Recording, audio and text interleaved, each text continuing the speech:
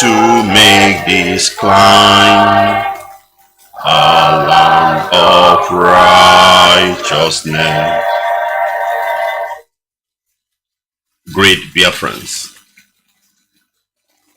Good morning, good afternoon, good evening, good night, great Biafrans. This is Radio Biafra HAUSA-SERVICE 2 coming to you from the platform. Sorry, I don't know where this static is coming from. I don't know. Have to come back again. Please hold on. I will be back again. The static is too much. I can see it from here.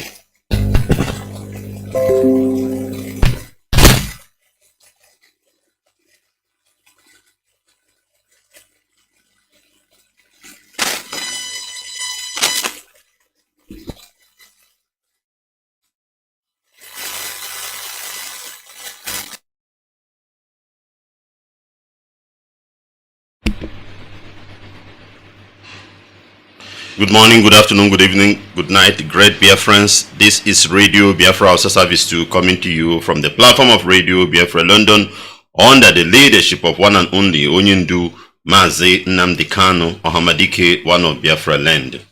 Mazi Nnamdi Kanu is the only incorruptible leader of the indigenous people of Biafra.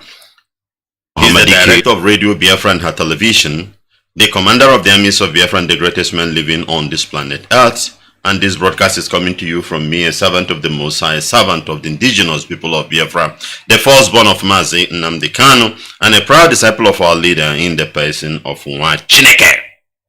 Once again, I say good morning, good afternoon, good evening, good night, great Biafrans, friends of Biafrans. Even the enemies of Biafrans, you are highly welcome, as you know one thing is for us to press on for the disintegration of this British demonic abominable contraption called Zoological Republic of Nigeria, and for the restoration of the kingdom of God here on earth, which is Biafra. Our land is longitude 0, latitude 0, the center of the universe, the beginning of all beginnings, and we are the original children of the Most High. And that is why the enemy is fighting us day and night. Enemy had been fighting us right from time immemorial till today.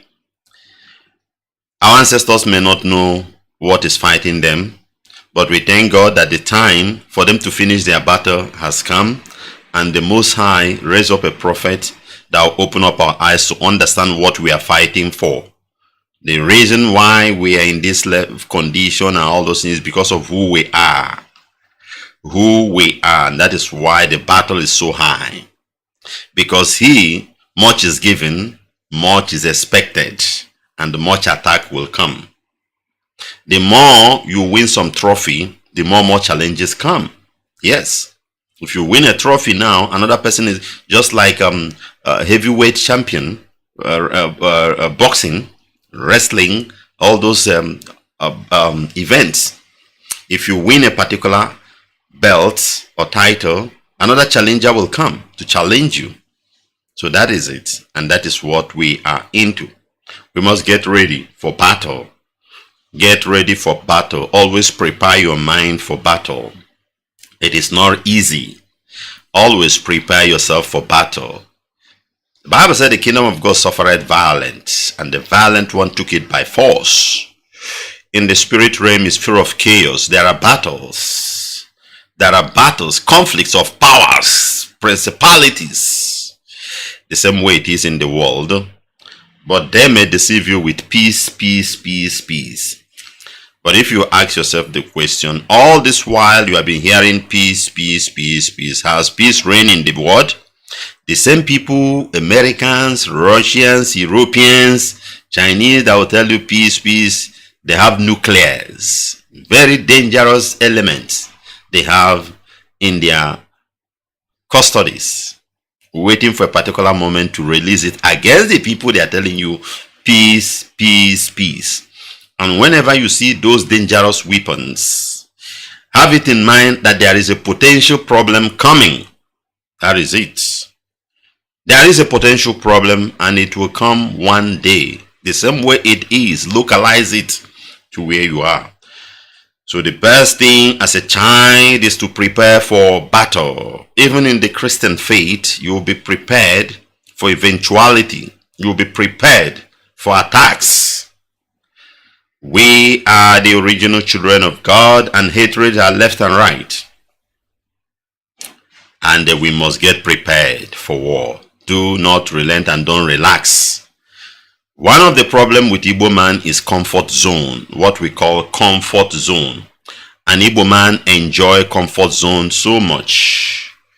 When an Igbo man arrived in a comfort zone, he felt that that is the last bus stop. But most of the time, you see Igbo man being destroyed and dying in his comfort zone.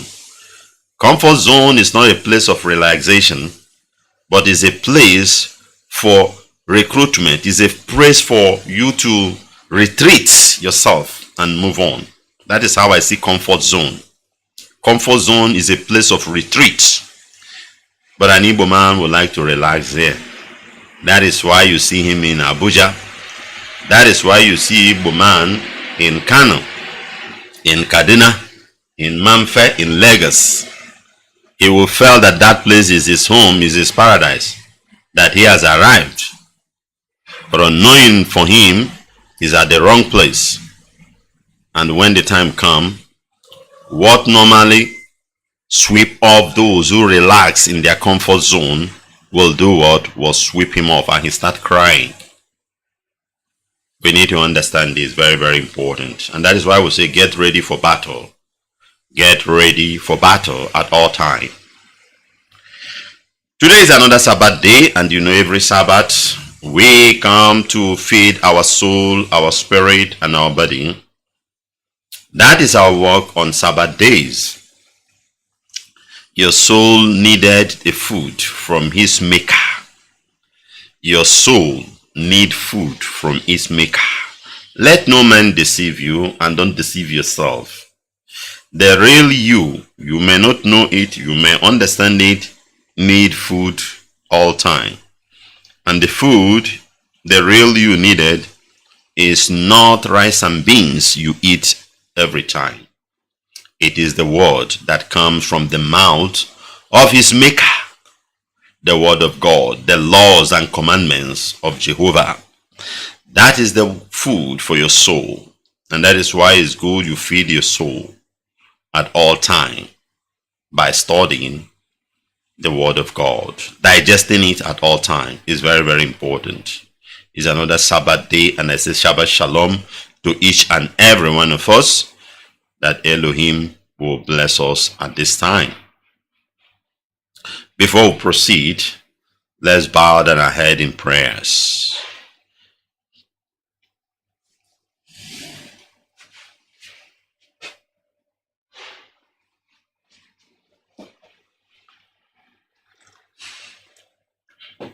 The righteous King of glory, ancient of ancient, Chukwu okike abịama ekekere ụwa. Ọ bụ ngụnwa bụ mbido, ngụnwa bụ ngwụsị. There is none like thee. We'll bless your holy name. We'll give you praise. We worship you, Lord. We adore thee. We glorify your name, O Lord. We give you praise. Take glory, Almighty God. Take glory, Abba Father. Take glory, Jehovah Jireh. You are the God of Abraham, Isaac, and Jacob, the God of Mazi Nnamdi, Kanu. We give you praise at all time. We worship you. We lift your name high above every other name, because there is none like thee. Take glory, Almighty God. Take glory, Jehovah Jireh. Take glory, Jehovah Ninsi. Be thou exalted, immortal Redeemer. Daddy, we thank you for everything. We continue to give you praise. We worship you. We adore thee. We ask you, Lord, to arise in our midst and take your glory. Every praises we offer today, because we will never worship, we will never offer your praises to any idol. We will never worship them. We will never bow down to worship stone, woods of any kind. Neither shall we worship demon in the modern way or in ancient way, no matter how it been disguised. We will only worship Jehovah, Elohim, Chukwu okike abịama ekekere ụwa. Only you shall we praise, only you shall we adore. We will never let your praises, your glory, be offered to human being. Never, Lord. Only you shall we give praise. We say, therefore, arise and accept your praises. Arise and accept your praises, O Lord. Bible says you inhabited in the praises of thy people. As we give you praise at this moment, in this holy day, in this Sabbath day, we say, hallowed be thy name, O Lord. Take glory, Almighty God. Take glory, Chukwu Okike Abiama. Take glory, Ekekerowa. Take glory, the beginning and the end. Blessed be your holy name. Father, we ask you, Lord, for your mercy upon us at all time. Let your mercy, O Lord, stand, Lord. Let your mercy, O Lord, stand in between, that your punishment, your anger will not be visiting your people. O Lord God Jehovah, let your mercy, we plead for your mercy, we plead for your mercy at all time. To the glory of your name, Lord, will lift your servant, our leader Mazi Nnamdi Kanu. We continue to pray, we cry unto thee, O Lord God Jehovah, calling for your help, for your mercy at all time, that you do that which only you can do, that you will show mercy, Lord. Abba Father Jehovah, you protect him from the hands of the enemy, you protect him from the wickedness of the wicked. Father, you protect him, O Lord, from evil plans of the enemy. O Lord God Jehovah, ancient of ancient, Chukwu Okike Abiama, you bring him out of solitary confinement. Abba Father Jehovah, we say enough is enough, Lord. Arise, O Lord God Jehovah, and deliver your people. Arise, O Lord, and vindicate your servant. Arise, O Lord, and show mercy upon Zion, to the glory of your name. Father, the same way we commit the ESN into your hand, we continue day and night, O Lord, pray for our brothers and sisters in the forest, in the bush, O Lord. Chukwu Okike Abiama, we call upon your name for your strength, for your power, for your enablement, O Lord God Jehovah. Anyị na-akpọku gị n'ogo ọbụla n'isi ndị Eastern Security Network, Chukwu Okike Abiama, na ị ga-enyere ha aka. You pour your spirit upon them, O Lord, the spirit of the archangels, the spirit of battle, O Lord. Father, give them the power, the ability to be able to overcome the criminals that are coming into our land. Jehovah, I called upon thee. Pour more of your powers upon them, O Lord. Let them be able to overcome anything, no matter how that thing disguises itself, coming our ways, trying to stop Biafra restoration, or to take our land, or to infiltrate us. Jehovah Ebenezer, you are that God that opened the eyes of men. Open the eyes of the ESN to see the people on time, and to give justice to them. Give judgment to them, to the glory of your name. Father, protect ESN. Protect them, O Lord. Protect them. May good news always come out of them. May good news, O Lord God Jehovah, continue to come out of ESN, to the glory of your name. Jehovah Ebenezer, agent of ancient, immortal Redeemer, we pray for the DOS. We continue to pray for them, O Lord God Jehovah. Heavenly Father, that you will vindicate them day and night. Heavenly Father, that you will shield them from all sorts of projections, attacks, spiritual and physical, traps that the enemies are setting for them to fall in. Father, you shield them, you protect them, you give them the ability to overcome it. Father, wisdom, knowledge, understanding, O Lord, to rule your people, to lead your people. Father, shower it upon them, to the glory of your name. Ancient of ancient, I lift IPOB all over the world. Father, your children have scattered left and right, O Lord God, passing through many things. Many just keep quiet, not because things are okay, but who to call upon. But Lord, as a watchman, Jehovah Ninsi, ancient of ancient, we bring their problems, their issues before you on this Sabbath day. Ancient of ancient, Chukwu Okike Abiama, who will bless when you have not blessed, and who will take away blessing when you have blessed? That is why we come to you, Father. We know what you can do. We ask you, Lord, visit these your children, Jehovah. Visit them. Wherever we scattered, O Lord, let your glory, let your mercy, let your blessings locate us. Locate us, O Lord. May your blessings shower upon us. May your protection, your guidance. That man, that woman, every night she cried. As in Psalm 6, the Bible said, I drench my pillows with tears. My eyes are full of blood. Oh Lord, this is how it is in their eyes. Ancient of ancient, Jehovah Nissi, that you will go. Deploy your angels to go and wipe off the tears of that woman, that man, that boy, that girl, working assiduously for Biafra to come. Father, we intercede in prayers. We intercede in prayers that your mercy will locate them to the glory of your name. We'll lift those in prison, asking you, Lord, to have mercy. Have mercy, O Lord, have mercy. By your mercy, reverse the case. By your mercy, tamper justice with mercy. By your mercy, open the prison gate. By your mercy, let the chain be broken. Let them walk out. Lord, the same way will lift the sick ones, pleading for your mercy.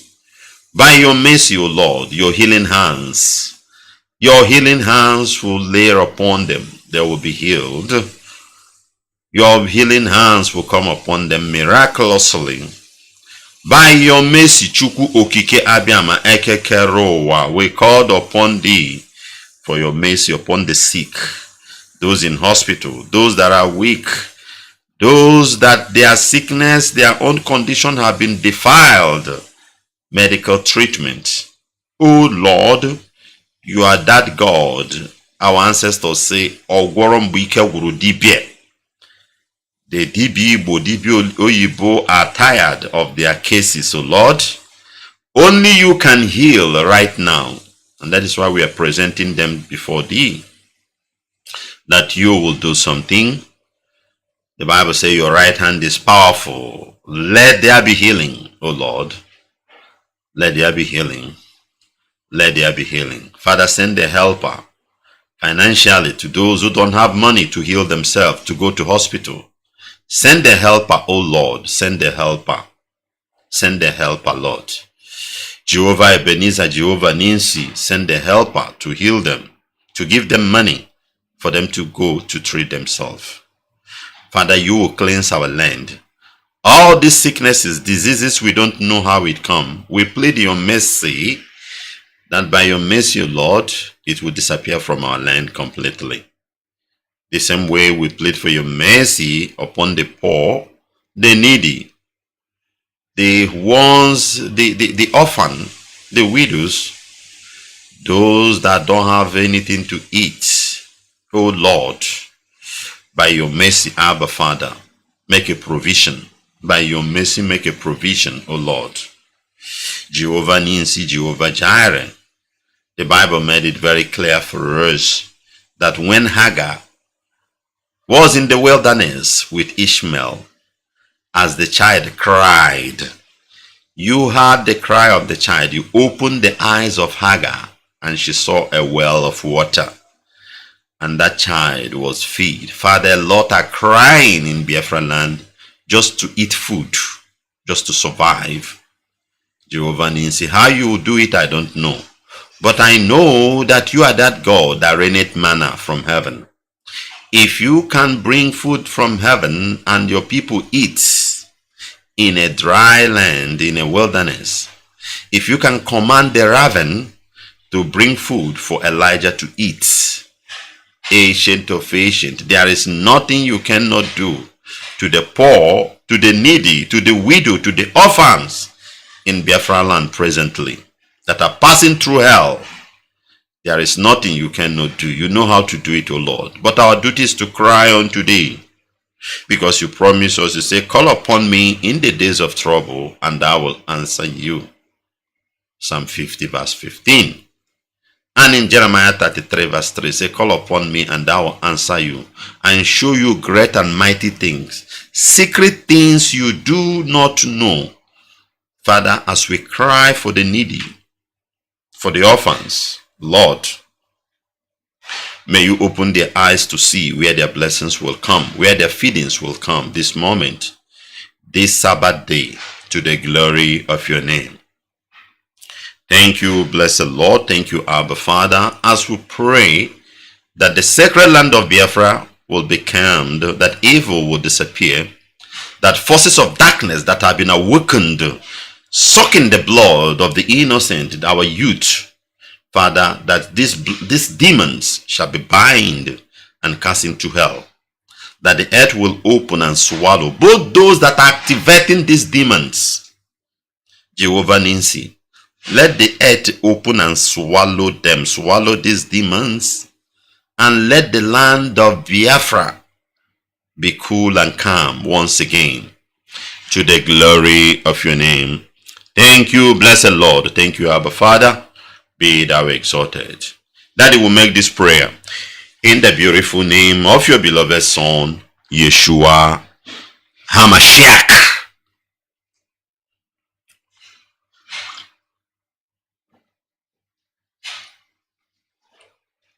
Great Biafrans, Shabbat Shalom everyone, and we must continue to press on.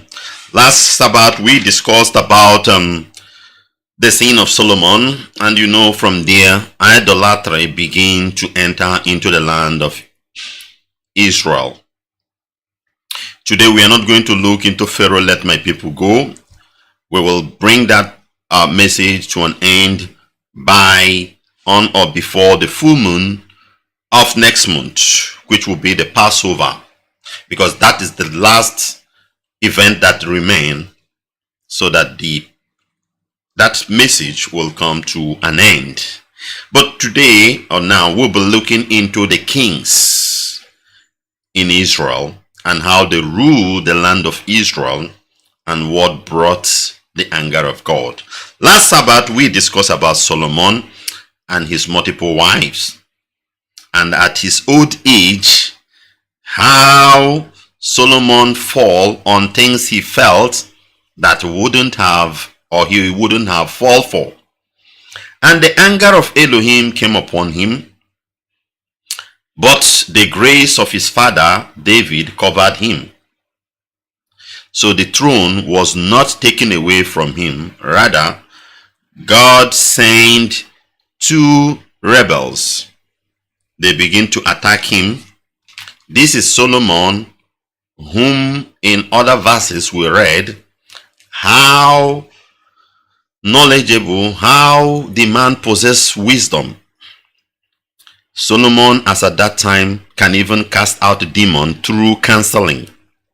He can speak to the demon with the wisdom in him, and the demon will get out of you. Your problem could be solved through the counseling of Solomon. That is the rate of his wisdom. People don't know. He speaks to anything, animals, whatever, and they will listen. The wisdom was too much. It was great.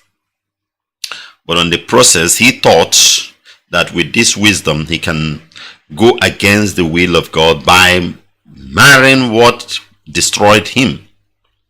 At his old age, when nature began to respond to the flesh, the Bible said that these women lure him into worshipping of idol.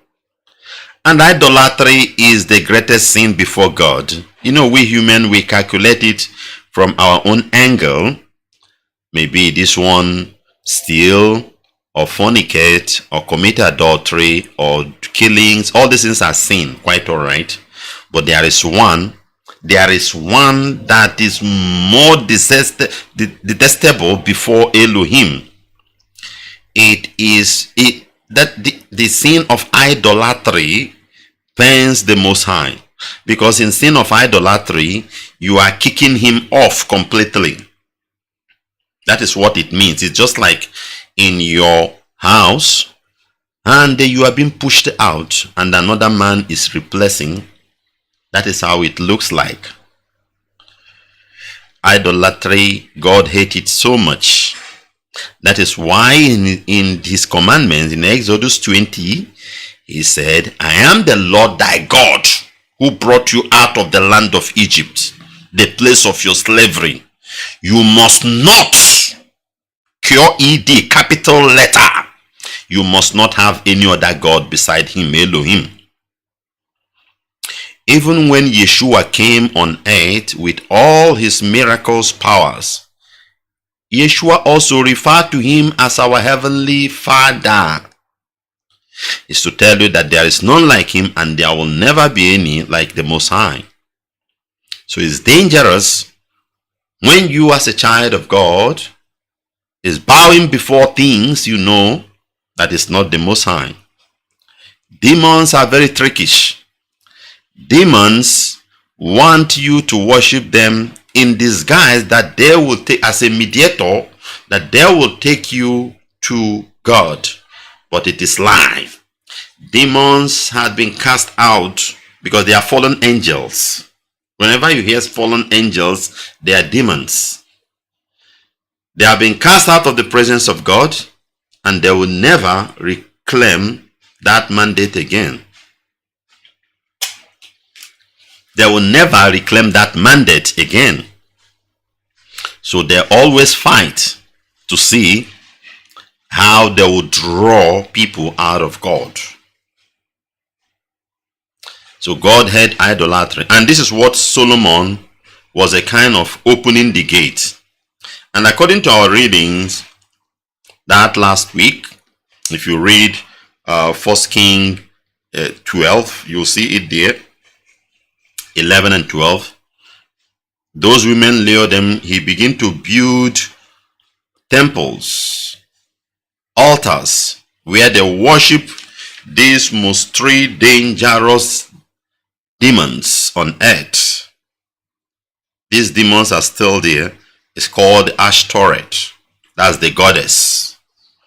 It is called the goddess of the Sidonai and the Chemos. Chemos is one of the violent gods. Most of you may not know. And the Molech, also with Molech, very violent demons. They begin to worship it in Israel, and God was not happy. These are what the foreign women brought into the land. And as the people of the land, you know how people behave.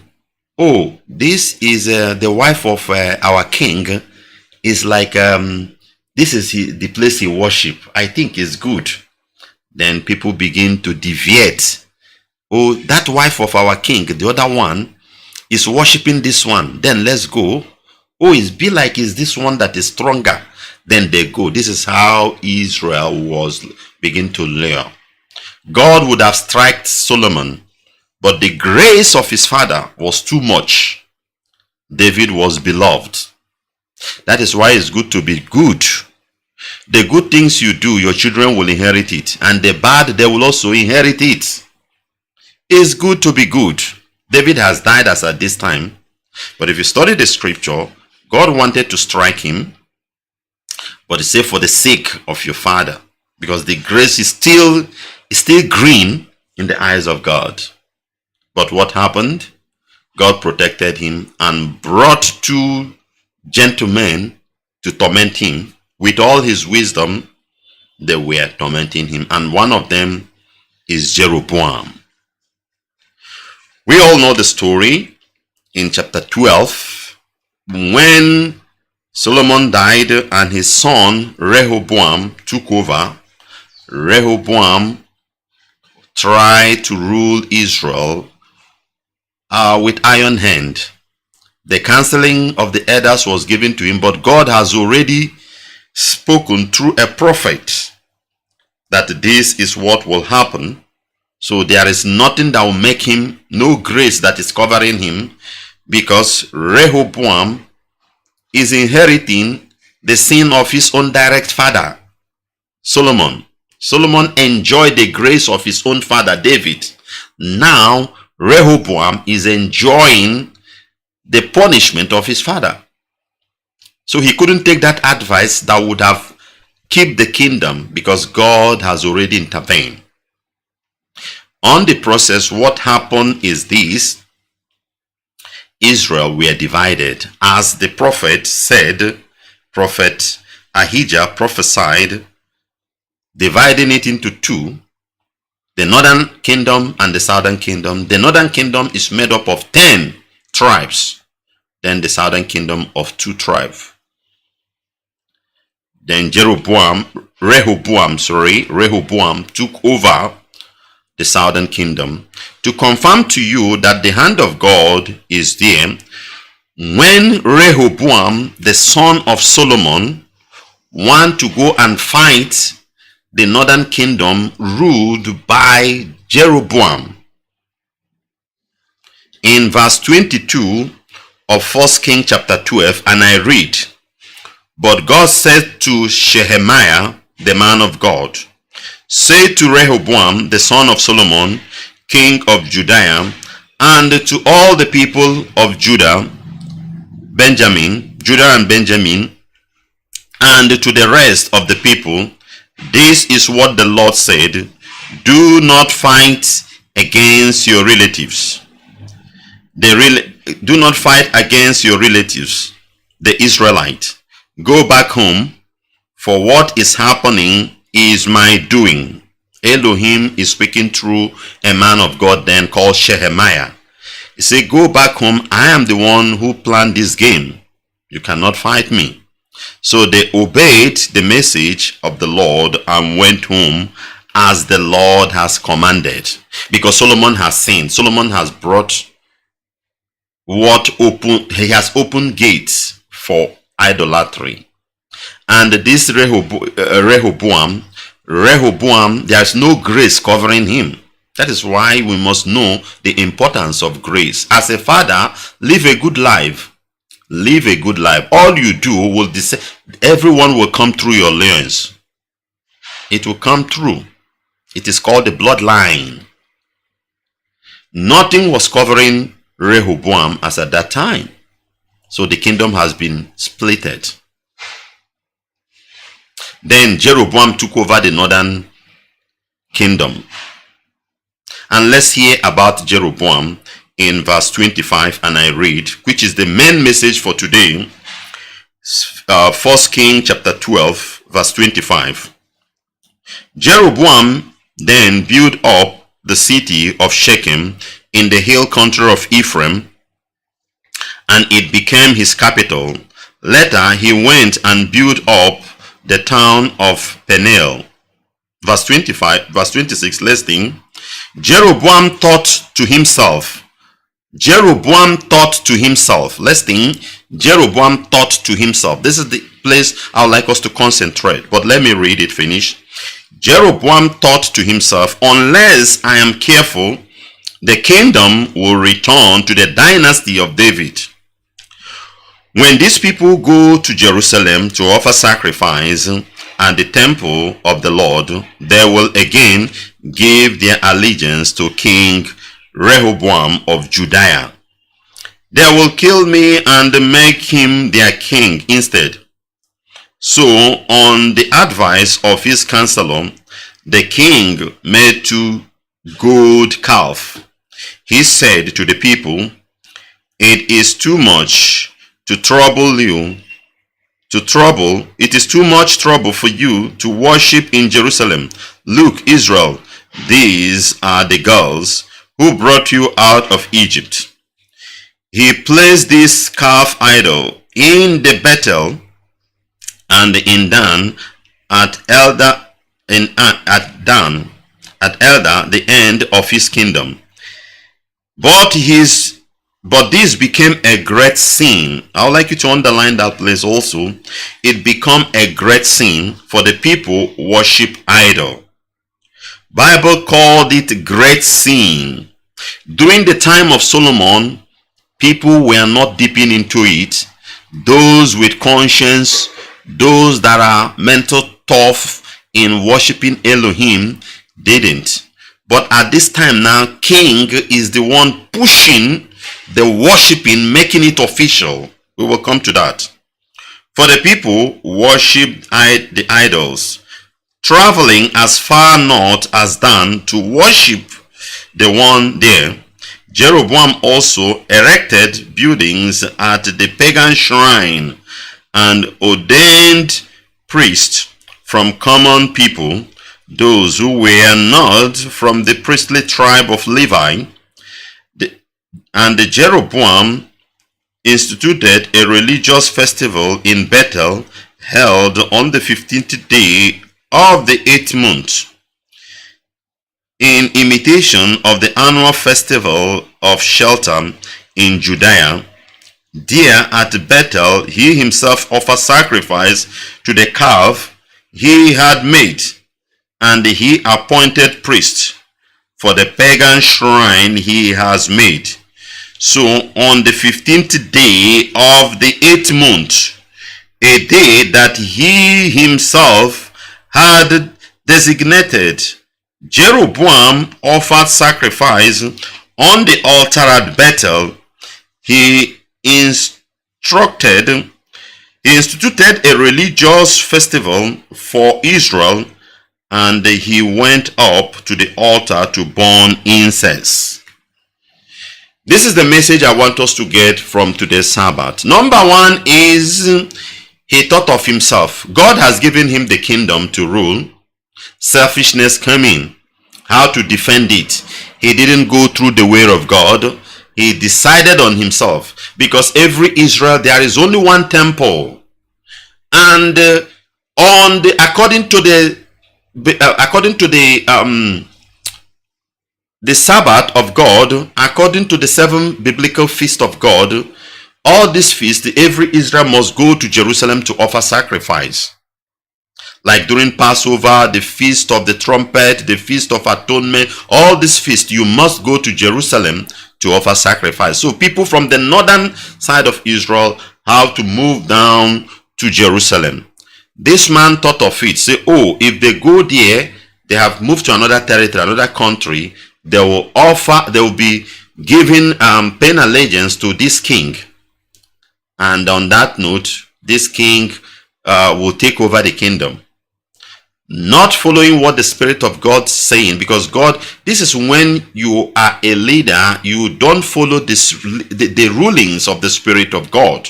Because had it been he understood that it is God who split the kingdom as a result of the sin of his boss, Solomon, because it was Solomon who appointed Jeroboam. Solomon appointed Jeroboam. God purposely brought him to begin to torment him. But this man brought selfishness. This thing are what is happening in many places in our life and in some kingdom. God will help you to win election. Immediately you become His Excellency. Oh, you throw away God and you become a different thing. You begin to imagine with your own mind, with your own thoughts, instead of listening, paying attention, or asking, what is God saying about this? Jeroboam, the Bible says he thought of himself and he began to mold the same golden calf. The same golden calf that brought the anger of God down in the wilderness. Remember what happens there if we go in Exodus 32.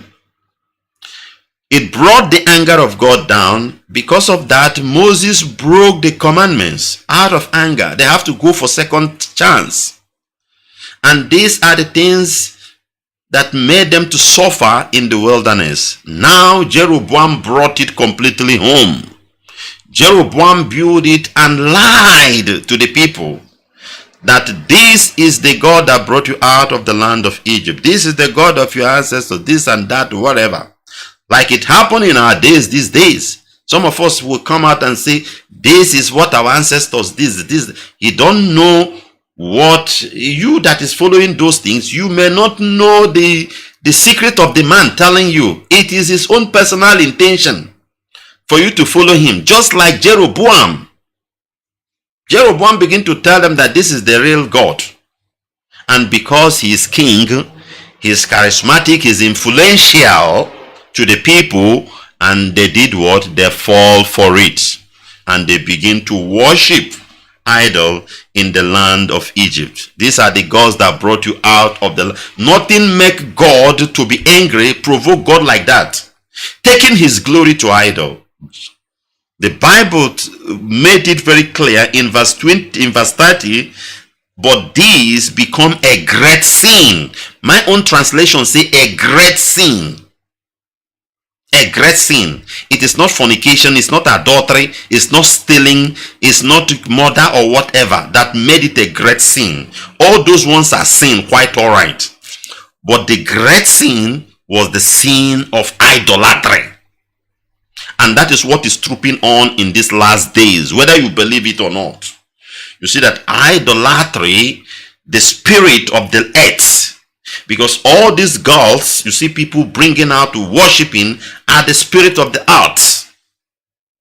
All of them are popping out, decorating themselves in many ways, doing all manner of things. But the idol, there is only one God in heaven. And it pains him when his covenanted people are falling into this. It pains God. The Bible says it's a great sin. And he twisted. Listen to imitation. You know, there are out of the 7 biblical festival of God, the last one is the feast of a tabernacle or Sukkot, or the feast of ingathering. In that feast, Israel will assemble from the feast of the trumpets. Then you do atonement. Then from atonement, you now do the feast of Sukkot or tabernacle. It happened on the 14th day of the 7th month. Look at the imitation. The imitation Jeroboam did was to turn it, instead of on the 7th month, he put it on the 8th month, and he imitated it to on the 15th day. It's similar, but it's not the same. There are things we worship these days. There are some certain gods is similar, it looks like, but it's not the real God. And people followed him because he's a king.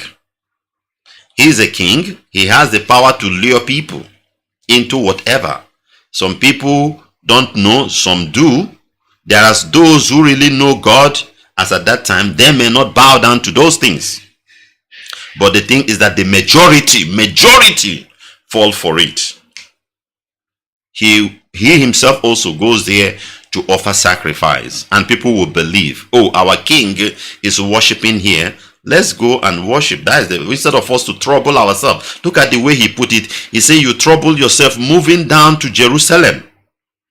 That is why his pilgrim, God wants his people to assemble in the place he chooses for him to be worshipped by himself. Every year, every male child of Israel must go there and show himself to Elohim with sacrifice. Because of personal interest, for him to remain as a king, which he don't even know how it comes. God was the one who put him there. Jeroboam thought of himself. He decided on what to do by luring the people of God into idolatry. And the Bible calls it a great sin. As we will proceed in this journey, you will see how this sin of idolatry ruined the entire Israel. The sin of this man ruined the entire Israel. We will be taking it gradually every Sabbath.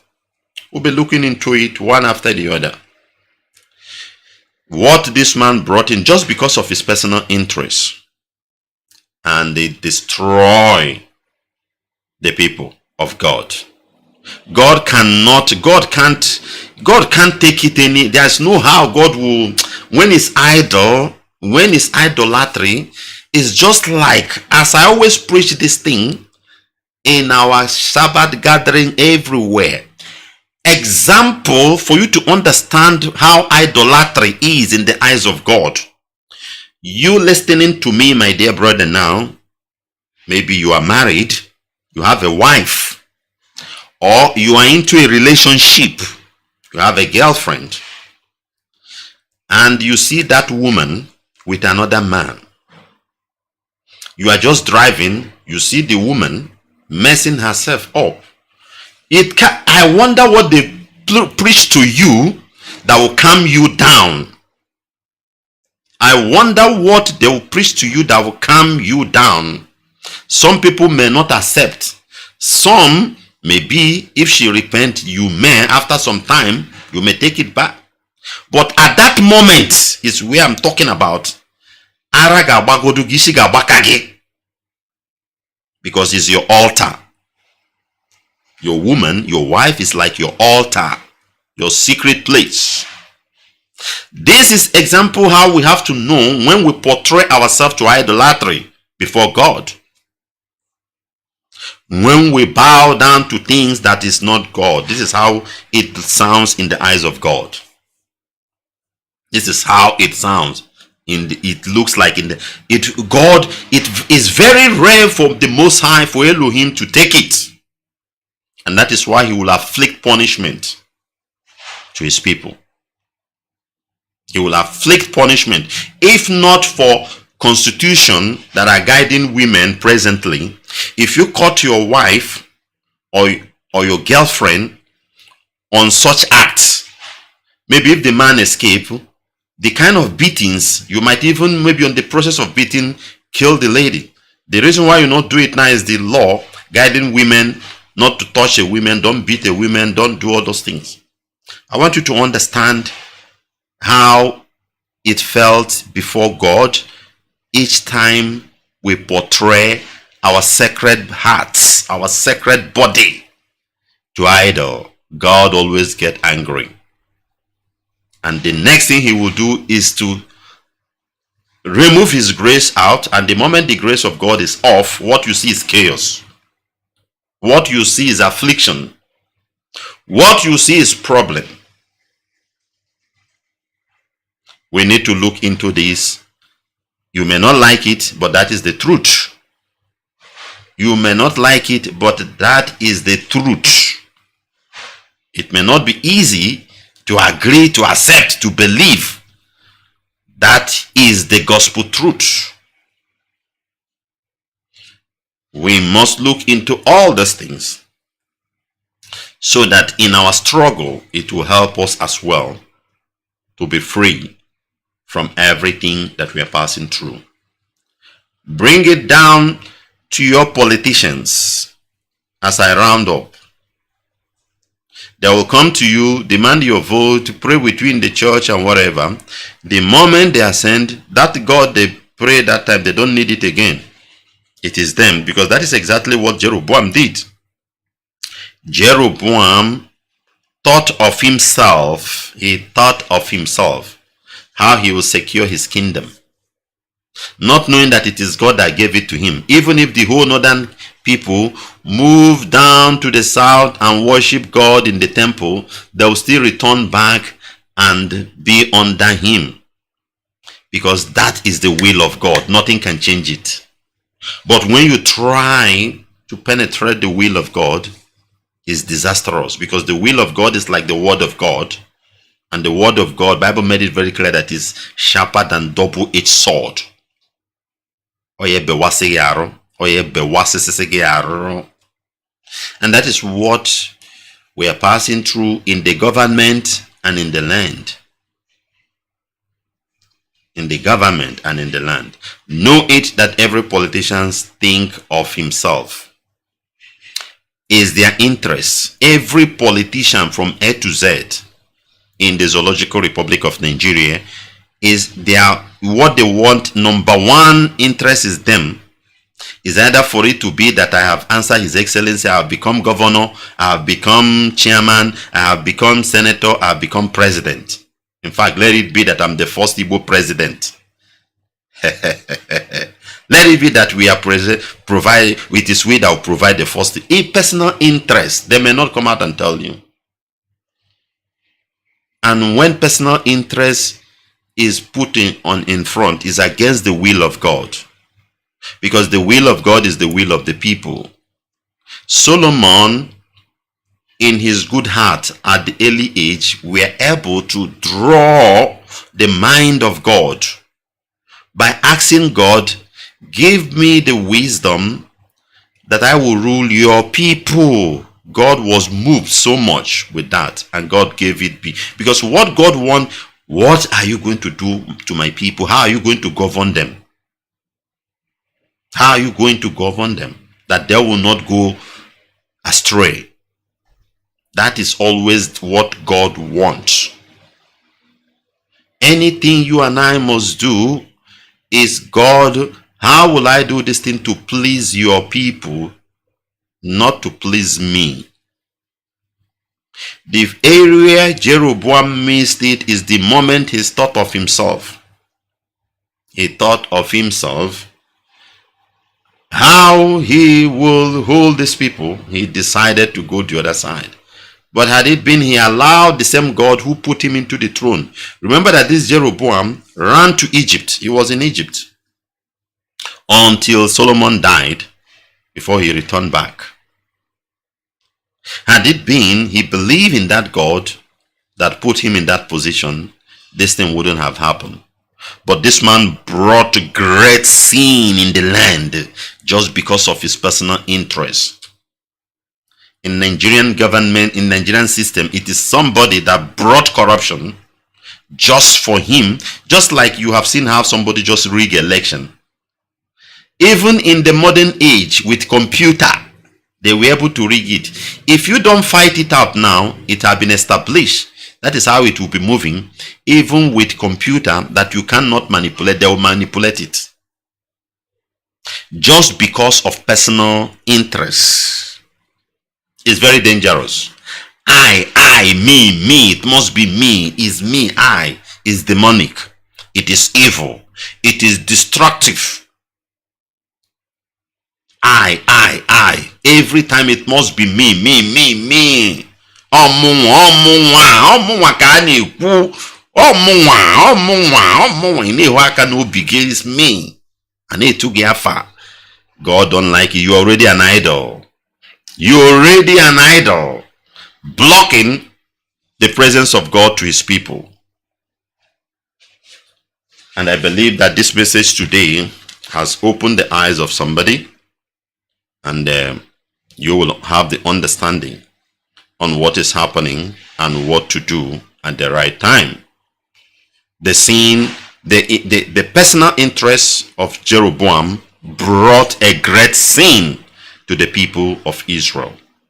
His personal interest was what brought the great sin, as my own translation put it, in the land of Israel. May your interests never destroy our struggle. May your interest, the money you want to make, let it not derail our people. Let it not sabotage our struggle. Let it not put us into another 100 years of slavery as we almost about to come out, just because of what you will gain, what you will achieve, what you want to gain. Maybe the 5 million, 10 million they will dash you, or the position they will give you.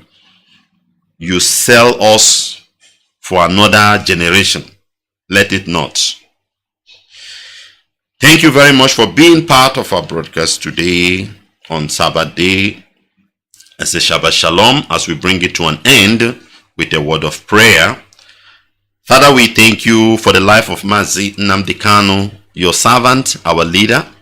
We thank you for the ESN. We thank you for DOS. We thank you, Abba Father, for IPOB all over the world. And we thank you for the sacred land of Biafra. We say, hallowed be thy name, O Lord. Thank you, Abba Father, that He will make this prayer in the beautiful name of your beloved Son, Yeshua HaMashiach. And I leave you with this word. The Bible said, come to me, all you. Come, let's reason together, says the Lord.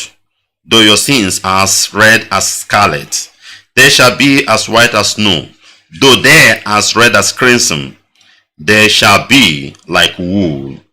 Isaiah chapter 1, verse 18. Shabbat Shalom. The true goddess. Cascades on it. Biafra. When Nigeria they go Sigi Zagaza, Biafrans are calling for freedom. Nigeria they go Sigi Zagaza, Biafrans are pleading for freedom. When Nigeria they go Sigi Zagaza, Biafrans are calling for freedom. Nigeria they go Sigi Zagaza, Biafrans are pleading for freedom. Freedom on fire.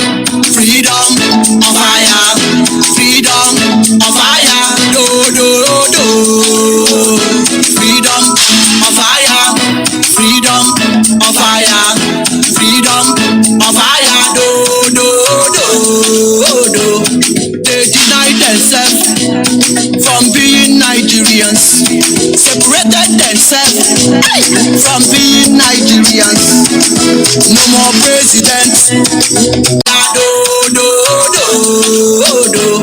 They deny themselves from being Nigerians, separated themselves from being Nigerians. No more presidents. They deny themselves from being Nigerians, separated themselves from being Nigerians. No more presidents. From being Nigerians, separated themselves from being Nigerians. No more presidents.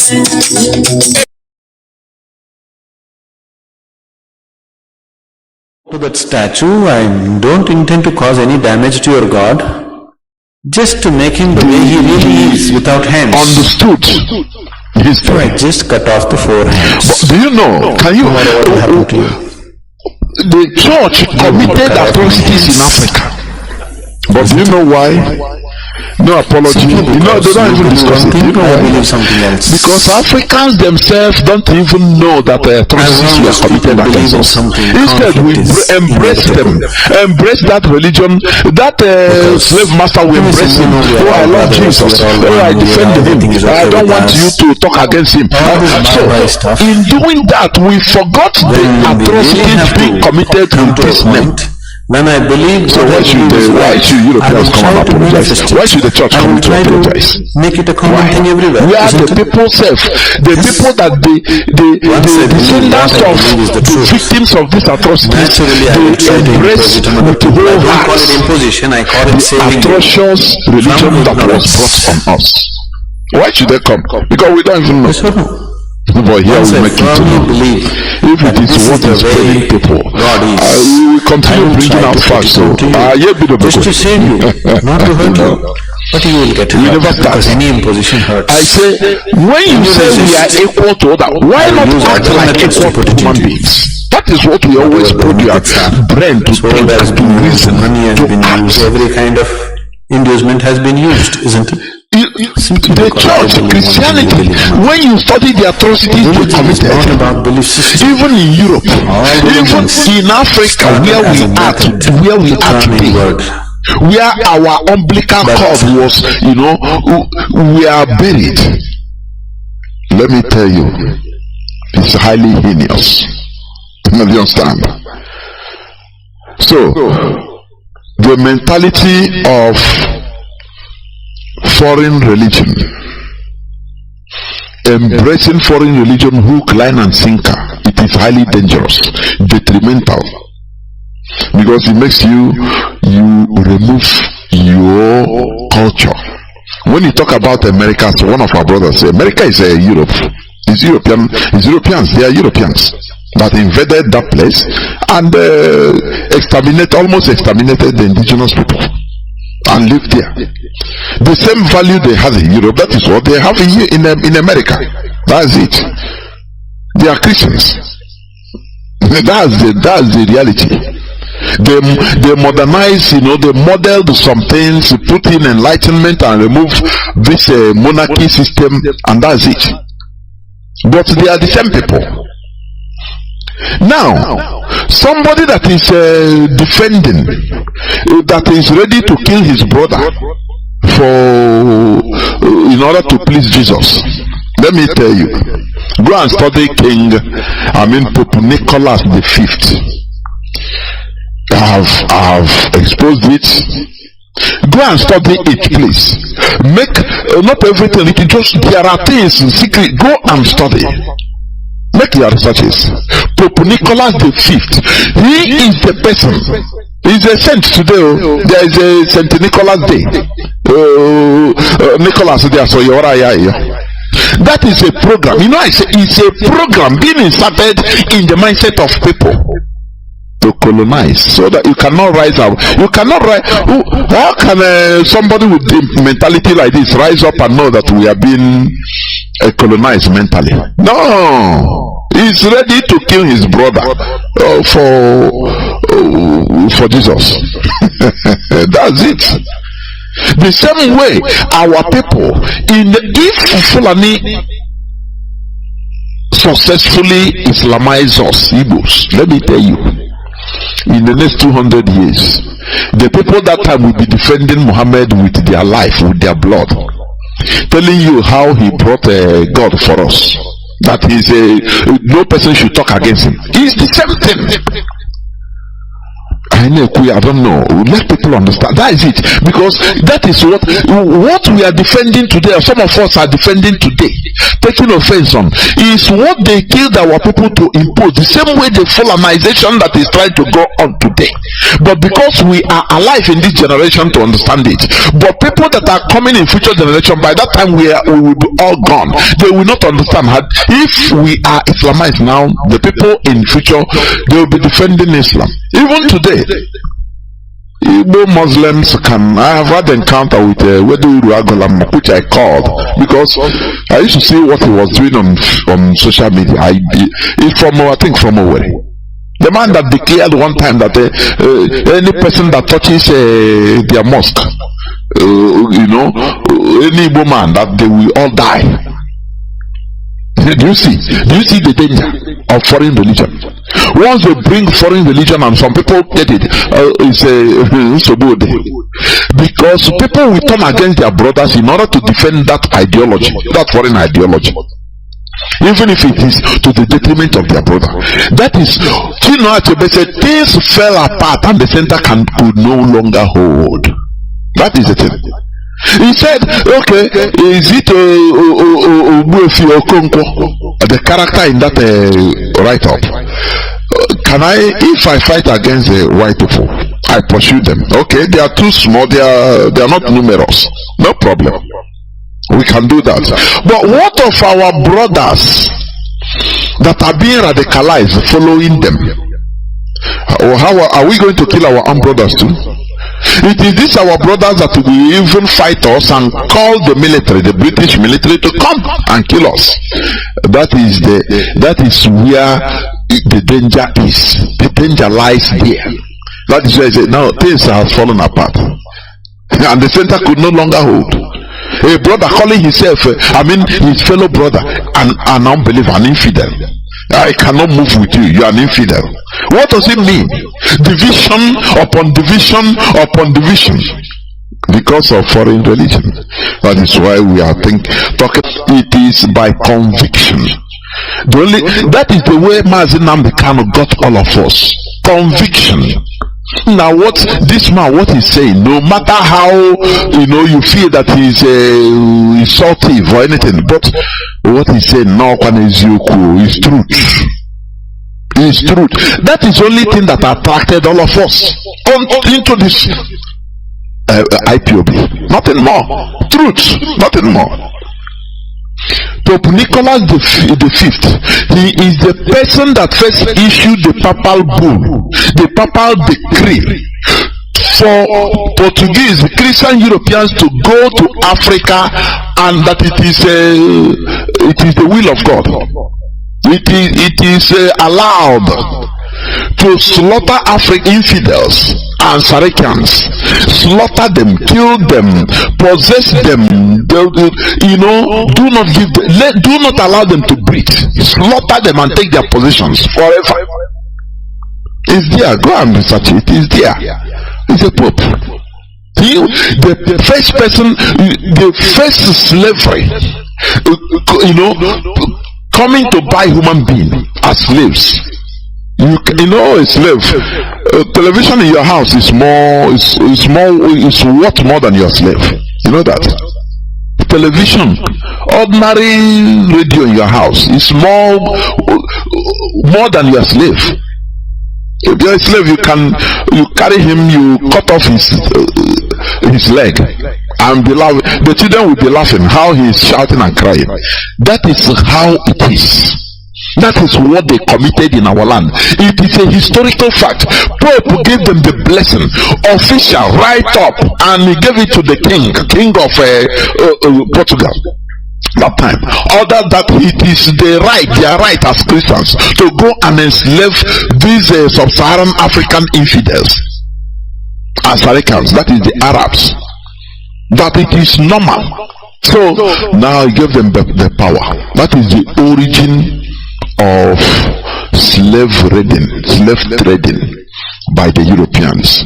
What we say here, you go and research, make your researches, please. What about King Leopold? I have read the letter he wrote to the missionaries.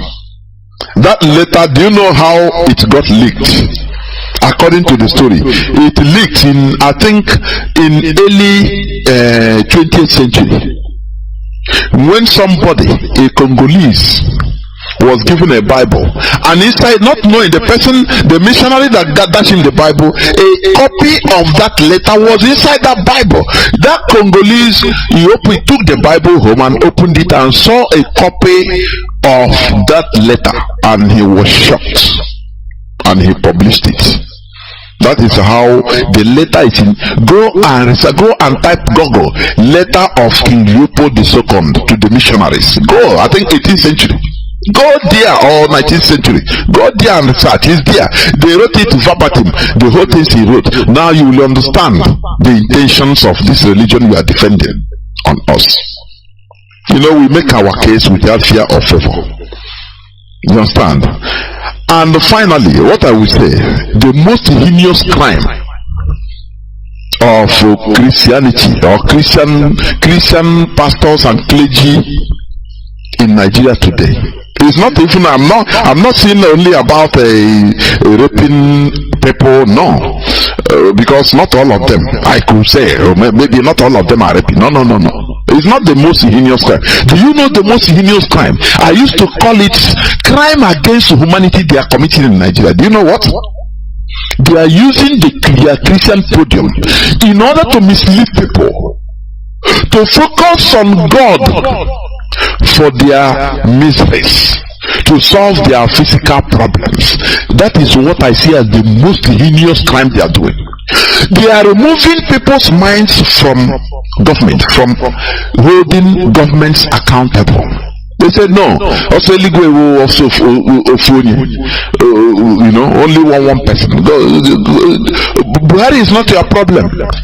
Hold God responsible, so God will bless you. It's a crime against humanity. They are making people more docile and docile and docile. When people want to rise up, even any person that want to say, they say no, God, and you pray for God to give you money so that you will build a house and buy generator and open borehole and there ends it. When other people are being slaughtered security wise because of insecurity, you go to church, you see people giving thanksgiving that thank God is not me, it's those people, thank God is not me. You see churches that, oh, the God of Jesus, because you are a member of this church, that insecurity will not touch you. These are crimes against humanity they are committing in Nigeria. It's not about maybe only taking money or no. If they use their podium to open people's eyes and say, look, the problems you are having is not spiritual. If the demons you are seeing is not a stop-casting demon, the demons you are seeing are the politicians. Please, before God and man, people will rise up and go and catch the politicians one by one. There will be revolution. But these churches in Nigeria, Christian churches in Nigeria, are the shock absorbers of the politicians. The evil politicians in Nigeria, the Christian churches in Nigeria are their shock absorbers. Once they turn people into foolish mumu. Don't focus on government too. You have to be a good citizen. Don't fight, don't make problem, just be everything. God knows everything. Instead they are cashing on it, on that miserable situation. Make sure you sow your seed and God will bless you. God will bring job for you.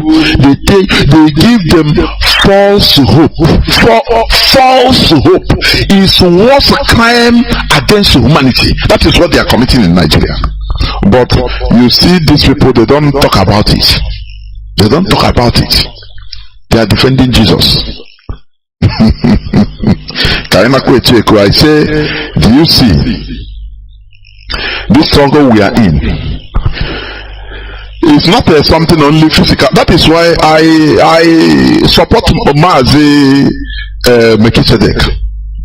When he used to say, now even if in this mentality, let Biafra no come.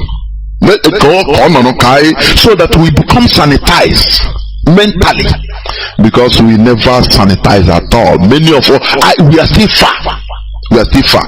We embrace our killers. We embrace, all things that we should be fighting. We embrace them, because I we are one of them. No. How many Christians are being killed, slaughtered a day in Nigeria? Has people spoken publicly about it? Do they care? Do they care? Your life doesn't matter. If you want to go, you call you a butterfly, calling yourself a bird. Whether you like it or eat or not, that is it. They don't talk. Look at Ukraine. Last December, Pope said, let everybody save for and send the money to Ukraine. These are the people they call human beings. Forget about you attaching yourself to them. Let us come back to uphold our values. That is what we preach here, nothing more. So that we stand, we stand as a block, as a bunch. That's it. But when you attach yourself, you wear tie and carry Bible. Hey, I'm a Christian. They are looking at you. They are laughing. They'll tell you, go look at this nigga. Go and be who you are. You are following us. This is where I'm going to stop this program, please. We have been here since 5 hours plus. Thank you for listening. Biafra is our religion.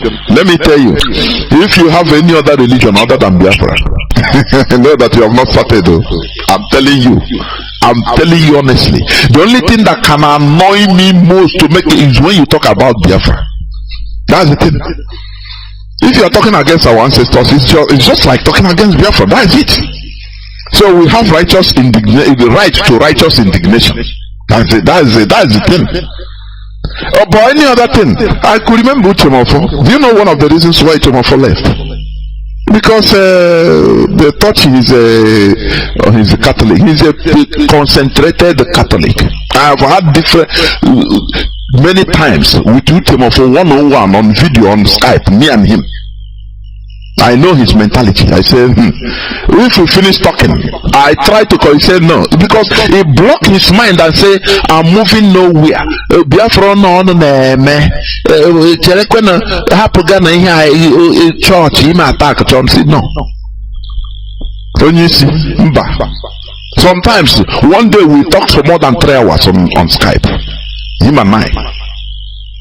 That day I know that he said he blocked his mind. There is nothing you can talk, whether it's true or not. He don't want to know. That is his mentality. That day I stopped talking about anything religion with him. I said okay, it's okay. And do you see? Because he loves another religion more than Biafra. There is something you can do with vex. You do it. He will touch him in vex and then say, now Biafra, why no? If you are going to touch that side, leave it. That is what we are trying to remove from our mentality. Biafra should be the red line, nothing more. Nothing more. That is Biafra. So thank you for listening. From me, Mazi Nwachineke, together with Wada, we have stayed. Honestly, honestly. Sometimes it's good for things to be like this. I love it. It's not something to. No, seriously, I love it.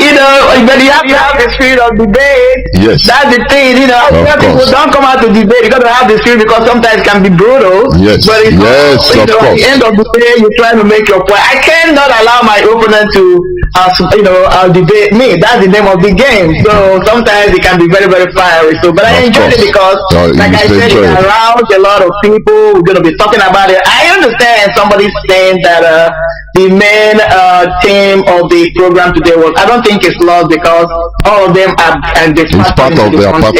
Honestly speaking, it's part of it. So we must continue. What we do is I even urge other people with contrary views to come up all the time. No problem. The only thing I hate. Because The only thing, do you know? The only thing I hate is recrimination. It depends that is the only thing I don't like it. We either do very civilized debate because I want to also learn.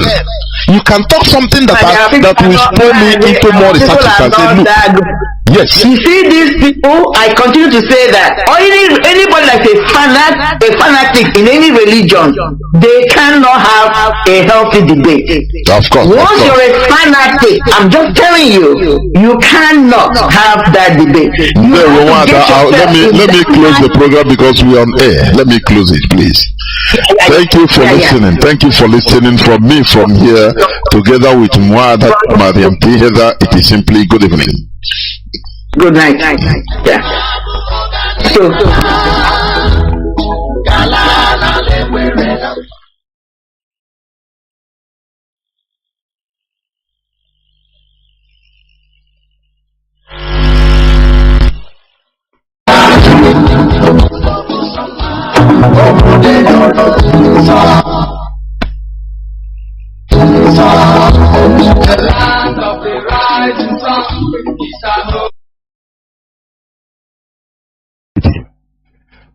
For them, IPOB wouldn't have lasted up to even 3 months after our leader was rendition.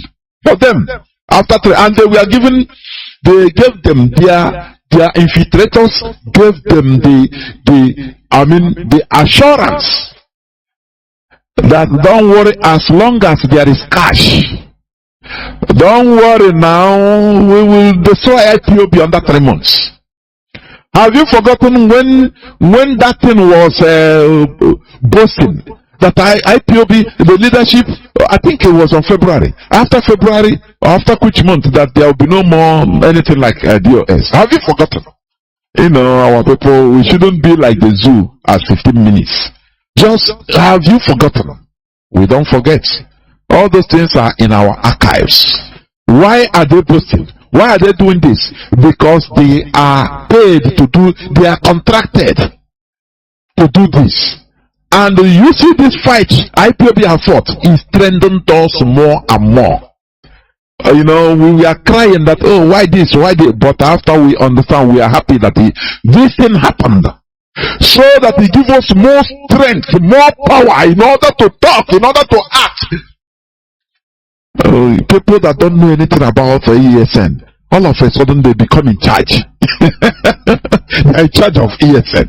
People that they will gather criminals and pay the money in order to be causing mayhem. There is nothing they did not try, but their sponsors are they now understand that these people, there is nothing.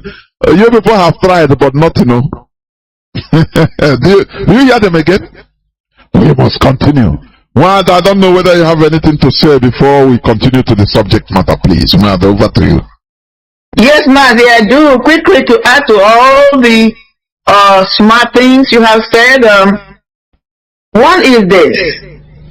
You know, they continue to hold our Hamadike on the premise and pretense that releasing him will create insecurity or destabilize the zoo. The argument that have been in my mind since this morning is this. I want to share it with all of us.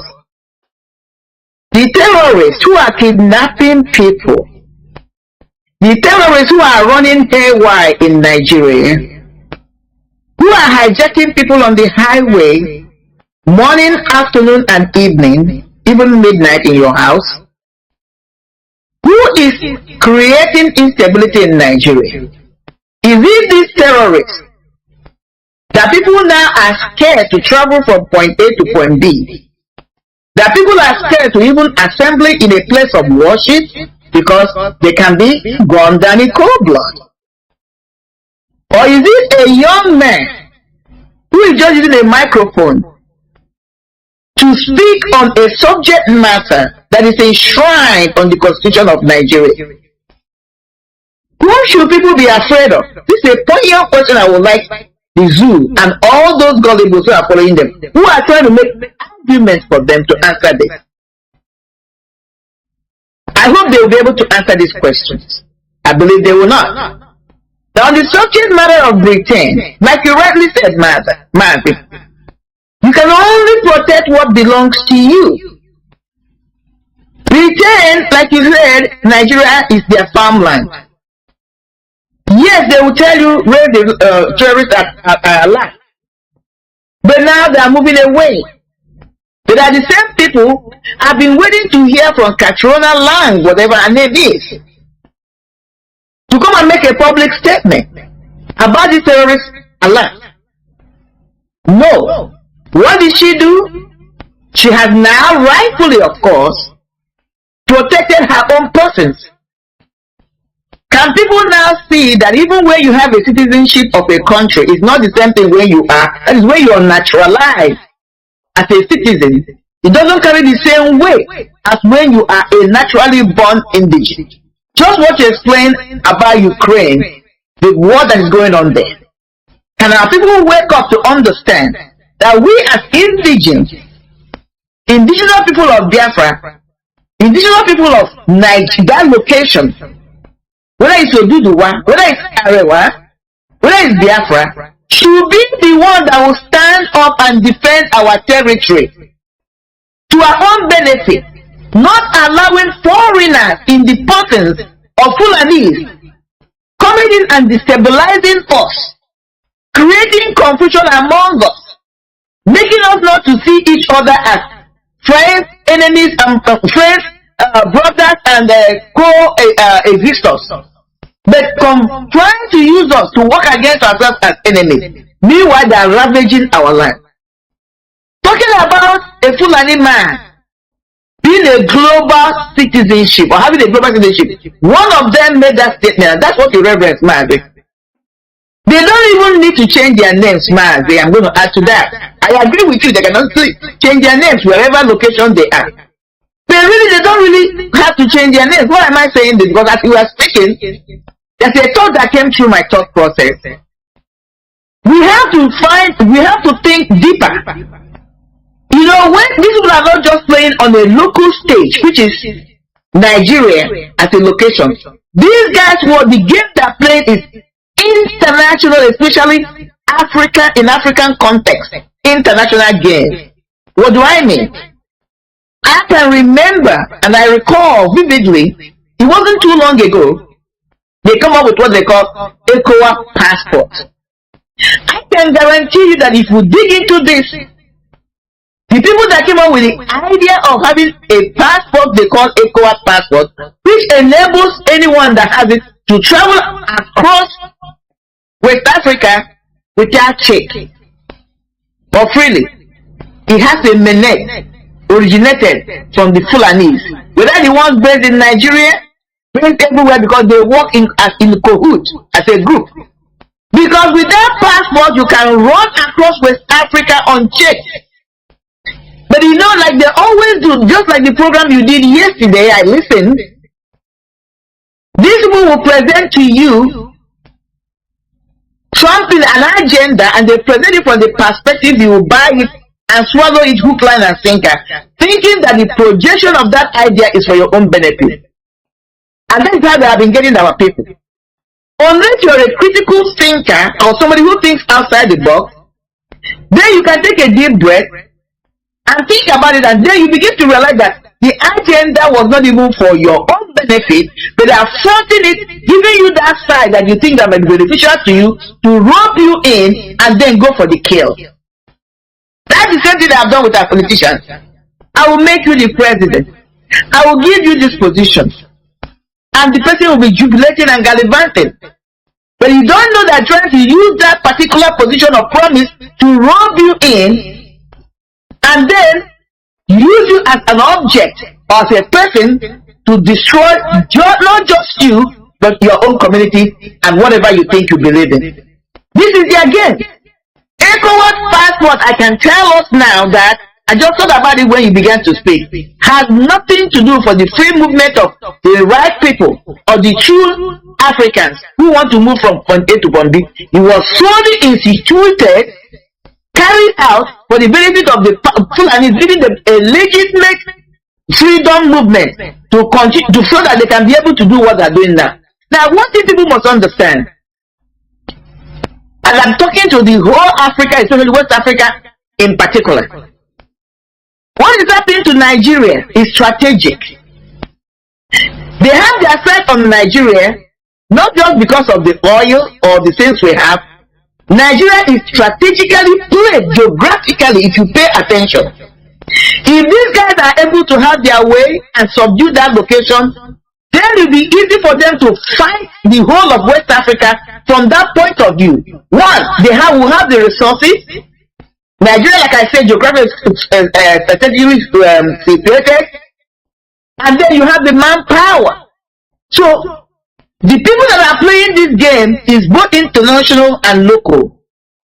The hegemonies of the Fulanis, the cabals, and Saudi Arabia, because if they can insert their presence in Nigeria, not only would they politically disseminate the rest of West Africa, but when it comes to like warfare, they can use it to destabilize the interest of both the stupid Britain that is supporting them and America.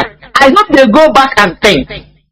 Because what is happening now is somebody that can have that geographical footprint in Africa, they can use it to not only check Russia, I'm not going to go too much into the political thinking I'm having, but Africa is so strategic right now. Needs to, everybody, these world powers want to have a foothold, and Nigeria is one of the strategic places you can have your foothold. You can be able to do a lot of damage to Africa. That is why Africa must rise up.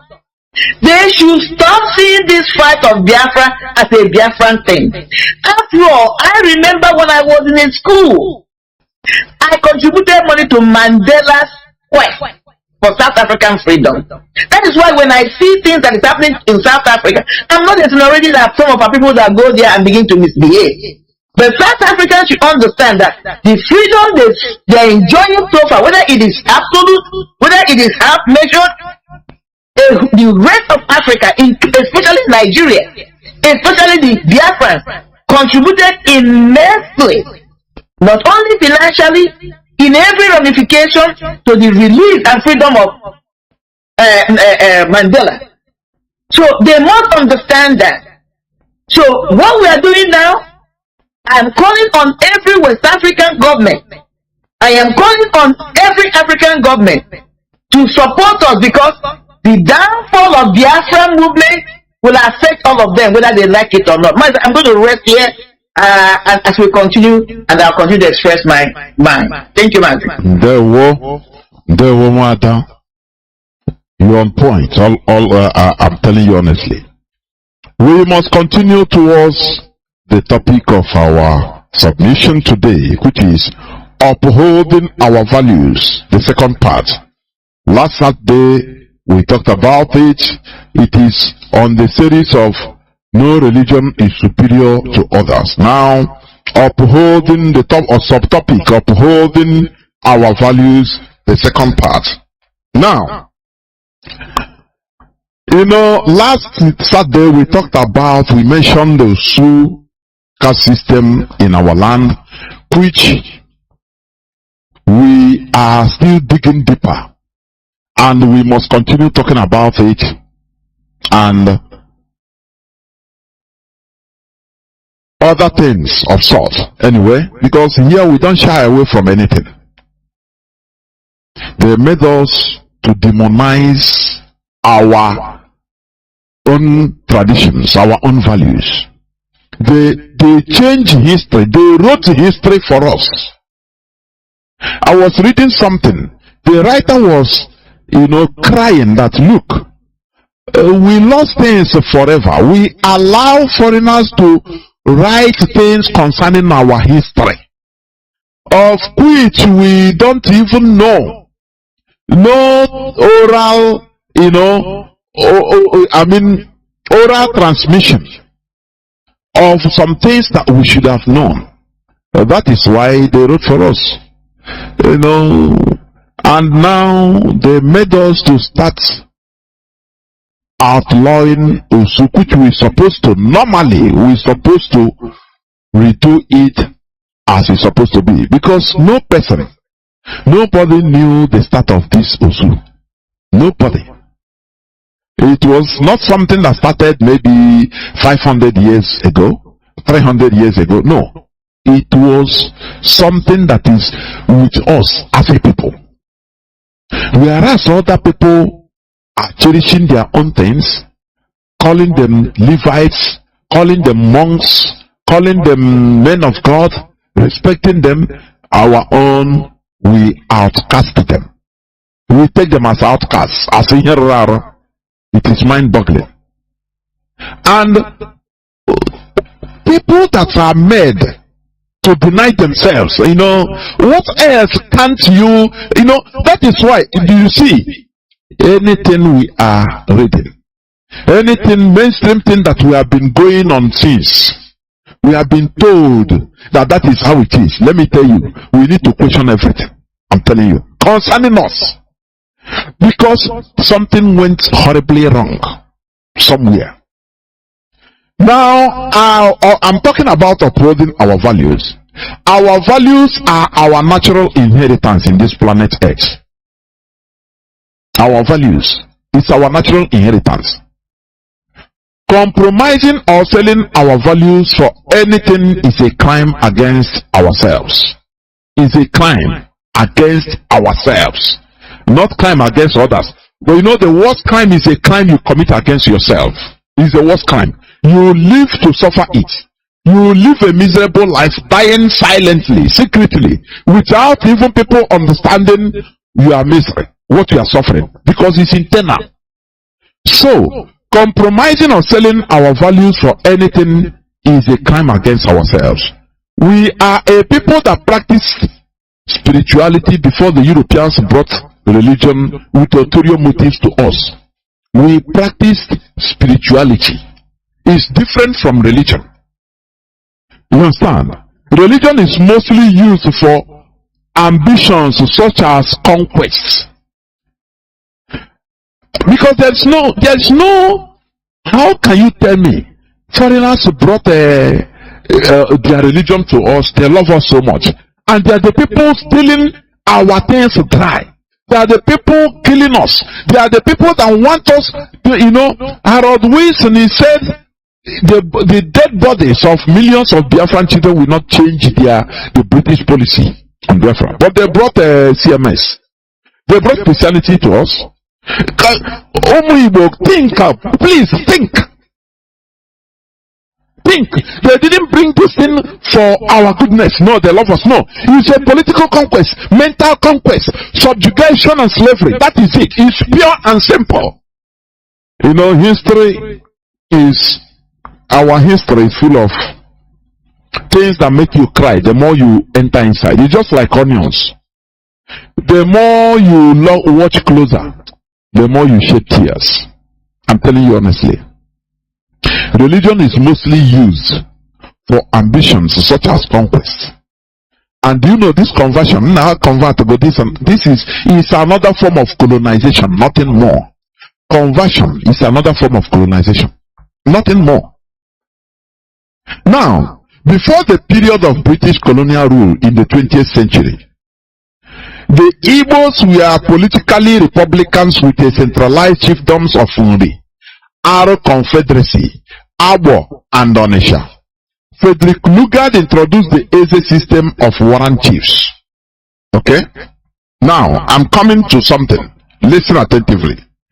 Unaffected by the Fulani War and the resulting spread of Islam in Nigeria in the 19th century. You remember the 1804 to 1808 Jihad War of Ottoman and Fodio, which is still going on till today. This Islamic war, religious war, was started by Fulani and is still going on till today. It is only the stupid and foolish indigenous people in that so-called Nigeria, they thought that Nigeria has stopped everything. No. No, and no. It continued in the most heinous way, more quiet, more brainy. You understand? So, Frederick Lugard introduced the Eze system of warrant chiefs. Listen.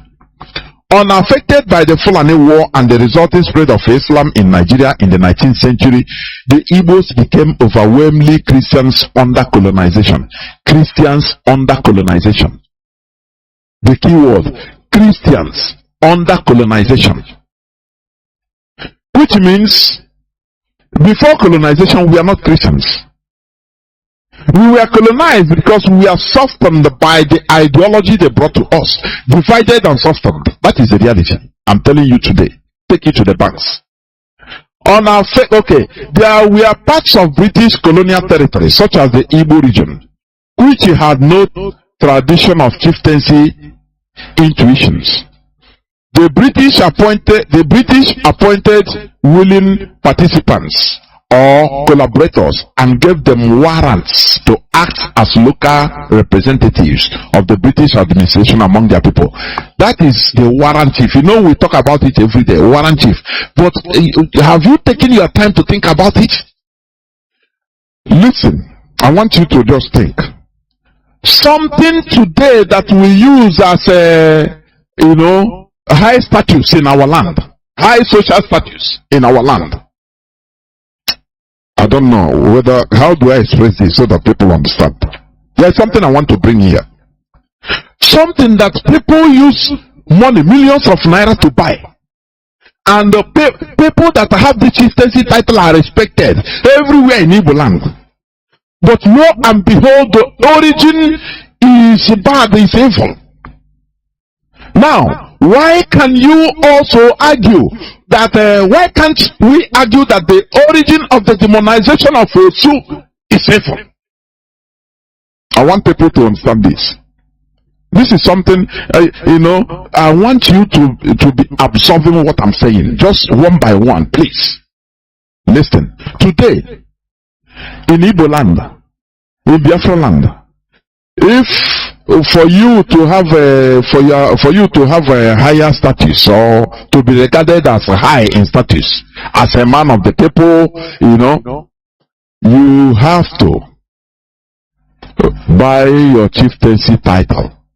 Agone Chamber 1, or 2, or 1. There is no 2 anyway. And today is a common thing. People respect it. Even if you don't have chieftaincy title, people relegate you now. Now, but when you study the origin of this, you understand that it is evil. It is meant for saboteurs, compromise the people that work with the British. And today we are eulogizing it. Today we are following it. Oh, how can I put it out so that people will understand this?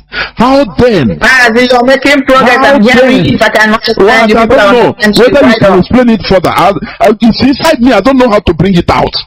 I want people to understand. If we can be made to be praising today, saboteurs, people that made us to fall.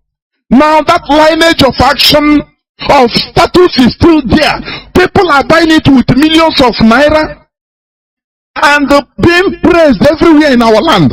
Now I'm asking, why shouldn't we argue that this Osu that we have been made to demonize their outcasts, their this and that? Why shouldn't we argue that this thing, it is not after all as they told us? That is what I want to bring out. I want people to think. It needs profound thinking. There are people today that are even this December they will buy chieftaincy title. But do you know the origin of chieftaincy title? Warrant chiefs, those that are willing to collaborate with the British in order to subjugate us. This is what we celebrate today. This is what we celebrate today as one. Chief this and that. One chamber 1. Agono be 2. This and that 1. This is what we cherish today. But originally, the source of it, the origin of it is evil. People should think that we have been we are put into the wrong path, pursuing shadows. I'm telling you, in this life we have problems, and we need to remove we need to dig more deeper into things that concerns us. Things that concern us, I'm telling you. Now, let me continue. As I was saying, there we are parts of British colonial territories, such as the Igbo region, which had no traditional no tradition of chieftaincy institutions. The British appointed willing participants or collaborators. They call it collaborators. These are saboteurs, and gave them warrants to act as local representatives of the British administration among their people. During in the Bible story, during the days of Christ, according to Bible story, the Israelis, the Jewish people, they hate the Pharisees. They hated the Pharisees and the scribes. Do you know why? With venom. Do you know why? They look at them as collaborators with the Roman Empire in subjugating their own people. Now, how do you think, like this time now, in Israel, they will have special status for the scribes? Oh, these are from ancient scribes. Now they have scribes title, Pharisee title in Israel of today. Do you think it's possible? But we cherish our killers, we cherish our saboteurs, and it became our custom. And the British that put this virus, they are up, they are laughing. And we use our money to buy the title of saboteurs in our land. Now, how do you think that many things we are thinking, eulogizing, are not something bad? How do you think that some things, many things that they made us to think that it is something bad in our culture? How do you think that it is something bad? How do you think that we are not wrong after all? We need to dig deeper. I'm telling you, history is the history of our people, or concerning our people. The more you dig deeper, the more you shed tears. The more you see wakage. See, we are people that are naive, ignorant set of people we are, and it's contributing to the way we are today. Are scattered as sheep without shepherd. No common focus, no common goal, as I put it before yesterday. The only people in that zoo that has goal, focus and goal is the Fulani tribe. Others don't. Oh no. Other tribes, other indigenous people, they don't have any focus, no goal. They follow. In our own land, the Igbos, we are just floating like a bottle. You throw empty bottle or empty can in an ocean. You flow up, flow front, and the back and forth. Nothing. No focus. No goal. Nothing. Any day that come out, is that life? Is that life? Many things have happened to us. We need to sit down. Like prodigal sons. We need to sit down and think and say, look, why are we suffering this? Despite the talents we have, the natural talents we have, why are we still suffering like this? It needs our great thinking, profound reasoning to try to unfold many things and to try to put things in order as we could. And that is what we are doing here. Let me continue.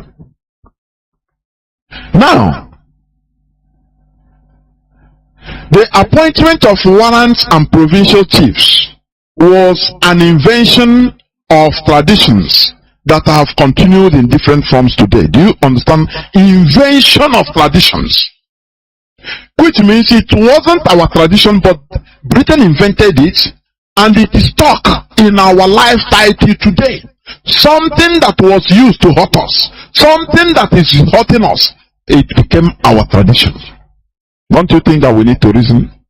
Remember, I'm talking about upholding our values.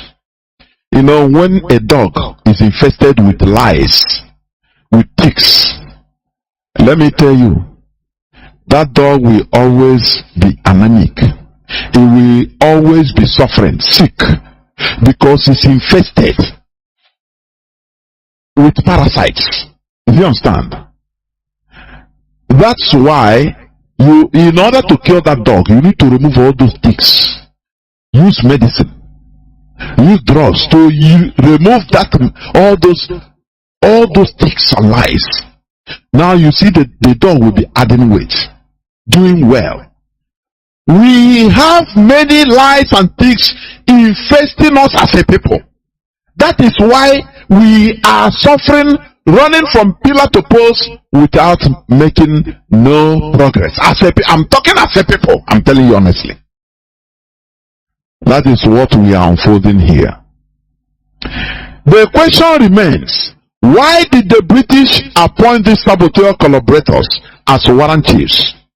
But they said that there was an absence of leaders in Igbo land, which is a pure lie from pit of hell. That is what they told us. They change history, honestly. Yeah, they change history to their benefit. They justified the appointment of saboteurs as our representatives because they say, so how can you govern people without having a leader? But it's a lie from the pit of hell. I will tell you as I go on. Now, okay, the reality is that the real honest Igbo leaders, listen, the real and honest Igbo leaders that is answerable to their people, these are the original Ndis and also is a kind of also cult in our land. Before you must be, there are things you have to do. You must be an upright man. Do you understand? These people refused to collaborate with the British, and they were either killed, sold into slavery, or relegated to the background. I think that this is one of the main reasons why the British did not promote our Zenozo court system. Rather, they promoted the Ogboni. That is my own assertion. Because this original Zenozo we have, these are the people from there. You have our leaders. You have Igbo real leader at that time. From Zenozo. Because before you become Zeozo, you hold the title. You will never lie. Lie will not come out from your mouth. It's a cult. Do you understand? But they refuse to be compromised. Now Britain, what they did, they go and start recruiting miscreants in our land, saboteurs, collaborators, empower them in our land to be the heads, give them warrants. That is the warrant chief you are dying to be. That is what it means. You understand me? The original leaders in our land, now they refuse to be, they refuse to compromise, to be compromised. Now what Britain smartly did, now they write in the paper that Igbos don't have leaders, so we are the people that come and brought leaders to them. Brought the kings. Now these are your kings. Do you buy that type of crap? Before, I used to think like that. That we used to use it as a, but after I found out that this is a smart move, Britain put it in history, wrote it, because many of our things are dead or wrote it. We found that these people, they don't have kings, so we put that's why we appointed chieftains to them. No, that is not truth. We had the leaders. We had these, and also from there. From there emerges the kings, our original kings. But they were uncompromisable. That is the reason why Britain now bypassed them and now give power to criminals and name them their chieftains. You know, the same way the Fulani Caliphate is doing today in our land. As one of our brothers rightly said yesterday, those they put as governors in our land, just watch them. These are criminals, pure criminals. Now they bypass. You bring out good people, they say no. When the people bring out from the people, they bring out, say, look, this is who that we want to represent us. The caliphate will say no. They will smash him and use the federal power to put somebody that is a criminal, that doesn't care for the lives of his people. Somebody maybe that 419 in Lagos, like people that you can twist anyhow and they accept because of their political interest. Criminals, in short.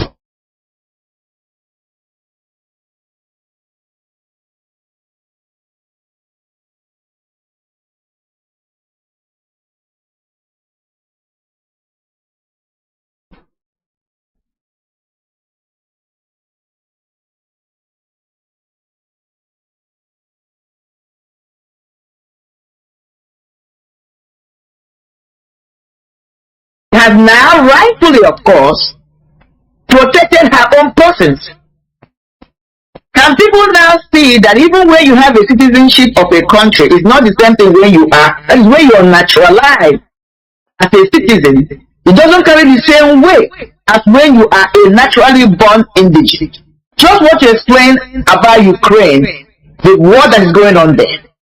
Can our people wake up to understand that we as indigenous people of Biafra, indigenous people of Nigeria, that location, whether it's Oduduwa, whether it's Arewa, whether it's Biafra, should be the one that will stand up and defend our territory to our own benefit, not allowing foreigners in the persons of Fulanis coming in and destabilizing us, creating confusion among us, making us not to see each other as friends, enemies, friends, brothers, and co-existors, but trying to use us to work against ourselves as enemies. Meanwhile, they are ravaging our land.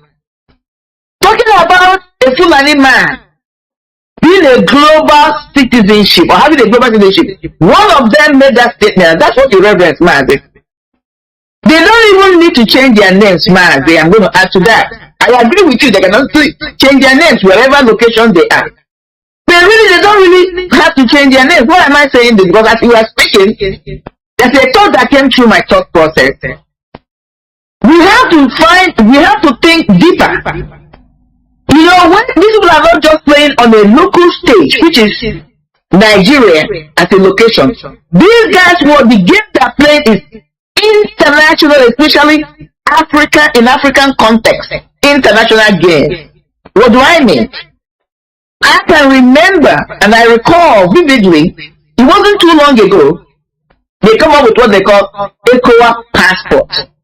I can guarantee you that if we dig into this, the people that came up with the idea of having a passport they call ECOWAS passport, which enables anyone that has it to travel across West Africa without check.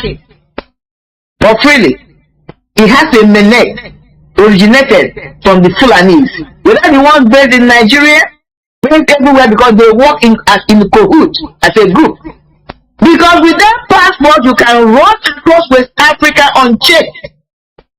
But you know, like they always do, just like the program you did yesterday, I listened. These people will present to you something, an agenda, and they present it from the perspective you will buy it and swallow it hook, line, and sinker, thinking that the projection of that idea is for your own benefit. And that's how they have been getting our people. Unless you're a critical thinker or somebody who thinks outside the box, then you can take a deep breath and think about it, and then you begin to realize that the agenda was not even for your own benefit, but they are fronting it, giving you that side that you think that might be beneficial to you, to rope you in and then go for the kill. That's the same thing that I've done with our politicians. I will make you the president. I will give you this position. and the person will be jubilating and gallivanting. But you don't know that trying to use that particular position of promise to rob you in and then use you as an object or as a person to destroy not just you, but your own community and whatever you think you believe in. This is the again. ECOWAS passport, I can tell us now that I just thought about it when you began to speak, has nothing to do for the free movement of the right people or the true Africans who want to move from point A to point B. It was solely instituted, carried out for the benefit of the Fulanis, giving them a legitimate freedom movement to continue so that they can be able to do what they're doing now. Now, one thing people must understand, and I'm talking to the whole Africa, especially West Africa in particular. What is happening to Nigeria is strategic.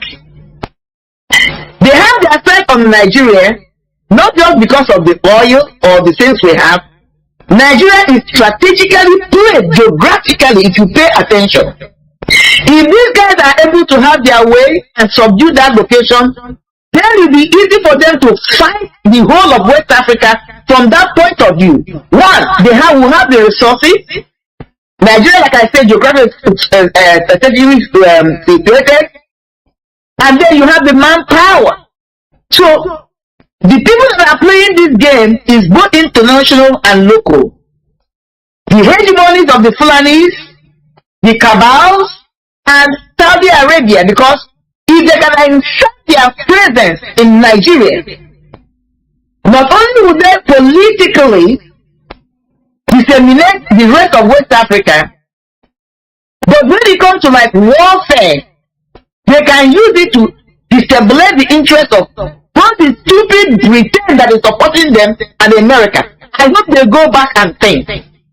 Because what is happening now is somebody that can have that geographical footprint in Africa, they can use it to not only check Russia, I'm not going to go too much into the political thinking I'm having, but Africa is so strategic right now. Everybody, these small powers want to have a foothold, and Nigeria is one of the strategic place you can have your foothold. You can be able to do a lot of damage to Africa.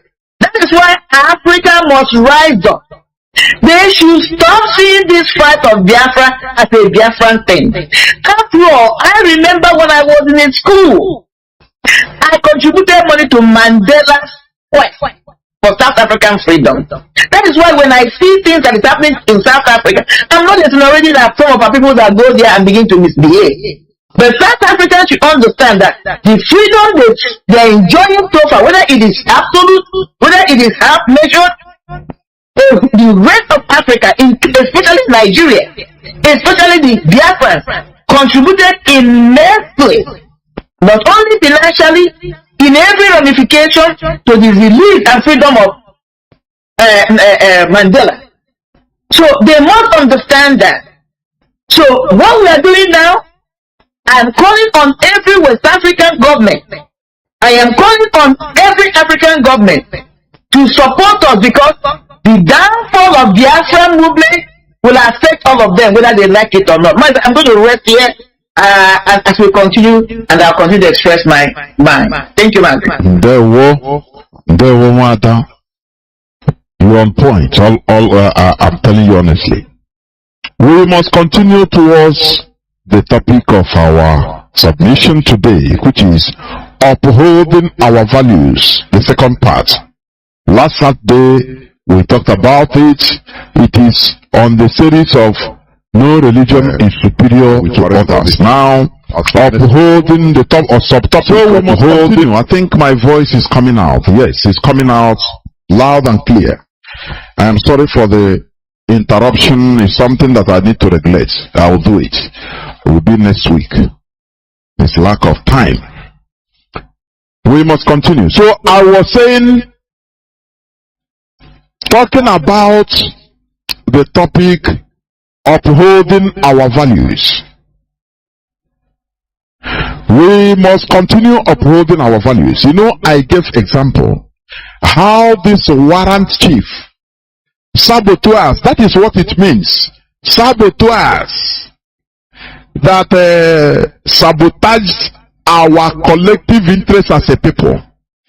Now, that line is what we cherish today. You know, why can't we question everything? Because we are made to cherish our killers. And you understand me? That is the line of my argument. This is and also this and also the pure people, the pure leaders, elders in our land. They refuse to compromise. And the British people, the British, what they did smartly, they say, okay, if you can't do it, if you cannot serve us, our interest first before your people, we will have some people among you that will do the same thing for almost free. Is it not the type of character that is still going on in our land today? Is it not? That is why I'm saying that we need to go profoundly, dig more deeper on this issue of Osu. What they made us to demonize, know that there is something there. It is not something they tell us, it is not true. We need to investigate on our own, because no person can do it for us. It is only us that can do it for ourselves in the right way. You understand? As I was saying, the reality is that the real honest Igbo leaders, the original Nze and also refused to collaborate with the British, and they were either killed, sold into slavery, or relegated to the background. I think that this is one of the main reasons why the British did not promote our Nze and also court system. Rather, they promoted the Yoruba Ogboni, which is what is here now after today, the Ogboni. And they put out this lie, Igwenweze, it's a lie, to make it look that we are structureless, primitive people, saved by the colonizing Britain. Do you understand? That we are structureless. That we don't have kings, we don't have leaders. It is them that came and gathered us together as a people, and it is a lie from the pit of hell. Because if we are not structured as they lied, how were our ancestors able to resist the then British army for 31 good years, from 1883 to 1914? How? If we are structureless, how were we able to resist them? Through the Kumeko warriors. How? Please, I want people to think. They tell you that when Royal Niger Company came and they negotiated with Obong of Calabar and this and that of Aro, but they told us that we didn't have Igwenweze. It is them that structured us and put us as a people, gather us together. But we negotiated with some of our leaders at the early time of their arrival to do business. How, sometimes I feel ashamed. I say, even without IPOB, we wouldn't have been thinking, including me. We wouldn't have been thinking something, something as so conspicuous lie as this. So we didn't have leaders. We were structureless, primitive hunter-gatherers, okay? Until Britain came, and now they structured us and put to warrant chiefs. Oh, that is when we were. That is life from the pit of hell. But they tell you, Royal Niger Company, they came, they negotiated with some kings, and it is some of our king, our leaders that gave them place to stay to do business.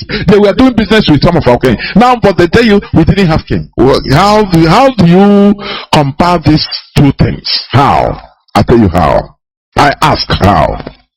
Now, let me go to the brief history of Christianity in Igbo land, please. Just brief. Note, Christianity was first introduced in Igbo land 165 years ago when it formally came to Onitsha on the 27th day of July 1857. Remember, amalgamation started in 1914. Remember, these people, they came with this religion to soften us, to destroy us, divide us, so that they can be able to colonize us. Do you see the idea? Okay, I'm coming, please. 25th day of July, 1857, or 181 years ago, when it made its inroad attempt in Abo. That time it was called Abo. In Abo in 1841, which ended in deaths of most of the missionaries via malaria and their subsequent running away from our land. They tried it the first time. They came to Abo to establish. After it was this CMS, is it Christian Missionary Society, something like that. But you will hear it in the details anyway. A man called Thomas Fowler Buxton was unquestionably the chief genius behind the phenomena we know today as Christianization of the Igbo. Thomas Fowler Buxton. He was a British businessman and ideologue. You know ideologue? Somebody that creates ideology. He tricks you to accept his ideology. These are professionals. They brought. when you quote, for God loved the Son and he gave his only begotten people, or God loved the world and gave, this is the type of people that came to tell you that. The people that their interest is to exploit us. And I don't need pushy. Now I quote this and that rubbish. A man called Fowler Buxton was unquestionably the chief genius behind the phenomena we know today as the Christianization of the Igbo. He was a British businessman and ideologue. During the British abolition of slave trading in 1807, the nefarious act was still carried out on the coast of West Africa, and this man, Buxton, came up with this idea: let us stop this slave trade by making these people Christians and also profit economically from it in return. That is the Bible and the plow. Do you understand? That is the origin of the Christianization of Igbo. Today you are quoting. When Akpaga Kanu, you quote. go and study history. The origin is something questionable. Is to exploit, because they know without controlling our mental behavior, without colonizing our mentality, it will be hard for them to physically colonize us. You understand that? Buxton argued that Britain has a lot to gain economically by selling Christianity to the Igbos. Do you understand?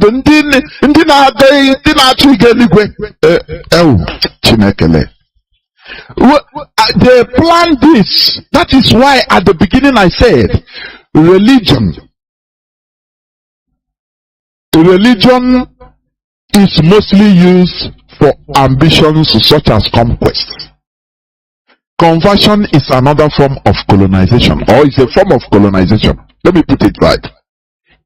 Conversion is a form of colonization, because when you convert somebody, you colonize the person mentally to be thinking the way you made him to think. Do you understand? So this man that originated, that started the venture of Christianization of Igbos, Thomas Fowler Buxton, born 1786 and he died 1845.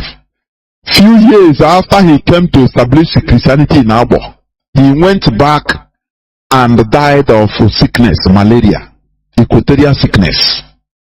Many of them died. Do you understand? That was the reason why that Abo issue was abandoned until later, many years later, when they came to Onitsha. Do you understand? Okay. Buxton argued that Britain has a lot to gain economically by selling Christianity to the Igbos. Are they not gaining today? This argument led the British government to approve the Niger expedition, which was fixed for 1841. By 12th May 1841, a team comprising 170 men 162 of them are whites, or were whites, while the rest were black, embarked on 3 steamships and set out from England to Niger area. It's a different 2 ways. Niger area. Do you understand? It's not Nigeria. It's from there you have Nigeria. Niger area. The area of the Niger. They set out from England. When our leaders say Nigeria is a slow world, this is true. It's a racist construct. It's true. Now, this man brought to the British government that, look, these people, the Igbos, you will have a lot to gain when you say Christianity to them. Economically, you will wipe them. Do you understand? You will suck them economically. You will rip them. He continues making that argument, pushing the British government until they accepted. They say, okay, let us try. That is the reason why, by 12th May 1841, a team comprising 170 men embarked on 3 steamships and set out from England to Niger area of West Africa. They landed in August of 1841 and commenced negotiations with Obi Osai of Abo. But they said Igbos don't have king. But they commenced negotiations with Obi Osai of Abo. That time it was called Abo. Abo. A-B-O. A-B-O. Oh, not even O. A-B-O. A-B-O. A-B-O. Abo. And his council of elders on 27th August, the trading group went about their business of negotiating and setting up trade, while the Christianization group of the Church Mission Society, that is Church Mission Society, CMS, which formed the minority and had such persons like Reverend J.F. Shum, a German missionary and linguistic, Samuel Ajay Crowther, a Yoruba freed slave who was a catechist and later priest and bishop, and Simon Jonas, a church teacher and an Igbo freed slave, had some interactions with Obi Osai, the ruler of Abo. Are you listening? These freed slaves, and rightly so, I cannot, blame them. I've said this some time ago. Our people, we committed the most horrible crime of selling our brothers to foreigners.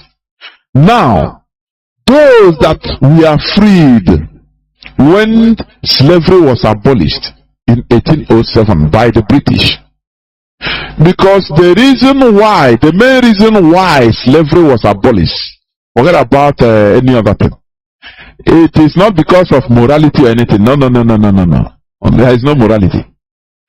Because Britain, United Kingdom, had no need again. The Europe, the new world had no need again for much population of people working in farmlands, because that time was the time of industrialization was taking ground. So machines were working many things that human beings are supposed to work. Something that 1,000 human beings can work, one machine will work it. So they say, we don't need people coming to our land again in the form of slavery, so let us stop it. It is the main thing that made them to start stopping slavery, to abolish slavery. Otherwise they say, our country will full of these black people, so let us stop it. That is the main reason. Do you understand me? It is not a question of moral. No. All these governments, they don't have morality. Forget. All these world powers, there is nothing like morality. So when you are invoking, you are moral, are you seeing what is happening? They don't see nothing. What matters to them is their interest. That is their number one issue. Interest, their benefit, nothing more. Even if you are dying, it doesn't concern them. Unless there is much pressure now, they try to play the ostrich. They try to play hypocrisy. To come out and say, you can pressure them in order to, you embarrass them. That is the only thing. So, these people, they came. These slaves are Jai Crowder. He's a Yoruba man. They changed their names. And Simon Jonas, he's a freed slave from Igbo freed slave. They brought them. Now they had some interactions with the Oba Osai. Do you understand? Let me continue a bit.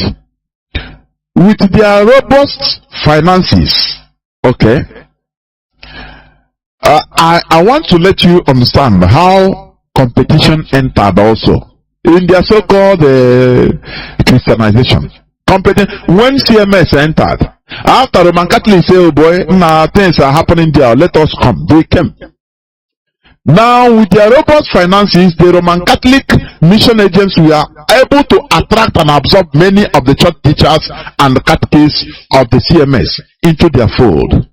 In fact, an entire congregation of CMS converts in Osomala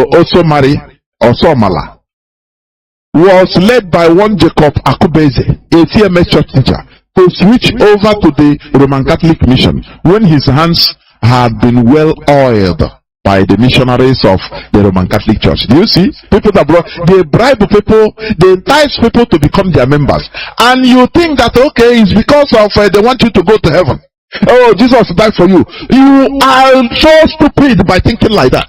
It is their interest. That is why they bribe people to become their members. That is why they bribe people today. That is what other religions are doing, like Islam. Is it not? They induce you. They bring anything to you, help you, pay your school fee, your children's school fees, and they start teaching you Arabic. Now, somebody like that, how do you think that he wants you to go a better place? Because he wants, when you enter his religion, he can be able to control you mentally. He will now set a standard.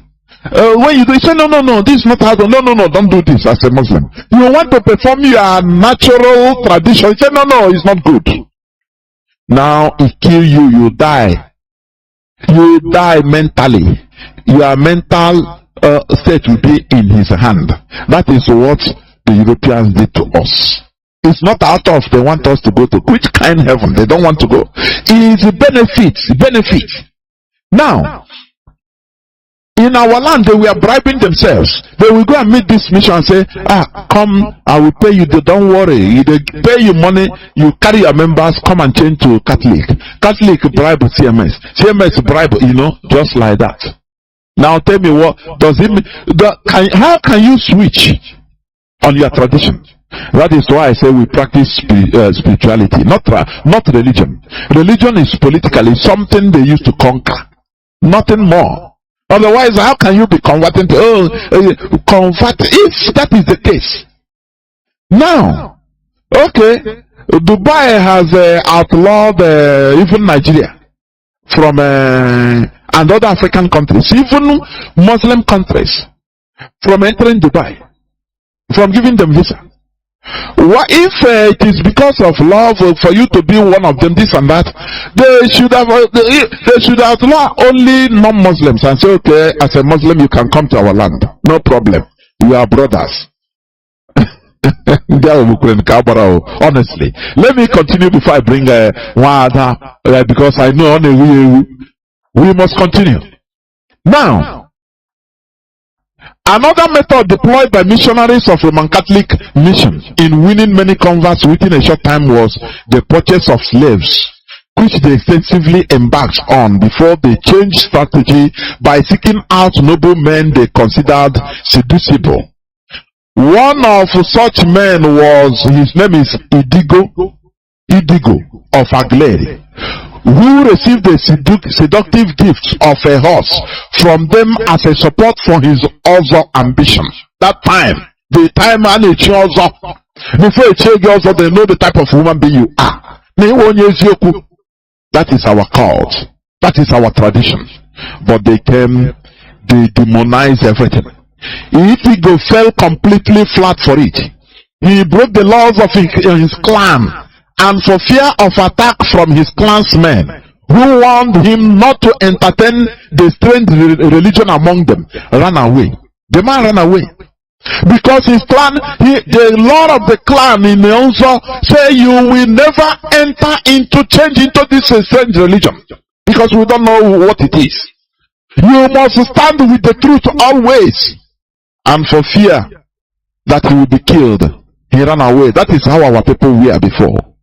That is how to maintain law and order.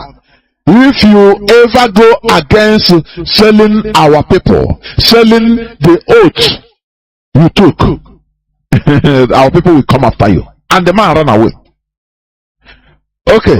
With the Roman Catholic mission support, Idigo went and founded a Christian village with his large family in an occupied land within Aguleri in 1890.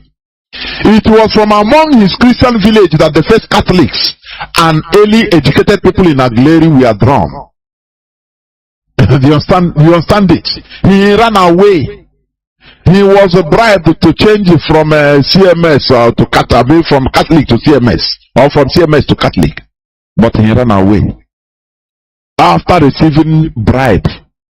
And as also he compromised. They need to kill him. Now he ran far and established in an occupied land, established a Christian village supported by the British. Do you see how they softened us? They divided us, waiting for direct colonization. They started by colonizing our brains little by little. Little by little, softening us, little by little. The 1880s were to be the beginning of the fierce competition, rivalry, and political maneuvering between the CMS and Roman Catholic churches that established their enterprises in Igbo land. All in the battle for the mind and material resources of the Igbo through Christianization. So, you see, what you think about our being Christianized or our embracing Christianity, or people that brought Christianity, after all, is not the reality.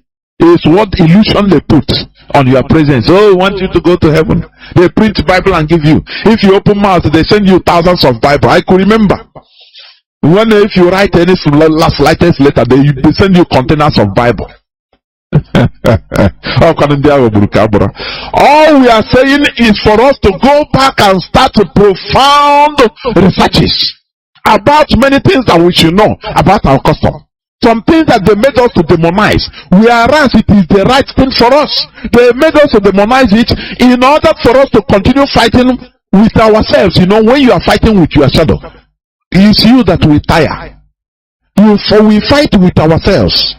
Do you see it? One other, please, before I continue, kindly come in. One other, please. Can you hear? Mazi, you have unleashed a whole lot. Let me see how much of them I can be able to recap.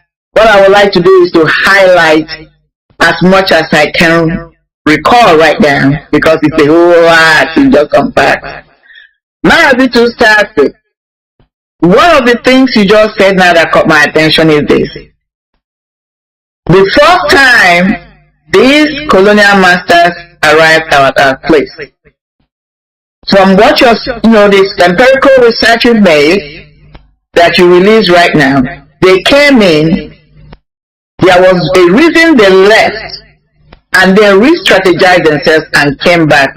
The second advent, which is what now they begin to stand their feet, foot one after the other. The argument somebody like me would make, or is making, is this: if we did not have any structure, any institution, hierarchy that was governing the people, what was it that resisted them, that made them to flee, and then went back home, redrawn their plans, convinced the monarchy to come back this time with church in one hand and trade in another hand?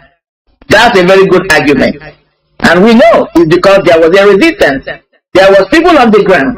There was a structure. Because if there was no structure, that very first time they made their presence, they would have overwhelmed and overtaken us. Because where there is no structure, nothing can happen. And that is why people like us fought fearlessly, gallantly, to defend and maintain the structure Ahmadike left us behind, as we are waiting for him to come back. Moving forward, now let's go back. Mazi, even at the time I was growing up, when there was still a little bit of dignity left with Ohaneze. What I mean by that, because when you talk about Ohaneze are people that are supposed to be drawn from Nzenozo. as a body. You draw people from another institution to make up Ohanese. That is how it's supposed to be. Unfortunately now, you draw people from anywhere political. Because if things were rightly done, you cannot be a member of Ohanese without, first of all, being an initiated member of Nze or Ozo. So moving forward, Nze and Ozo, before you can become an Nze or Ozo, Nze and Ozo, because there are people that have the two titles. I remember when I was still in Nigeria, in Biafra, because I said at the feet of elders, I continue to say that what I meant that I was very close to them, I asked a lot of questions. And I embedded myself with them to learn. You must have to be somebody that was, right standing with the community, an upright person, somebody that believes in fairness, equity, and justice, which is the mantra of spiritualism. Now, the second thing I want to bring out here is this. When these people came, like they rightly understood from the letter of one of the things you read out, don't go to these people preaching to them about spiritualism. They're already aware of it. What our ancestors practiced was with spiritualism, no religiosity. I have continued to make this argument. There's a huge gap. There's a huge chaos. There's a huge breach between spiritualism and religiosity. Spiritualism is strictly guided or guarded by principles, by laws. If you violate them, then and I will deal with you. All the ancestors, all our elders have to do is to invoke, remind the Allah that you have been corrupted or somebody has done arrow. Allah will take care. And that is when the offer will come out. Our elders will come out with the offers and invite in that individual before Elunala and let them take their course or course. So now, let us see what's beginning to happen. I'm going to use an analogy because as you're talking, this came to my head to use this analogy to bring to us what happened to us. As a mother, when I was nursing my daughter, there were times she would want breast, and I wasn't in the mood to breastfeed her. What do? I will use what is called pacifier to take her attention away from the real food she wants to take, which was my breast. Distract her. While she's busy with the pacifier, thinking is the same thing, I will go and do whatever I needed to do before I come back to her. In this case, I will come back to her. Religion to us was a pacifier. When they came in and realized that what we had was spiritualism, with that spiritualism, if we are left with it, we'll continue to go our way. There was no way they were going to conquer us. What did they do? You can call it generic, you can call it fake, any way you want to qualify it. But I'm using the analogy of pacifier today to bring to us that which looks like, felt like, felt like, but if you had looked deeply inside, was not the same thing. Why am I making this argument? Because when you violate Allah, and the awareness come out in their, purity, that is in the also, and leave your fault, things will begin to happen. But once they begin to corrupt and violate themselves, they were not effective anymore, and the rest was history. But let me tap into the subject matter today, Usu. Now, when the Christians came, or Christianity came to us in the land or shore, we must ask that question. Number two, the archaeological finding at Uguela, dated back 250,000 years. 250,000 years. And for a society to be able to live, be able to come up with this kind of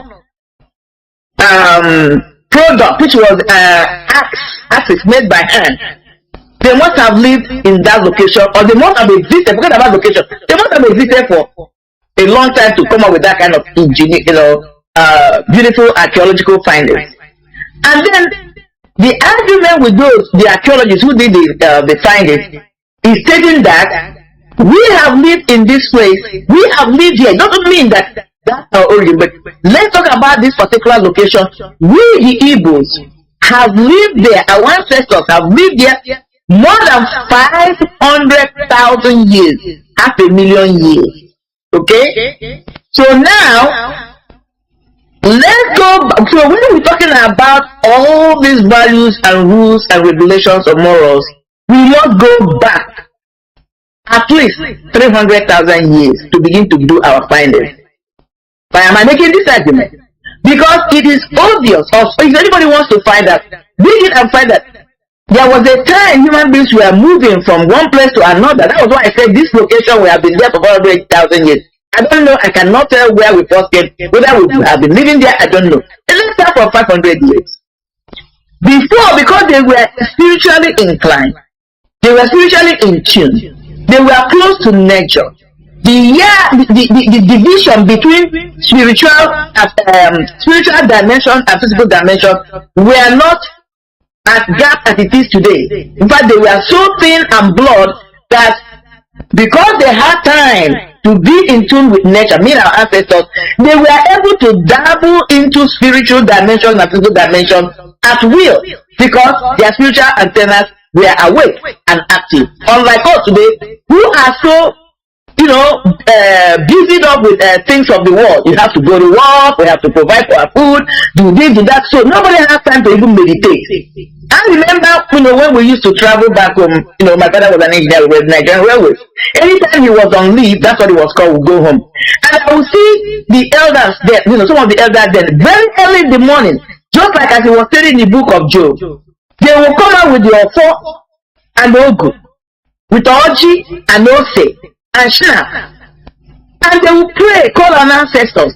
They will call on the sun. They will call on Chukwokike. They will call on Allah. That was the very first thing. That's the They will call out and then talk to God, talk to Anne for the day to bring blessings and whatever they wanted before they start their day. That was how it was then. How many of us can seriously say that when we wake up in the morning, the first thing we do, so even whatever religious setting you are, you come out and take out time to really talk to God? On a serious note, we can say we are all at fault. So let's go. So our ancestors were in tune with nature. That's where I'm going. Mazi, why were they doing this? You see this prayer that you, Mazi, Stampe, you've been playing. In fact, it was few days ago it caught my attention. There's a place, I don't know whether people caught this thing. I don't even know Mazi Stampe whether he knows the magnitude of what he's saying in that place.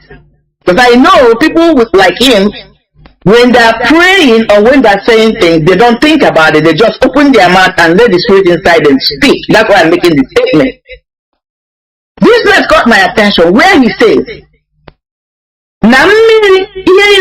everything in life was made from water, and that even sand was constituted from strong, solid water, and from sand human being was created. That place is so powerful. I'm not going to dabble strongly into it. I'm trying to bring something why our ancestors so much have to respect Ani, because I'm going to the origin of Uzu, Ani, and Elu and Chuku.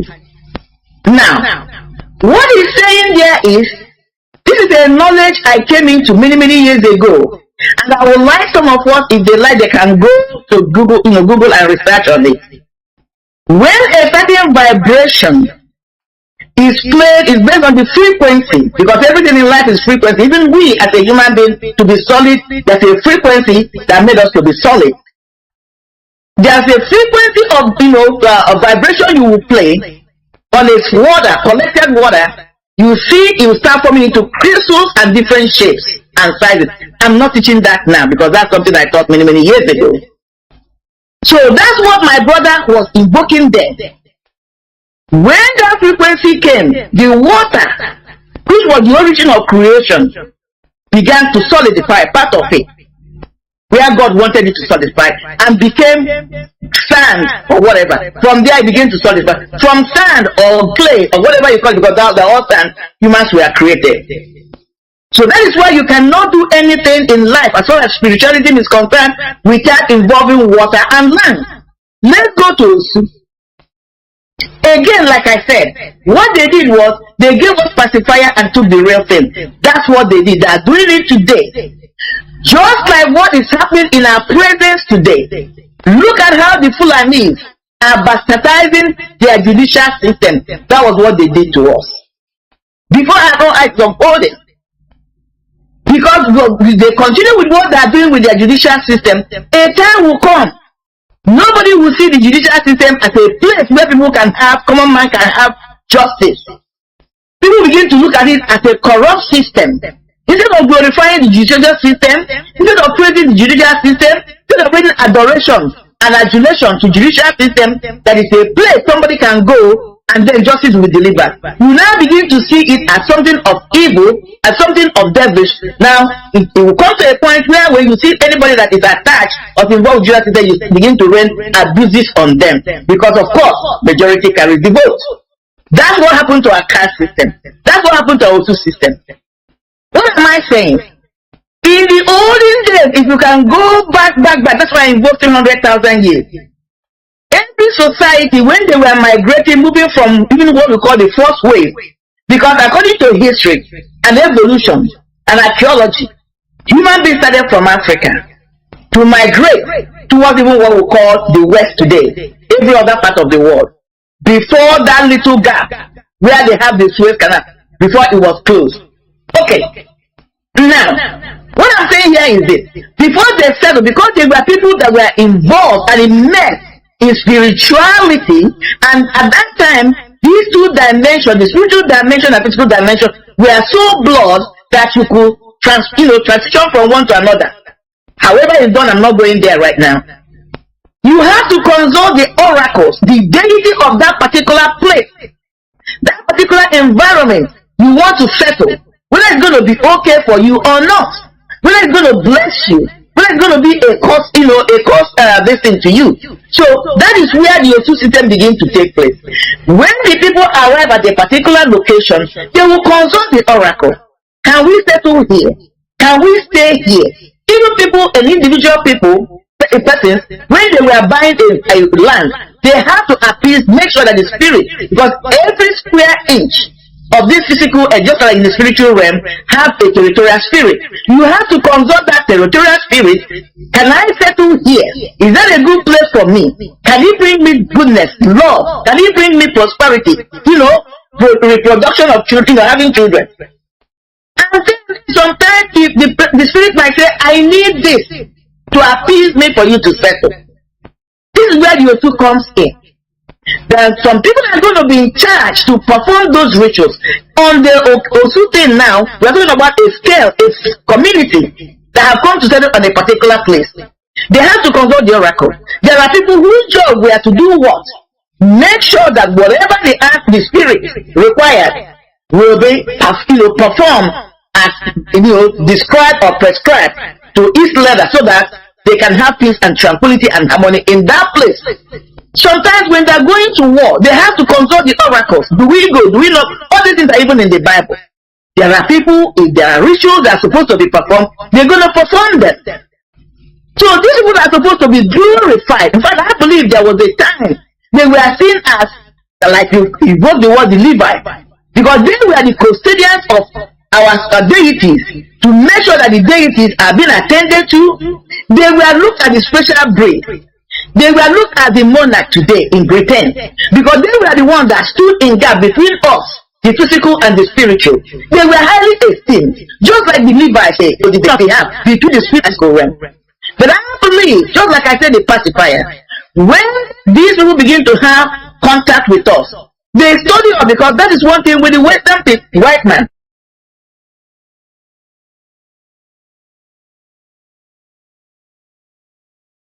You will come in, you will study, you will coming for destruction. That which you have to work against it. That's what they did to us. So they begin to study and see that these are the pillars. If you can attack these pillars, turn them inwards to work against them, colonization of these people was going to be easy. So now what did they do?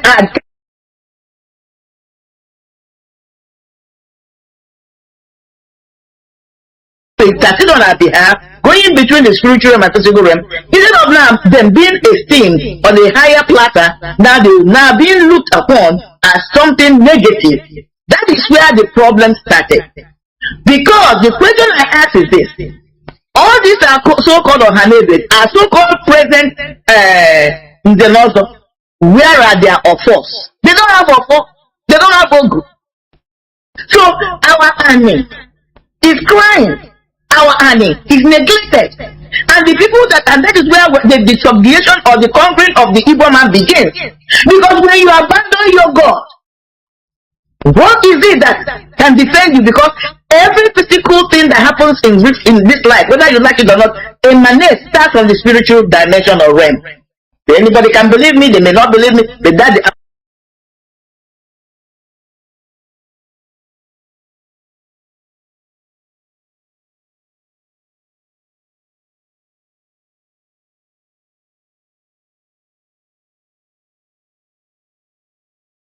absolute truth. So when our ancestors began to walk away from that protector, from that protection, like you asked the question, how come that our ancestors were able to hold these people at bay, fought them with bows and arrows and whatever other thing they used for 31 years and kept them at bay? Then all of a sudden, like a whim, like the cookie that crumbles, will crumble. Something happened because they systematically begin to remove all those things that made us who we are, made us unique. All the forces, which is what we are trying to restore now in a good way anyway, they are doing it again today. They have not changed again. It may have evolved, but they haven't changed again. Like people like Uzodimba. Look at all the people, even the so-called Hanebe. They are choosing them for us. We are not choosing them. While in the olden days, you have to consult the oracle to make sure that the next person in line is pure, worthy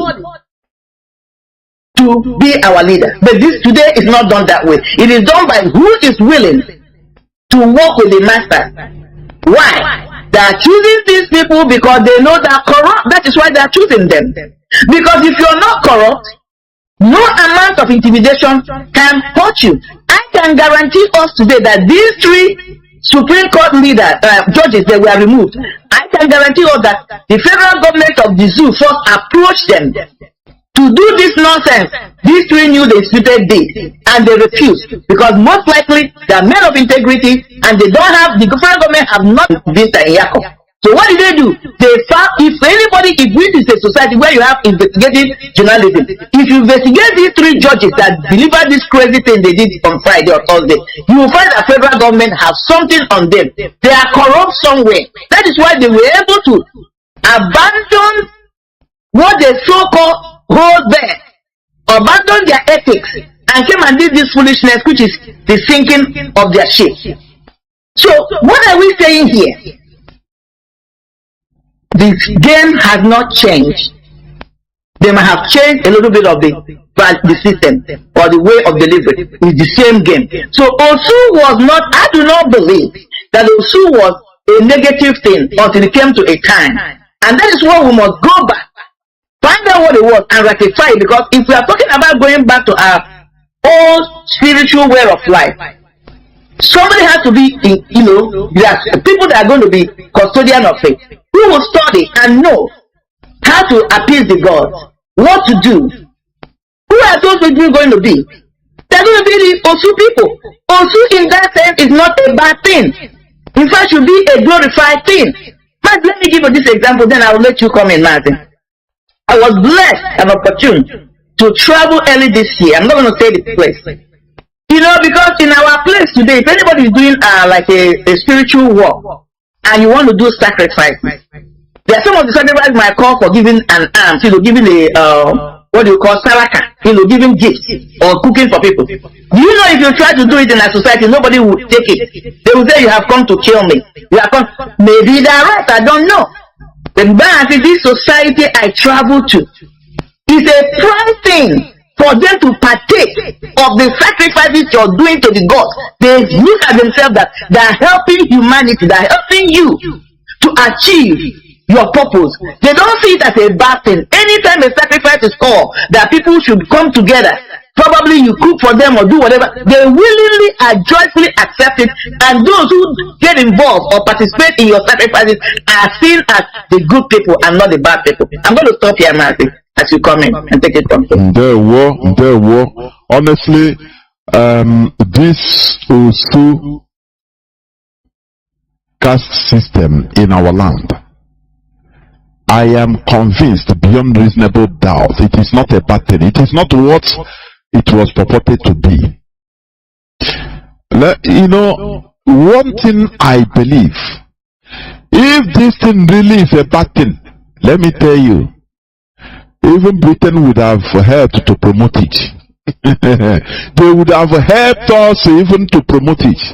But even 1956, the Eastern National Assembly, the senators in Enugu, they abrogated a law against any person, against Osu, or any person that is, demonizing Osu.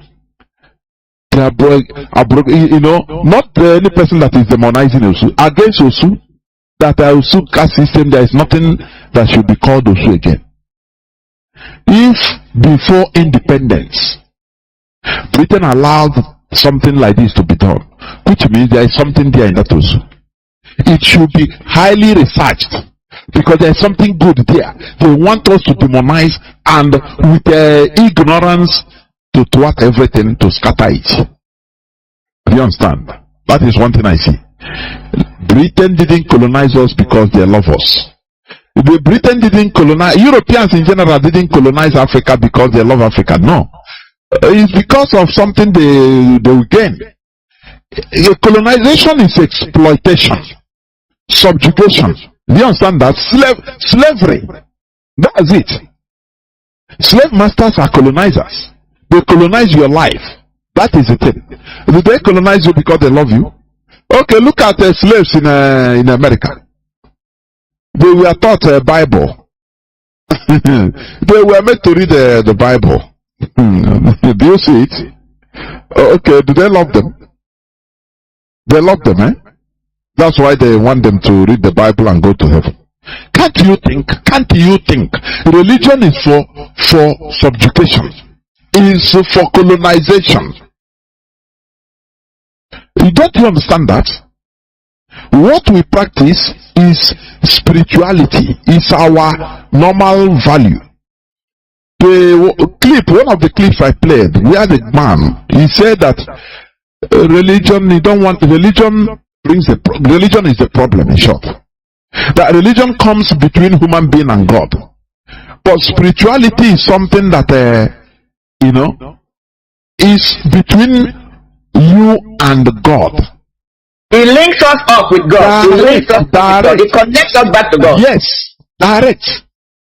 Is the things you need to do. You communicate with God. That is it. But religion, when you want to do it, they say, no, it's not like that. We want to, you become our own face. Change your face, convert. Become our member.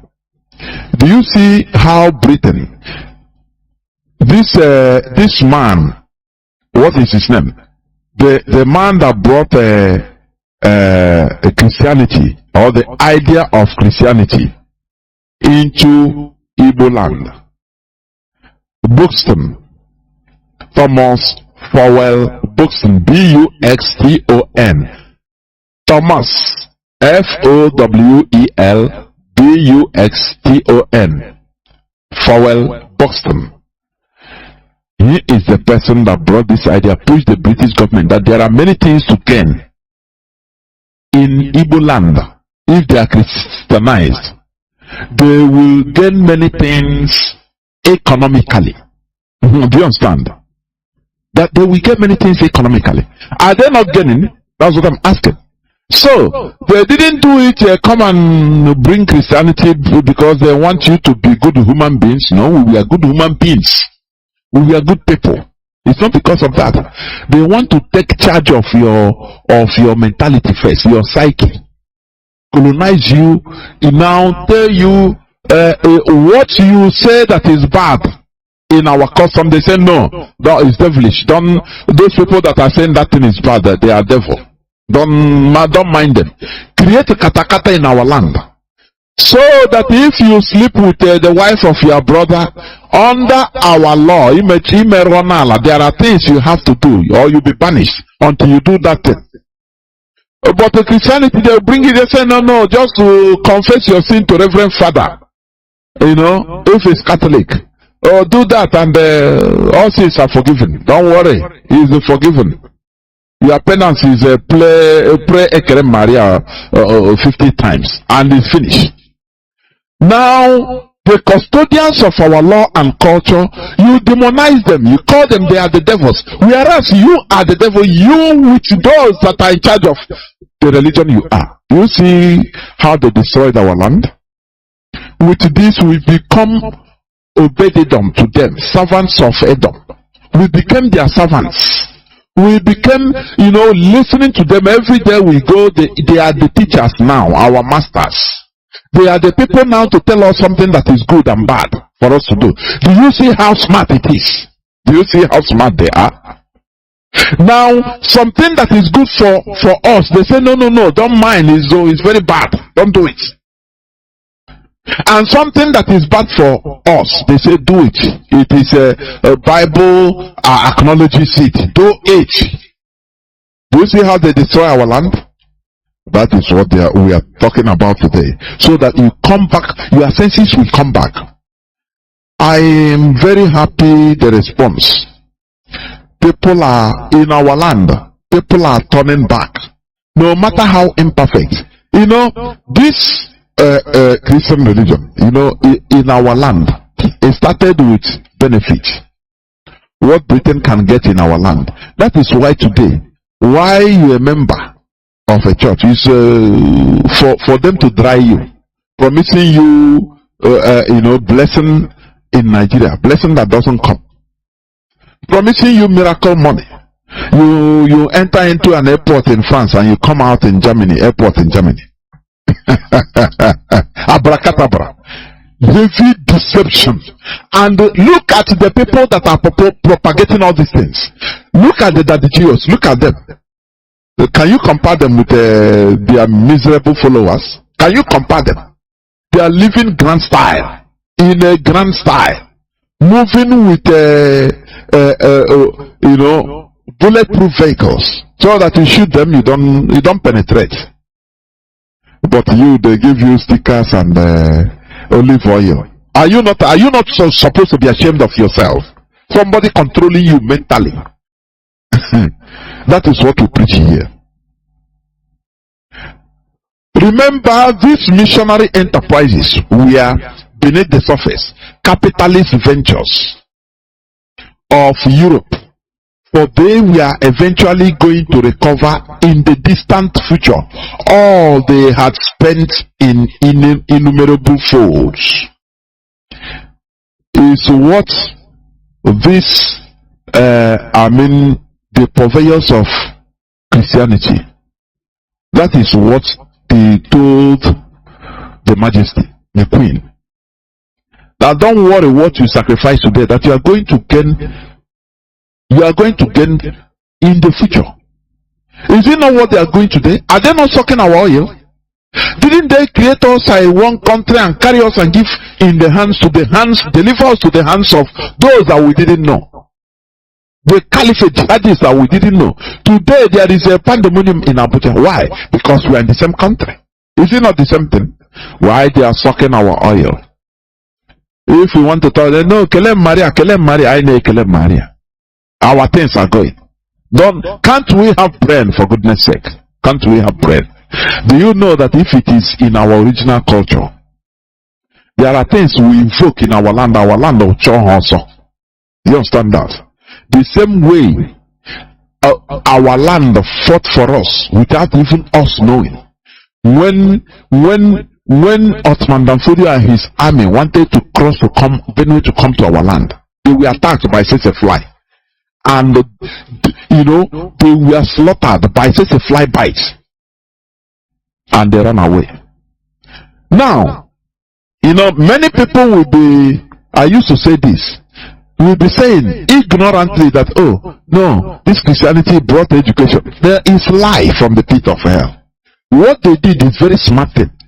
They attached education, their education, to Christianity at that time. Now missionary schools, they put it in a way, it's too thin line. If you don't have brain, you cannot understand what they play there. Ask Japan. They try to do it in Japan. Japan filtered, without knowing, you cannot filter it. Japan filtered it and removed the atom of missionary, the atom of their ideology, the atom of their religion, and they accepted their modern technology. Do you understand that? That is what happened. They attached this the same way they attach, missionaries with their businessmen, and they came to our land. Do you understand? And if you don't take time, you will not know. You will not understand. According to history, when they were negotiating with the Obi Osai of Abo that time, he was excited. He was really excited. Why? Seeing black people among them, and Samuel Ajay Crowther. And do you know why somebody like Samuel Ajay Crowther and the other one, Simon Jonas, who was an Igbo freed slave? I don't blame them. They were doing this out of a hatred of our people. Do you know why? Because they were sold into slavery. I don't blame them. And what we are suffering today as a people is because of the evil of selling our own brothers. I'm telling you this. Because the highest evil you can commit is to sell your brother to foreigners. That is sabotage. And one of the reasons why the first church in Onitsha was able to hold, well, it's not because they were interested in the church. Listen. It is because of they want foreigners to support them. You understand? They want foreigners to support them in order to fight against their neighbors. Obusi, Aguilera, all those neighbors, because they were having some problems with them. So they need the foreigners. They need any support they could get, whether foreign or local, in order to fight against all those their neighbors. That is why I have been saying this, that our problem is lack of enlightenment. Had it been our people were enlightened, they would have understood that there is no way a foreigner can help you kill your brother. It doesn't matter how, animosity you have with your brother, or how their brother, what type of animosity you have against you. A foreigner, when he helps you to defeat your brother, you are also defeating yourself.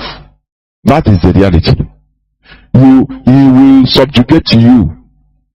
That is the truth. So when you study history, you start seeing the faults of our people. Samuel Ajay Crowther was a slave, freed slave from Yoruba land. His own people captured him when he was little and sold him. So when he was freed, that annoyance against his people, if you are in his shoe, you will do what he did. I don't blame him. Now he came back. When he was transported, they were transported back to Sierra Leone.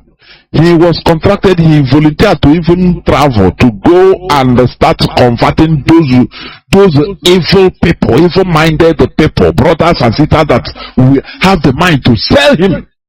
Do you see where things started falling apart? Do you see it? Do you see? That is the reality. It is not made up, it is reality. And the the view of seeing black people among all those white people, and they were reading and writing white man's language, excited the Obi Osai. You understand? We have our own way of writing, but they say, these black people, so they can write a white people's language. You speak in Igbo for him, to him, speak Yoruba, and they speak in white man's tongue. He say, read it. He say, let us try. You know, our people love something foreign. We love it. That is, that we love it too much to the detriment of our local issue, local thing. These are our problems. Mazi, quickly, even this place you're saying now, one can even argue that after during the negotiation and when it came to the signing of whatever document they signed, these are so-called brothers who came with the white people, most likely helped to marginalize us, because remember, they were brought by these white people. They were allegiance to them. So even they will misinterpret the document to our people, and our people will be like, okay, everything is fine. Meanwhile, that's not what they have told them to tell the white man. Like, for example, you can say, okay, we want you to come and trade. I'm giving an example. We were willing to trade with you, nothing more, nothing less. We're not giving an inch of our land. And then our so-called brother who was in between will say, oh, I've spoken to the Eze or the Obi. The Obi said, whatever you people say, we're in agreement. And question I ask, because he is the one going in between. And he who plays the piper dictates the tune. The white man was his, where his allegiance lay, was the person he was going to pay allegiance to. And moreover, remember, they're coming from a place of distrust, anger, most likely, or probably revenge, because you were sold. And who knows the story the white people told them? Oh, they sold you because they say you're an Afghan. Oh, they sold you because they say you're an Ohu. They sold you because they felt you're worthless. They didn't want to have anything to do with your ancestors. They didn't see you as human beings. So now we took you in, your ancestors in, we groomed them, we made them a better human being. Look at where you are now, you're educated. So the person hearing this kind of story who doesn't know their foundations or what really happened, that these same white people they're working with, like the story they have been purporting that Mr. Celestial stopped the killing of twin babies. Okay, it's only that on Radio Biafra, or that you begin to hear the debunking that it was not really true. So, but most of us grew up believing that somebody like Mary Celeste, whatever her name was the one that stopped the killing of twin babies. So stories like this, you tell it to somebody whose ancestor was sold into slavery. What do you think the person is going to do? If the person even coming from a good point of thinking, he will say, okay, let me come and right the wrong right. Okay, so the person might even think I'm coming to make what was wrong, make it right. And they will do everything and anything to make the wrong right. So these are some of the things we must weave in, we must research and see what happened. Another thing I must bring in on this topic as we are navigating today is these are two things. We must understand that because one of the arguments people make, I hear people make it, but they were relegated to one place, they were set aside, they are not cast, you are not supposed to marry their beloved, they are not supposed to marry somebody they love who is not a member of them, they were marginalized, they are not supposed to mingle with the people. Oh, you can't. Yes! Just like I said an example last week with the royal family in Britain. They are hemophilias. That's why they are beginning to want to marry outside America. There's a disease called hemophilia, which passes through maternal DNA. Okay, so what it means that when any little cuts on them, they will bleed to death. Okay, so these things have been ravaging them because they continue to marry within themselves. They're scattered all over the globe. This royal family, when they started, some of them in Canada, it's still the same bloodline in Canada, wherever. So they were marrying within their blood system, and this hemophilia continued to, became a problem. That is why they begin to marry outside, like people like Marco and people like Kate, the wife of Philip. That's why they begin to marry. They want to dilute, change that, and that's why they're bringing the women who has a different bloodline to mix it up, so that they can begin to remove, bring some breed when you come into genetics, begin to produce some children that will not be 100% homophilic. That's what is happening there, but some people may not understand. So, but other than that, they have no intention of mixing with what they call the commoners. They are the royal bloodline. They want to preserve it, keep it pure. That was the story of the Osu. They were not asked to stay apart, stay on their own because they were looked as bad omen, or bad luck, which is how they have been presented to us. And that's one of the deceptions. No, they were asked to stay, keep that bloodline pure, because when you come to spiritual things, it goes deeper into your bloodline. Okay, they didn't want this bloodline, these people who have been sacrificed, who have been dedicated, which is the sacrifice there, not that they were killed. They have dedicated their life to the upkeep of the deities. Their bloodline to continue, just like the Levites, continue without any corruption from the regular. We are the commoners, they are the royalty. Because another thing I must bring in here, that when people are having relationships, having intercourse, that's one of the things that goes into a genetic and deeper level of one's being. It affects your DNA. So in the spiritual realm, it's even deeper. You know, so you can get some spiritual, you can be corrupt spiritually when you're having sexual intercourse with somebody else, and that is one of the reasons it's considered like an immoral thing. Because you must be sure of whomever you're doing it. You know, call it amuro. That's what we were asking questions. Do they have madness in their lineage? Because it's in your bloodline. Curses are in the bloodline. Blessings are in bloodline when it comes to spirituality. So these people were set aside not because they were bad omen. I must, highlight this argument here. They were set aside because they were pure. They were clean. When it comes to the spirit of spiritualism, they were reserved so that they continue to produce their children who are going to continue to be pure and qualified to continue to carry out the services their ancestors were dedicated to. Because when you look on the reverse, the Osu, I would like anybody to go and do investigation. Osus do not really adhere to the laid down rules of the community. Once somebody is an Osu, because they are the preservers of the law. That is why I started what Nigerian judicial system is doing now. They're supposed to be upright. They're supposed to be clean, pure. Stay away from politics. That's what the judicial system is supposed to do. So that they'll be able to be the ones to bring in or match that gap between the executive and the legislators. That's really the job of the Osu. That's the legislators. But now they're allowing themselves to be corrupted. That is the reason why Osu was set aside, to avoid spiritual corruption through marriages, through the bloodline. I must highlight this and say it. If anybody can find in the olden days where Osu was practiced, anytime you have heard that an Osu has violated rules and regulations or the laid down rules, you can never find it, because they were supposed to be clean, pure, purified, qualified. They are both. So they were the superior being, they were the superior breed. We were the commoners. We must see it from this point of view for us to begin to have a clear and conscious decision, argument or discussions, and they are not being to dedicate this argument and arrive to the right answer.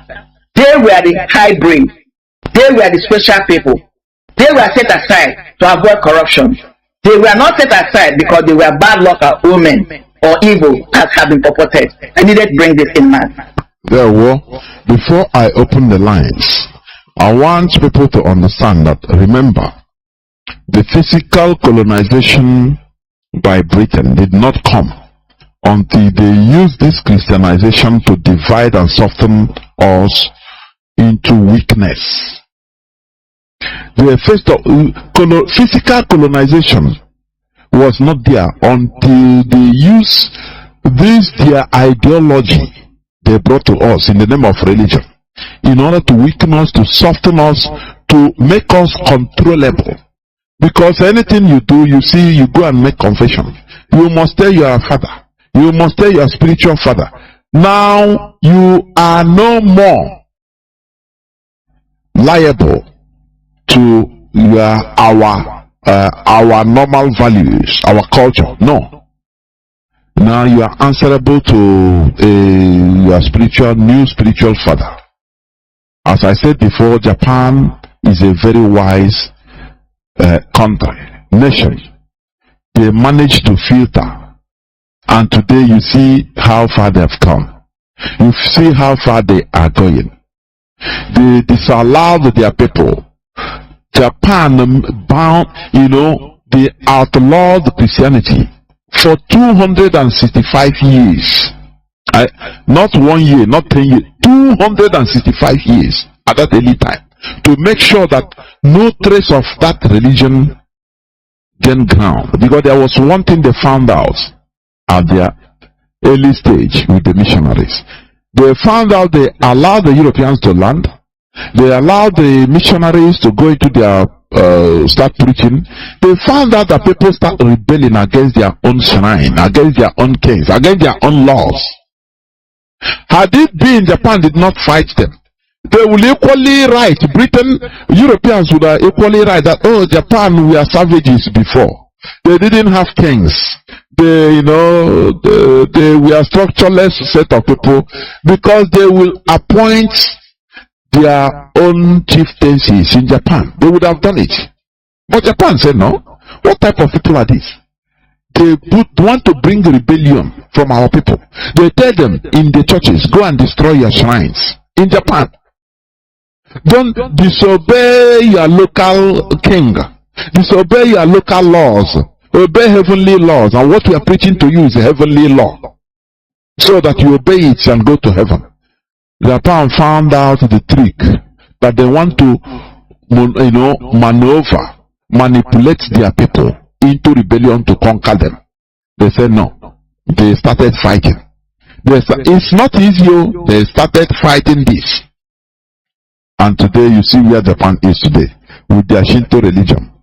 When they know that they have complete control of their people after 265 years, now they open up. They say, okay, the person can come, no problem. By that time, there is nothing you can do again. The people have taken, in this modern time, their culture as their supreme value. That is what we are preaching. The only remedy to this mess we are in today is to uphold our own values, which is natural to us in that part of the world. We should cease demonizing, stop demonizing our own values, which is the first step in this disintoxication exercise championed by IPOB. More researches are needed to dig out more facts about our rich and pure values, which the Europeans demonized and corrupted us, so that we could easily fall prey to their deceptions. Today, are we not shouting? When something is sweet, you give the name, you refer to. You go see, you try to find out what is this thing sweet with, like. One thing we should ask ourselves: why is it that these people, okay, they converted us, they Christianized us, but today they sell us into the hands of the Janjaweed, another religion? We cry, they shout, they kill us, they don't care. They don't come to our rescue as our so-called Christian brothers. Don't he make you to think? He's supposed to make you to think. He's supposed to make you to reason and know that there is a deception there. It's not what we think. It's not what we thought. Therefore, this is where I'm going to stop. I don't know whether you have anything to say more before I open the lines. Otherwise, well, Mazi, I think we have said a whole lot. Let us consume it. We don't want to overwhelm us. Of course. Of course. Okay. We shall go into a few minutes break, so that when we come back, we will open the lines and our people will start calling in to air their views also on this subject matter about upholding our values. Please don't go away.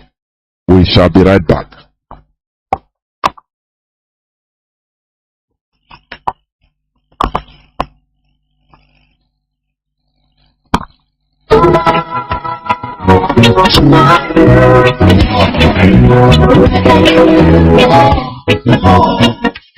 We, the indigenous people of Biafra, ably led by Saint Mazi Nwachineke, Kanu, humbly call on traditional rulers, aka Ndeze, Town Union,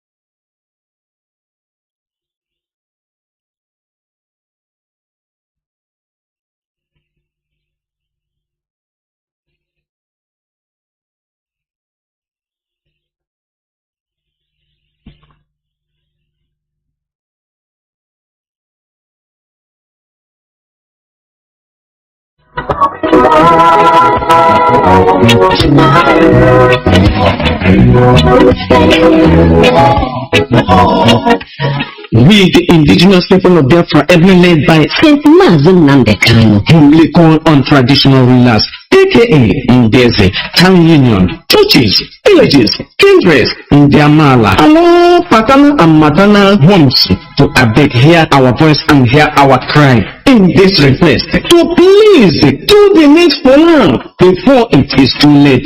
We ask all the people involved to abeg, try and bury all the corpses we scatter all over Biafra land. For this one, they should say it they bring us spiritual and physical problem. And now they suffer, we know. When you know the root cause of the sickness, the treatment now don't be easy. I beg my people. Now we don't study the cause of the sickness. I feel they don't come up with the solution. The research we do show say some dead body don't be up to 1 year, 3 years, 5 years, and the death count. Now human being we go bury on a firewood. Everybody with this one concern. We IPOB the beg una, I beg. People do something more, because anybody when person start the journey, when you never reach the destination, in heart will not go come down. As we never bury our people, our heart will never come down. All the obnoxious high period demands, competitions, physics from churches, Indiana, in-laws, maternal and paternal homes, why they cause this delay and wahala for our people. I beg, making a try do something. Now all these things they cause in the big mortuary. They said in the building joint, church, filling station everywhere for Biafra land. I beg, mortuary, na factory, na children's amusement park. No. A stitch in time saves 9. With the call therefore to make everybody try for 3 days when your person kaput, make una burial. After una go do the ceremony, una go do the effigy wey follow am. Churches, traditional rulers, and other people that matters, I beg. Make like chook mouth and chook eye and help us for this matter. Because the person when they pursue cow, they call him name. If he no hold the medicine, he go hold the thing where they dose the cow. That will they call him. And the one on the talk, he go stand. I beg my people, make we comot this danger, comot our people from bondage. If we not do something, we the indigenous people of Biafra, under Mazi Nwachineke, no go waste time to do the needful so as to remove the yoke and our people from bondage. And soonest we go begin the closure of many mortuaries for Biafra land. The only dead body when we want make it go for mortuary. Now the only one we get case with them they treat. And after they don't finish the whole thing, settle everything, make them bury them. Mortuary no be factory. Mortuary no be industry. Mortuary no be amusement park again. No be recreational center. No be children's park. Remember, person wey sell land burying their body don't bury 2 corpses. Say you never know. Now we is the owners of the land, and we don't tell you now. They're trying to cleanse our land. Now, make them do the needful. Our land go dey calm, and our ancestors go happy wherever they dey. Now the indigenous people of Biafra, under Mazi Nwachineke, they bring una this message. Please, our heart will bleed to save our people.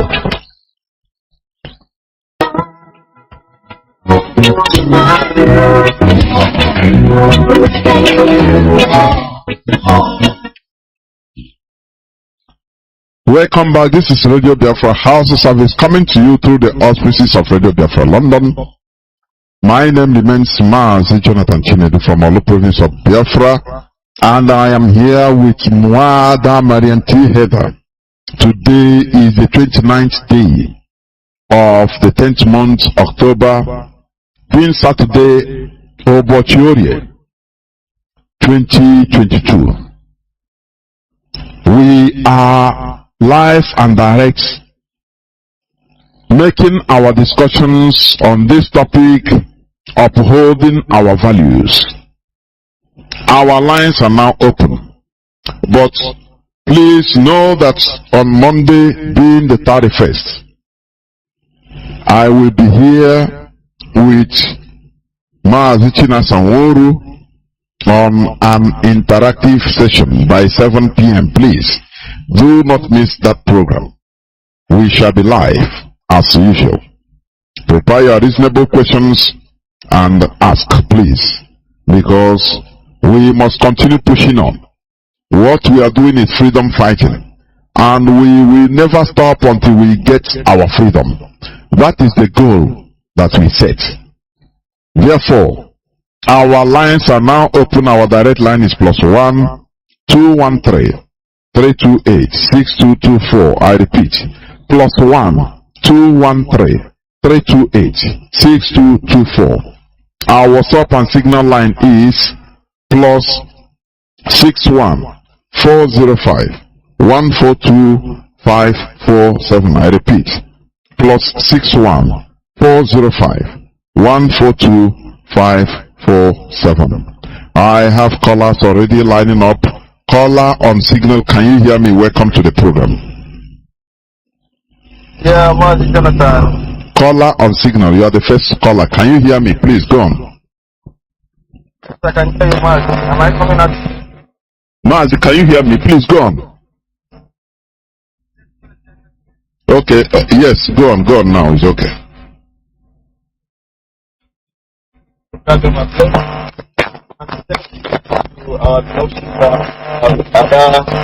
Marian for taking us every Saturday concerning the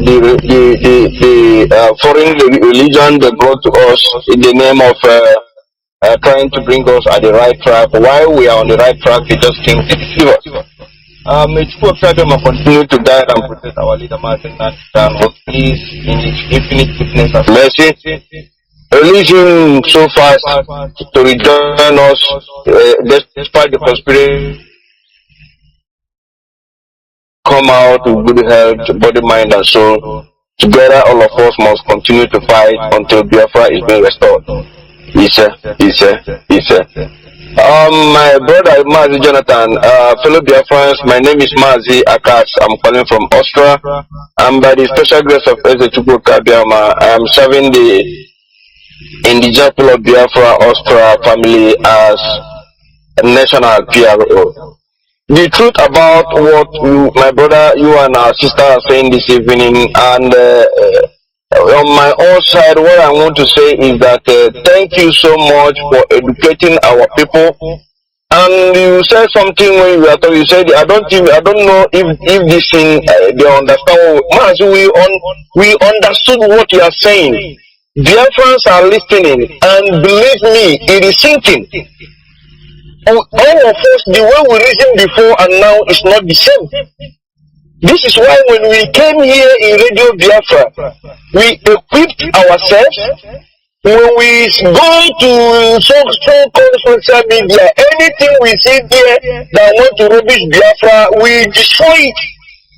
Here is where we go and pick our bullets to go and shoot anywhere we find anything that want to contradict this kingdom of God we are fighting for. So now as the thing they enter, the truth is that the so-called people who brought this thing to us and asking us that we don't have our own, just as you said before, my grandfather was an also. I remember those days before even you can take that title of also as a court in your tongue. They have to I don't know what to say. They will do something to in your tongue 7 good times and apply something that any day you talk lie, you will die. This is also they are the ones working together with the race. They don't lie. So they know that when the British came, just as you said, they couldn't, penetrate this information. They now go and create their own chiefs. Just as you said, people are paying money today. They are paying millions of naira to buy it. When they carry lock up and give them the chief, you have a company. You believe the Germany with the one foreigners brought us is the one now we are using our own money to buy. Because they know. If truly, before you can be able to get that, to be in this list of information, you won't get it. I don't think that already have person to come in, who can't be part of that. And the same people who is telling us what we're supposed to do. Now you tell me, how can this be truth? How can this be truth? They are telling me my own brother is your truth. But the same person you're telling me is also, me and that person is saying in his hand, I go to him and buy something, she says something to me, she buys from me, and at the end of the day, you want to tell me not to marry my husband, the person that is close to me. How? I don't know. Thank God for Radio Biafra. You see this thing they created in our place. And once if you watch these people, they are trying to actually they are the most richest. They are the most richest man. Among those, everything they touch, it goes. And they are telling me not to mingle with my own brother. The same Christianity is coming into a family without brothers and sisters. When I want to go one that is going to service. If you want to go to the Catholic will say no, you want somebody for service. If you want going to Pentecostal, want to go and marry a Catholic, they will say no, you want somebody. And they are telling me. These people, everything that this evil they brought to us, we are sending it back to sender. It cannot import of us. We can never import of us. Our eyes are open, and they cannot do this thing to us anymore. Mazi Nwachineke, God bless you. Thank you for giving me. And you too. I love that word. Back to sender. Back to sender. There we must. Yeah, Mazi. Quickly, because Mazi Akazi, thank you. God bless you, my brother. Because what Mazi was saying, just said here, everything they touches are blessed because they are dedicated to the gods. The gods are blessing them, the servants of the gods. In fact, if anybody should say, I don't want to mingle with the rest, it should be them. Because they are special people, people of God, people that are servants of God. That is why anything they touch turns to gold, because they are special breed. But what did they do? They turned the whole thing upside down. That's the confusion and illusion. Of course. Of course. You know, we have been fooled enough, honestly. Sometimes it's a him and you honestly. But Mazi Nnamdi Kanu came in order to pick up the fragments, the remnants of who we are or who we were. Caller on signal. Welcome to the program. Can you hear me? Caller on. Oh, sorry. Caller on WhatsApp. Can you hear me? Caller on WhatsApp. There, woman. See, I don't know whether you have a radio there. Please, you turn it off. Mazi, are you using earpiece? Please remove it.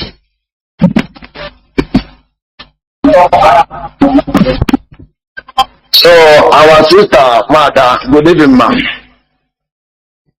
This topic that you and Mazi presenting this evening is fantastic. Is fantabulous. Because when we are to talk about Mazi, are you hearing me, sir? Hearing you, not only me, the whole world. Thank you. So this Christianity of a thing that we are talking about have spoiled a lot of things. That the GO. I can remember years ago, a particular church told us that if you are watching television, that you will go to hell. As I'm talking to you now, the same church are watching television right now in their church. They are coming on television even. They have their own television channel. Do you see the deception? God have changed. The God told him that thing before, now change. Say no, I made mistake before. So Mazi, when you look at all these things, you know that our people, they were fooled by themselves, not by the foreigners. Because there are some people, if they tell you that they have repented now, the first thing is to go and burn their father idols. And they forgot that 1967, that Nigeria was fighting against us and Britain, that some of the things that helped us win the Biafrans was some of the things that they are condemning today. Because I know some of the things that my father told me. They are deceiving us too much. Anywhere you are coming, you will see church. Yes, I'm a preacher, but I told them that my calling is to teach people about customs and traditions. which the pastors cannot tell their members, because if they are preaching such a thing, they will lose their members. But I so much thank God for what God is using all of you doing here in the Radio Biafra, and also our leader, whom God have chosen, because our leader is our Moses. So if you are pouring drink on the ground and they will tell you you are calling people dead people, whereas Moses is dead. Moses is dead. Elijah is dead. Some of those people that they are calling, they are also dead. But if you mention your forefathers, people that started before you, they will tell you you are into sin. All this heaven that they are using to deceive us, how convinced are we that there is something like that? Because they have discovered, they study we African and know that once you mention heaven, forget it, that this person will follow you like a goat. They will not drag, they will follow you. That is our problem. But I thank God for all these teachings, because God has said it in a way that our people shall be saved, and nothing more. Nothing more. Some of them that have been prophesying, God said to me, Nigeria should be one. Rubbish. Some of them that are saying that trash, where are they? Some of them, where were they when their church collapsed and killed so many people? This one that just happened in Suleiman, that gunmen was the people that attacked the convoy. Okay, people that are teaching you that God will protect you, but they are protecting themselves with gun, with security. So what is this? What are they showing us? So that the same God that can protect us cannot protect them. Mazi, it's time for God to judge all this rubbish that have been happening in our land. Mazi, may Chuko Kikabiama bless you. Bless Wanda and every member of IPOP. Shalom, sir. Well, thank you. Well, let me try to pick this caller on direct line. No, I don't know why. Because coming in on direct line, I want to pick it. Caller on signal. Can you hear me? Welcome to the program. Caller on signal. Mazi Jonathan. Good evening, sir. Yeah, well. My name is Mazi Nwachineke. I'm calling from my location. Good evening, my greeting from you. Good evening, sir. Mazi. All right. Mazi Jonathan, first of all, I thank our leader, Nnamdi, the man who saw tomorrow, who give us this radio station for we to, be educative and they know what you're supposed to know. I thank our leader. If not our leader, and the Dedo Biafra, by now, everybody, if you come to our land, you will see church will overcome the people. Church will dies. Then we beat church. Church will not come plenty past people. The question we should ask, I always ask people is, okay, many churches say in every street. What is the difference? What the difference in the church making? What positive difference? Is it reducing crime? The answer is no. Is it building up anything good for the society?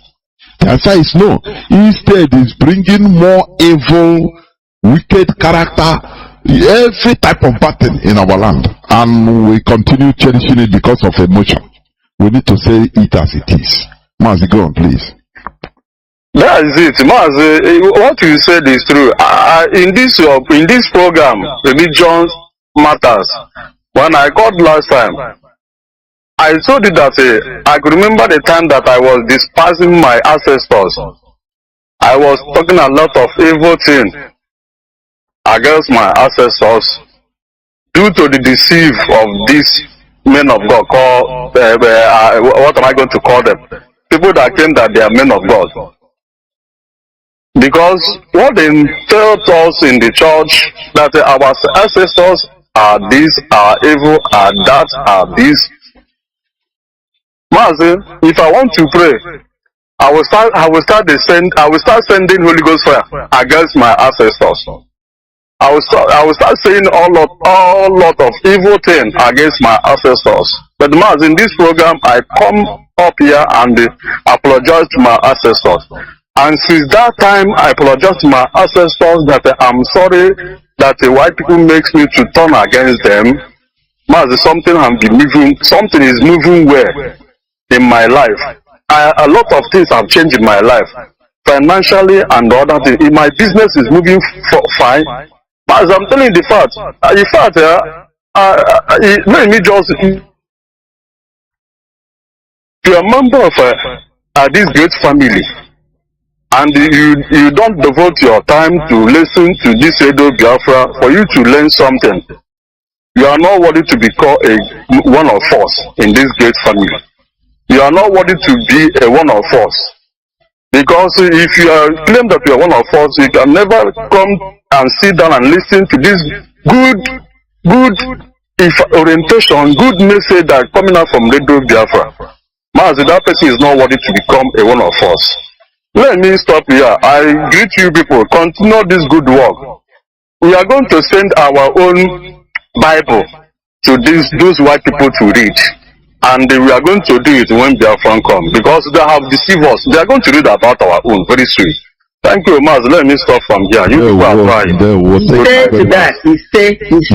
He said, I love that, honestly. We carry our own, we go and start preaching to them.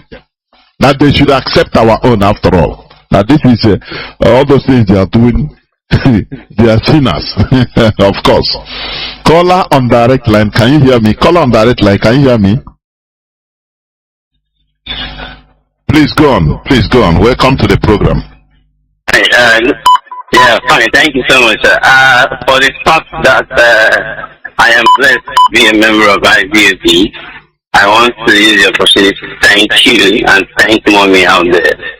Daddy, Mazi Nnamdi Kanu, Ogatregi Mebi, Nirogi, Ganacho, Mahaganado. So I want to say something quickly. Mommy, if you are listening to me, this question is belonging to two of you, please.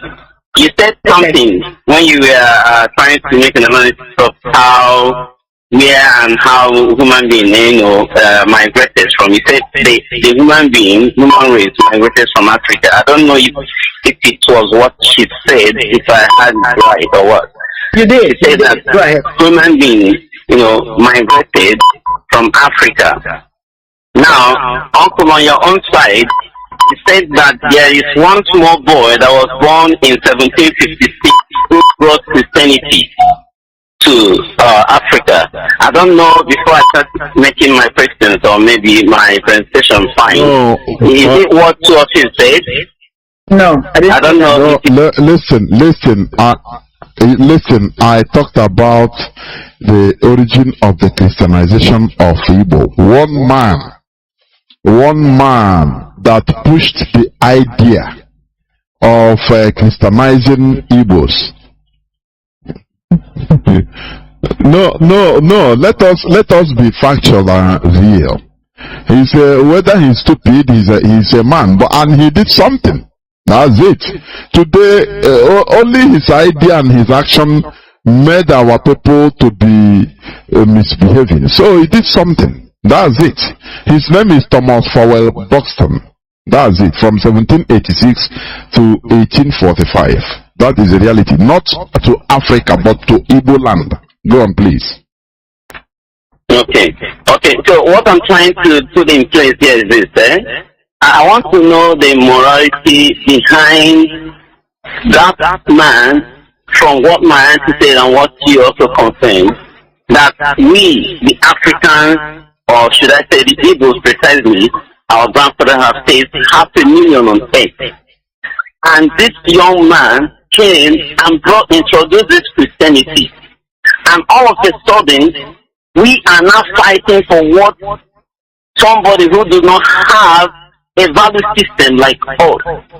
We are fighting it with our blood, killing one another, disturbing all the residential areas in Biafra land, which die and go,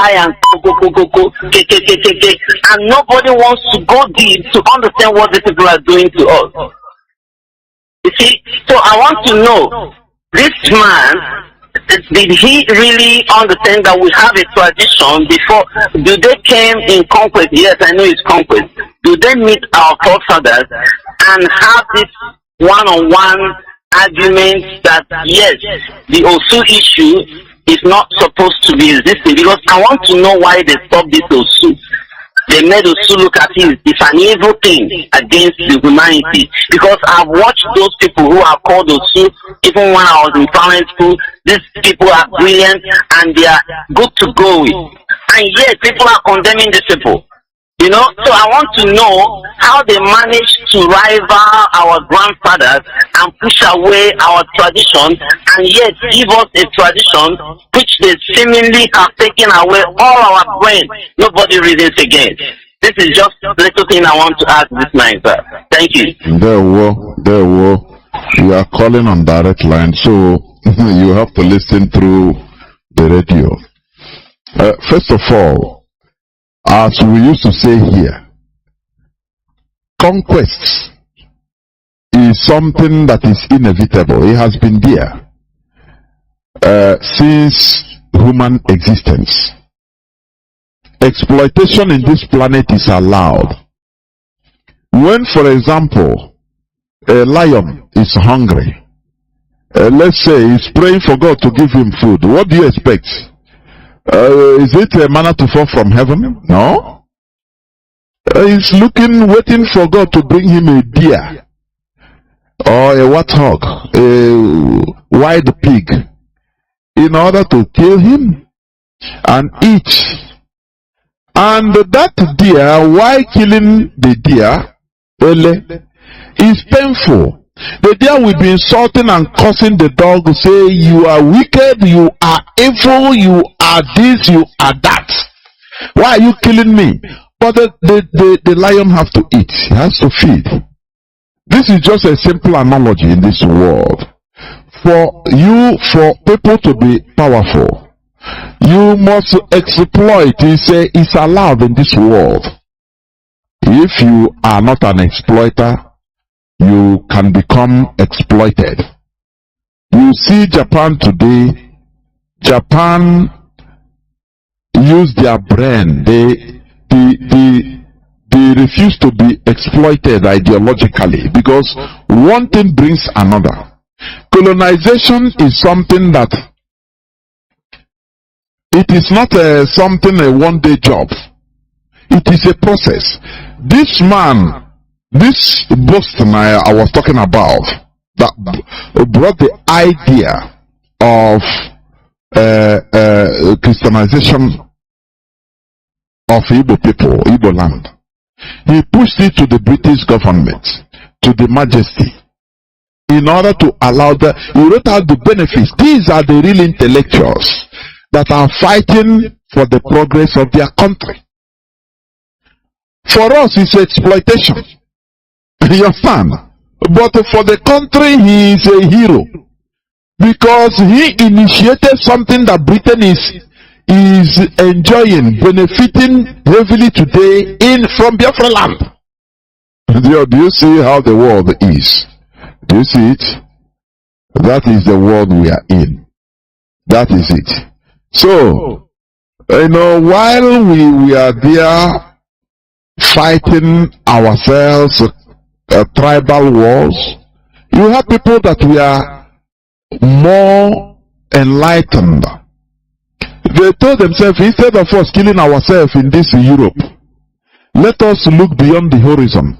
Anything we can hustle there is our advantage. Now we focus our energies in fighting wars and creating wars there.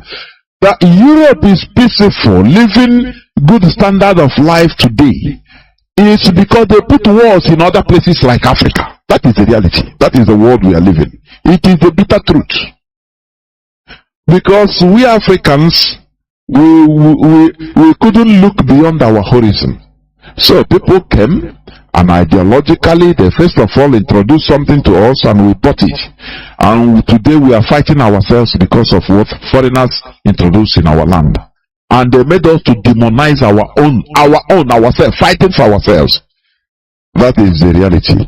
I have a caller. Mazi, okay, let me answer. Let me have an input. Okay. My brother that asked the question, this is why I'm going to navigate your question, answer your question.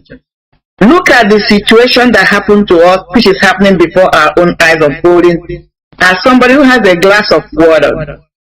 And that glass of water is half. Somebody can look at it as half full. The other person can look at it as half empty. Now let me begin to unpack what I mean. It's happening before our eyes today. You ask a question, how come we had an existing system, solid, morally sound, and somebody walked in and was able to mess us up, and then took things that were valuable to us, turned them upside down. The gatekeepers of our deities began to turn them around. We began to look at them as something negative, something dirty, something that wasn't meant to be, and then begin to castigate them due to system, which was a way of bringing us down, because everything our ancestors did then hinges on the spiritual aspect of their lives. They rely heavily on the spiritual aspect of their life. So for you to subjugate or undermine them or destroy them, you must go to that core, which was their spiritual life. And then how do you do that? You must first attack that which was the protector of the people who were carrying out the jobs of those spirits, so that the land will be peaceful. It's happening before us today. I'm going to use that as an example, because as you started talking, this came to my mind to use it to analyze, to give you an answer. IPOB today is the only group that is speaking, advocating, fighting for what? So that we as Biafrans, especially Igbos, will not go into extinction. You can look at us today as those people set aside, created by Mazi Nnamdi Kanu, as he was being inspired. He was inspired by Chukwokike to organize these people, set them aside, educate them, take the spirit in you, infuse in us. Do you understand that's what we're doing? When you say I listen to Mazi and I change, when you say I listen to Mazi, now I am a believer in Biafran movement to restore. What you're speaking literally is that when I listen to Mazi, the spirit in Mazi affected and influenced my own spirit. I became a believer. That's what believing is. That's why you and I on this fight. So now you can look at us as children of Mazi spiritually, not physically, because the spirit in him has festered onto us. We are talking about the two systems. Okay, the caste. Now, look at how Nigeria is looking at us. The rest of the Nigeria, that's especially the Nigerian government. That's why I say the cup empty or is the cup full. From the perspective of the Nigerian government, they are looking at us, they call us miscreants. They proscribed us. We are taboo. We are the bad people. We should not be associated with. We should be wiped away. We should be dealt with. Because what? We are trying to preserve us. That's our job. We are trying to preserve our values. We're trying to reincarnate, reinstitute our values. We're trying to make sure that who we are do not go into extinction. From our own perspective, we see ourselves as the special people, that royal group, set aside. That is why we are trying to protect the institution, protect DOS. Nobody should come into it that are not worthy. You can use that one clean. We don't want to pollute the bloodline of these Biafrans that have been, this group of IPOB that have been set apart. The infiltrators, they are the commoners who want to come in and pollute the ideology. In this case, the bloodline is the ideology Mazi has sold into us. They are coming in to pollute the ideology so that they can destroy us, who are the forbearers, the protectors of our people as Biafrans and us as Igbos. That's the way we see ourselves. That's why we call ourselves Chineke. That's why we say we are the true people, the righteous people before Chukwu. It doesn't mean that we are morally perfect. But the Biafra release is who he did this face to protect Biafra to some people not as us as the righteous people. Why is Nigeria?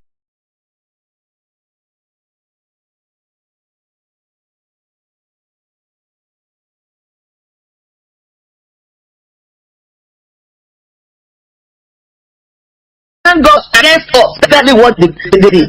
The people is the time over that we don't stand up. DOS would have been history. Now what they be calling us already, they say they progress us as terrorists. Who have been calling us terrorists? No way.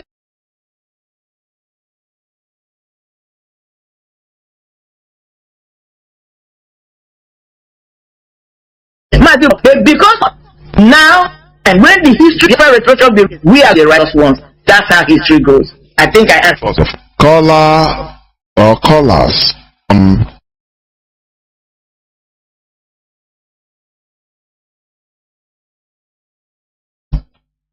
Up, hold on. What's up?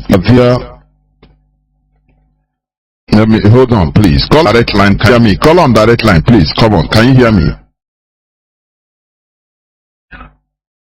Go on, please. Good evening, sir. There, wo. Yeah, I'm coming from Biafra land. Mazi Arome. To be honest with you, Chukwu Okike Abraham did not bring religion. Come on, what Chukwu Okike Abraham brought is relationship. Relationship and man. I want to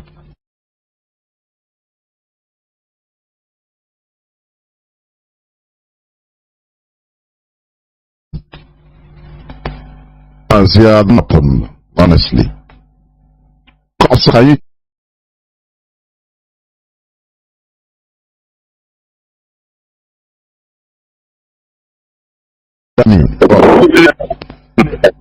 good morning, good night to my fellow Biafrans. Good evening to you, Mazi Jonathan. Good evening to Ada. Good evening to Mazi Nnamdi Kanu, the leader of the most popular black known as IPOB. Good evening to each and every member of the Directorate of State. For me here, as another I'm from Aguilera, BC. Aguilera is in Omambala province of Biafra land. I greet you all. Mazi, I'm pleased that this program should come. Why our people have gone mentally lost? Our people have deviated from what we are used to be known as, to what we don't know what it will turn into.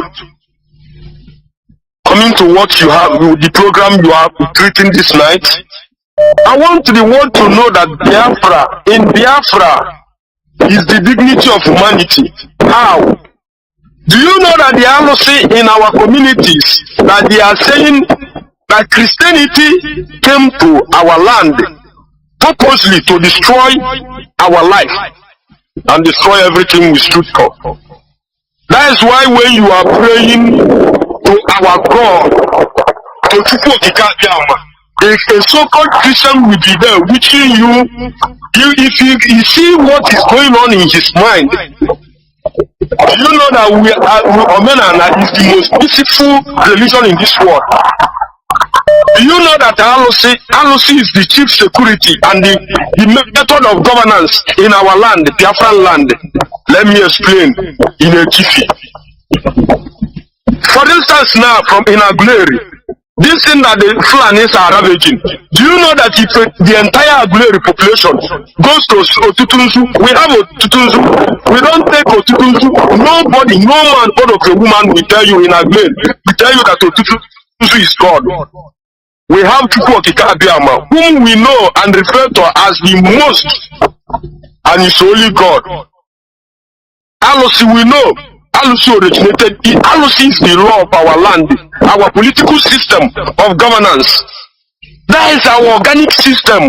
That is the most organized technology in the world that our forefathers gave to us, and we need to develop them. Do you know that these people saying Holy Ghost fire to every more than Nanabani?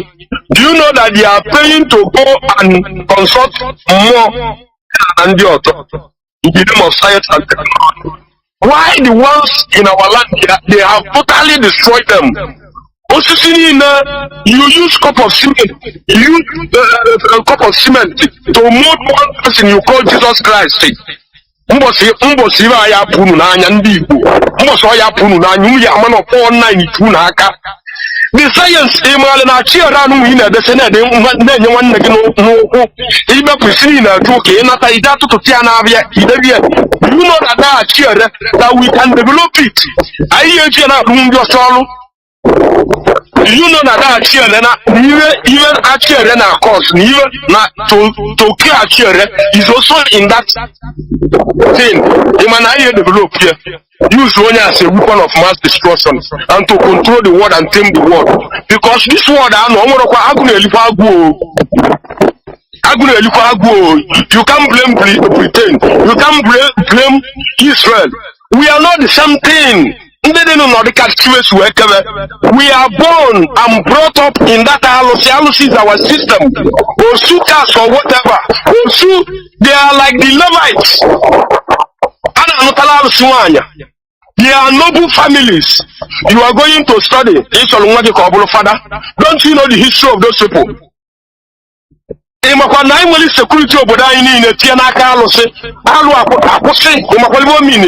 it means is that let the taboo go. Before every alusi in your community, there is something that happened that the alusi contains every information that we need to know about our forefathers. Do you know that we can, this witchcraft, that we can develop it to become the fastest network, the traveling network in the world? It's only in Biafra that we will recover what we have lost. Jesus Christ need everything. Jesus died for you. Christianity is the worst thing. We need to package it and take it back to the Europeans. Christianity does not come for our good. I give 1 million naira on the line. Jesus Christ, Holy Ghost fire. Before. Come to Amobu Gada Kuleri. I will give you 1 million naira. Perform. Kambuki. Onyori. Jesus and Holy Ghost fire does not do anything. The Spirit serving you is your forefathers' ancestors. I have question for you, my brother. Can orange compare itself with Odala? Orange can always be orange, will always be orange. Odala will always be Odala. But our people want to be like Ndiocha. Jesus will come here.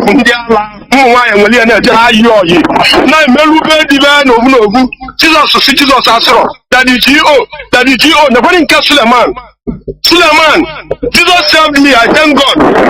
It's not for the bulletproof Ndiocha. Will you be saved? Don't you know that you are a 419 scanner? My brother, will leave it here. I'm telling our people, fire.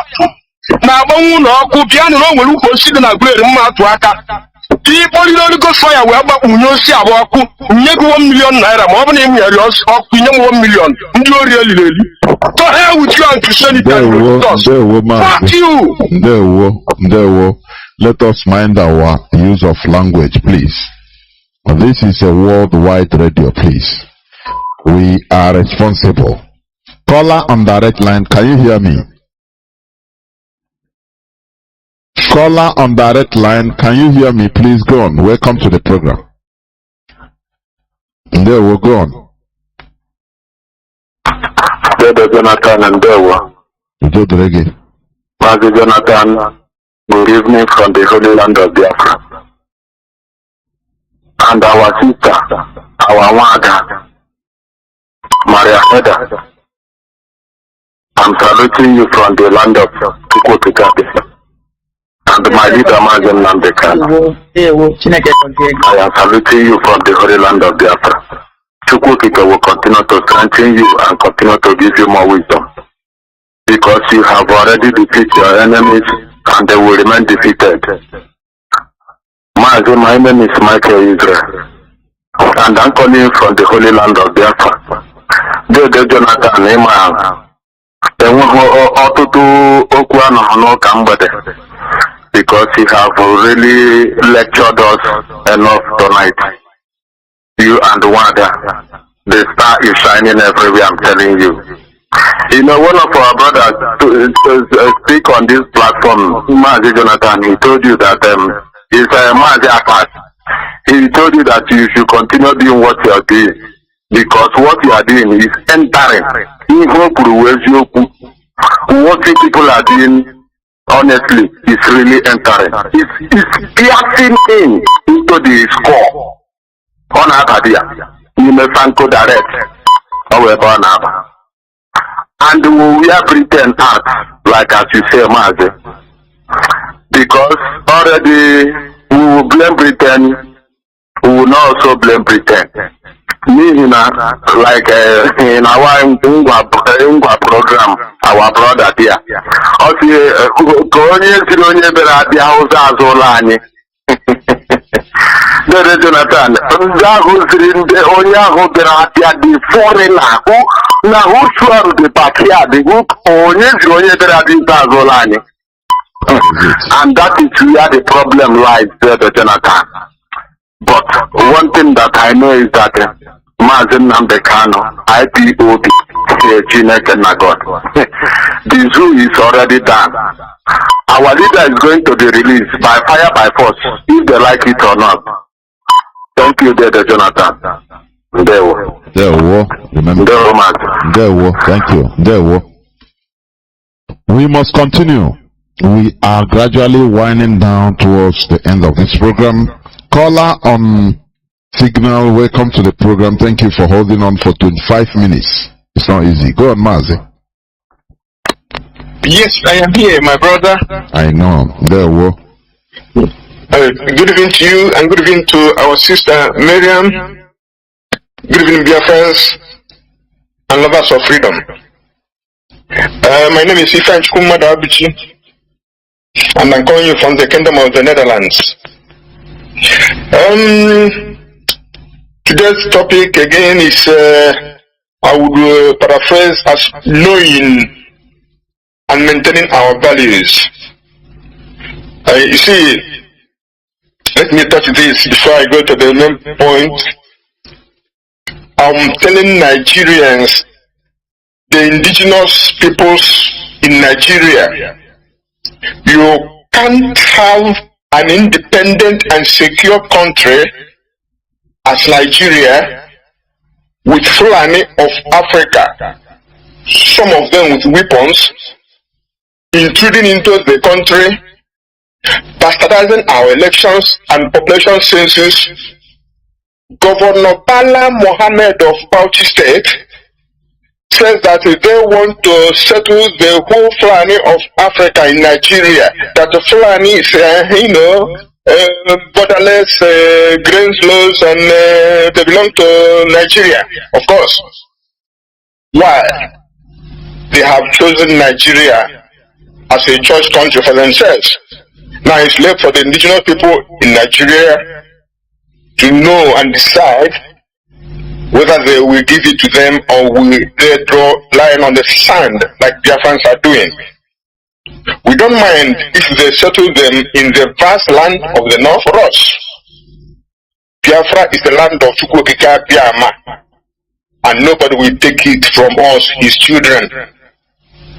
Now, coming to what we talked about in the Nauzo titlement,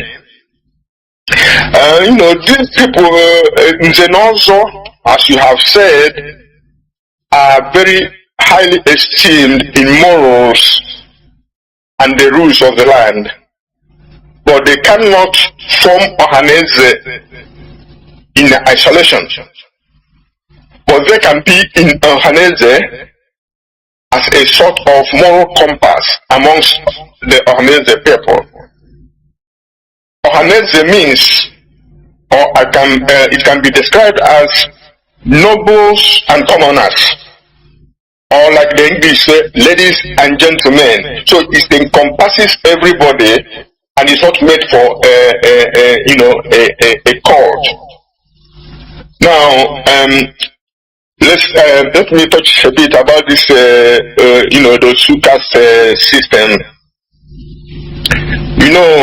For for the avoidance of doubt, the Osuka system has been abolished in Biafra land on 3 distinct occasions. One was by legislation, as you alluded to, in the 1950s, and then by our leader on Radio Biafra. He was very vehement in handling it and treating it. Yes, it is. You don't begrudge anybody, whether they are rich or poor. You don't prescribe them or describe them as Osu. And by any event, I'm losing my head. And I want to say that there was the 3rd event that was co-organized by our brother Joseph Okechukwu in Umuere. It was a big physical event. People gathered from all corners of the world to do a ceremony to banish and ban that stigmatization of our people. Now, in terms of the research we are making about this issue or other things, there's what is called oral tradition. I'll give you a simple example. I did my family tree, and there's no way I can do it because people are dying and going away. But I went to the eldest man in my village. He's already blind, but his brain is still computer. This man told me the history, the genealogy of my town, from the man who established it and his first sons up to my very own nuclear father, my own blood father. It is amazing. Why am I saying this? Oral tradition is the way our history was preserved, either by that they were not written, or because they were destroyed by the invaders who colonized us. When they destroyed our way of writing, they must have destroyed a lot of our history and records. Yes, the Osus of then, because we don't have it anymore in my psyche, in my head now, I don't want to believe that anything you see in Biafra land again. And if anybody find somebody to do that, the traditional leaders and political leaders must, see to it that it was, it is cleansed, that nobody is referred to that again. Yes, but those people in those days who are called those, they are happy in the sense because they have found refuge from stigma and oppression, but they still live in the stigma in the society. So what I want to say here is that I want to maintain that we must not revitalize the Osuka system by rewriting history, but we will have to refine our society. We are one and equal people before and under the law of Biafra and under our maker and creator, Chukwokika Biama. And may God bless you all, you, our sister, and our sister in the studio. And may God bless Biafra. Good night. Mazi, please don't go away. Don't go away. There's something I want to say here. So maybe you are misunderstanding. What we are trying to do, as you said and as we have been saying, this Osu issue has been outlawed about 3 times, known times. And in many places it's still ongoing. Now, what we are trying to do here is trying to steer more deeper researches. There are things you cannot remove or you cannot stop through sheer intimidation or power. No.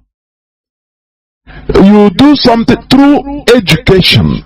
Peer regulation. You can't do peer regulation. Yes, or sheer intimidation or regulation. Hey, no, stop it. No. If we go into more researches to find out really who are these people? How did they start? Is it really what we say they are, or is there something somewhere that we didn't understand? You understand? After all, every other country or many other countries have their traditional way of life, of which they have a set of people like that. I gave example the first time, like the Levites, which today in modern Israel they are.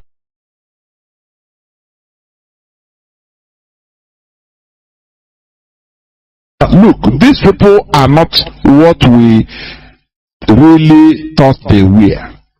Outcasts, this and that. They should be even proud. That time you will see that even they will be accorded their prestige. There will be no more need for making laws for abrogation, to talk about. You see people even trying to bring themselves out, say now, even our family we also serve. You understand? Like in Israel, there are Levites still today that maintain.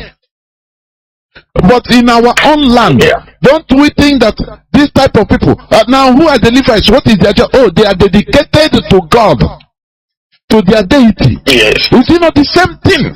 That is what we are trying to do. No, it's not. No, my brother, it's not the same thing. It's not the same thing. Okay, shall I say why it's not the same? Shall I say why it's not the same? Okay, go on. Yes. Yeah. Why I say it's not the same thing is that the last time I was telling you that that there are priestly class, and by these people they call those who we know means they are termed or tagged that. No, you don't know. Mazi, our studies. No. Wait. Where you are going? Okay. No, don't say we know. I'm putting this to be open. You don't know. I don't know. We know. No. You don't know. Wait, Mazi, let us say something that we are factual with. When you talk about priestly, look, the Levites, they are following the priests.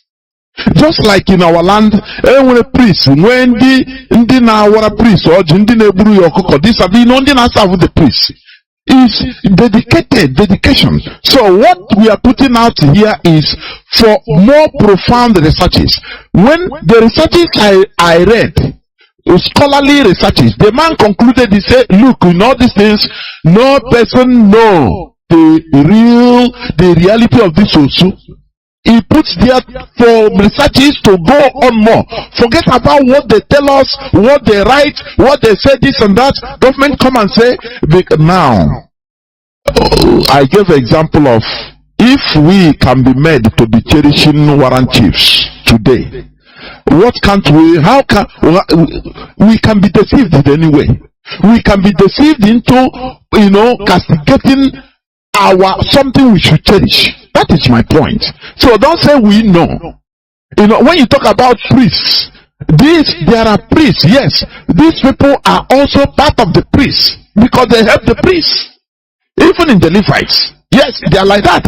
They are the lineage of Aaron are the priests. But the Levites help the priests. There are, if, for example, the ancient Israel, there is a way where they will reach. In the altar, there is where they should reach. Now these Levites, they will come forward, reach to this side, more further.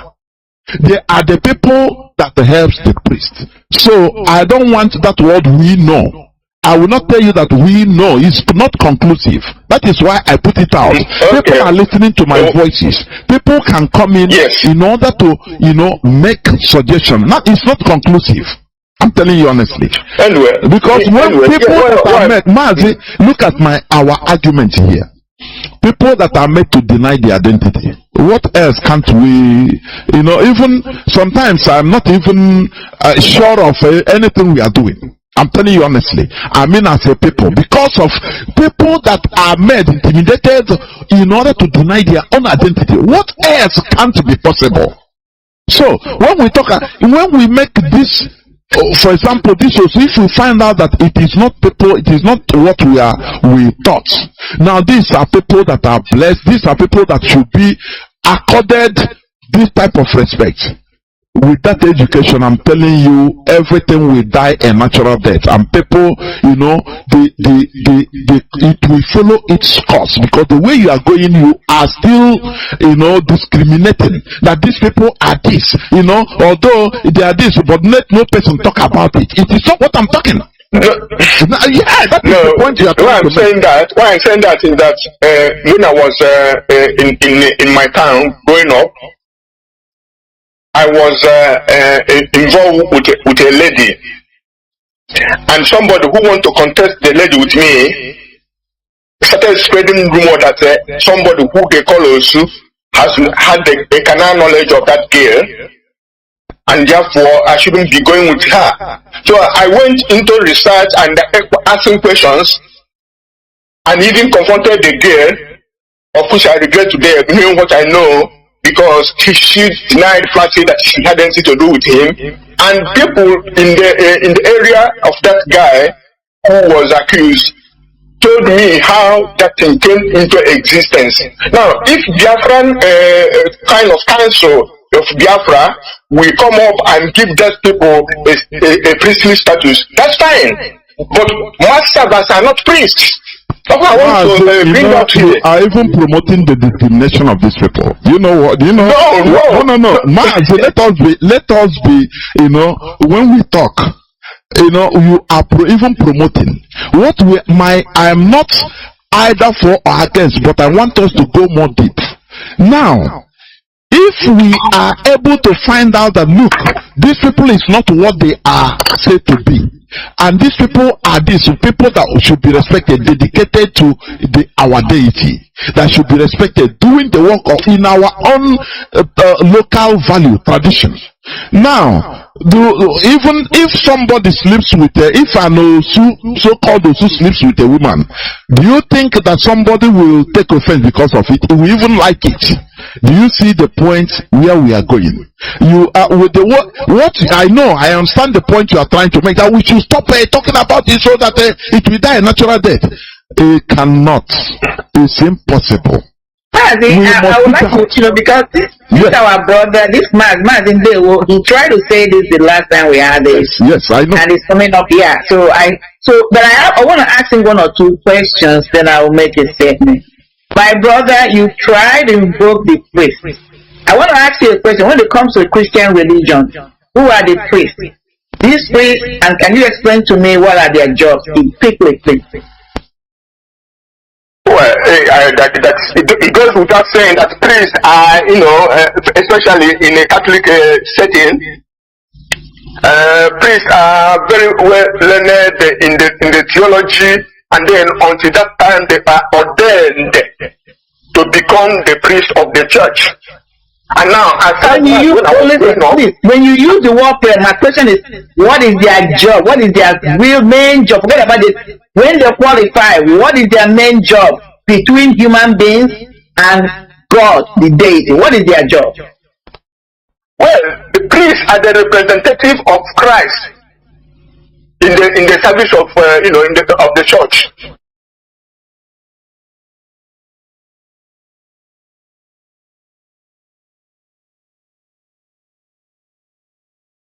What do they do? What is their job? They intercede. They go in between. They are in between. They are the bridge between us and God. That's the of Christ. Okay.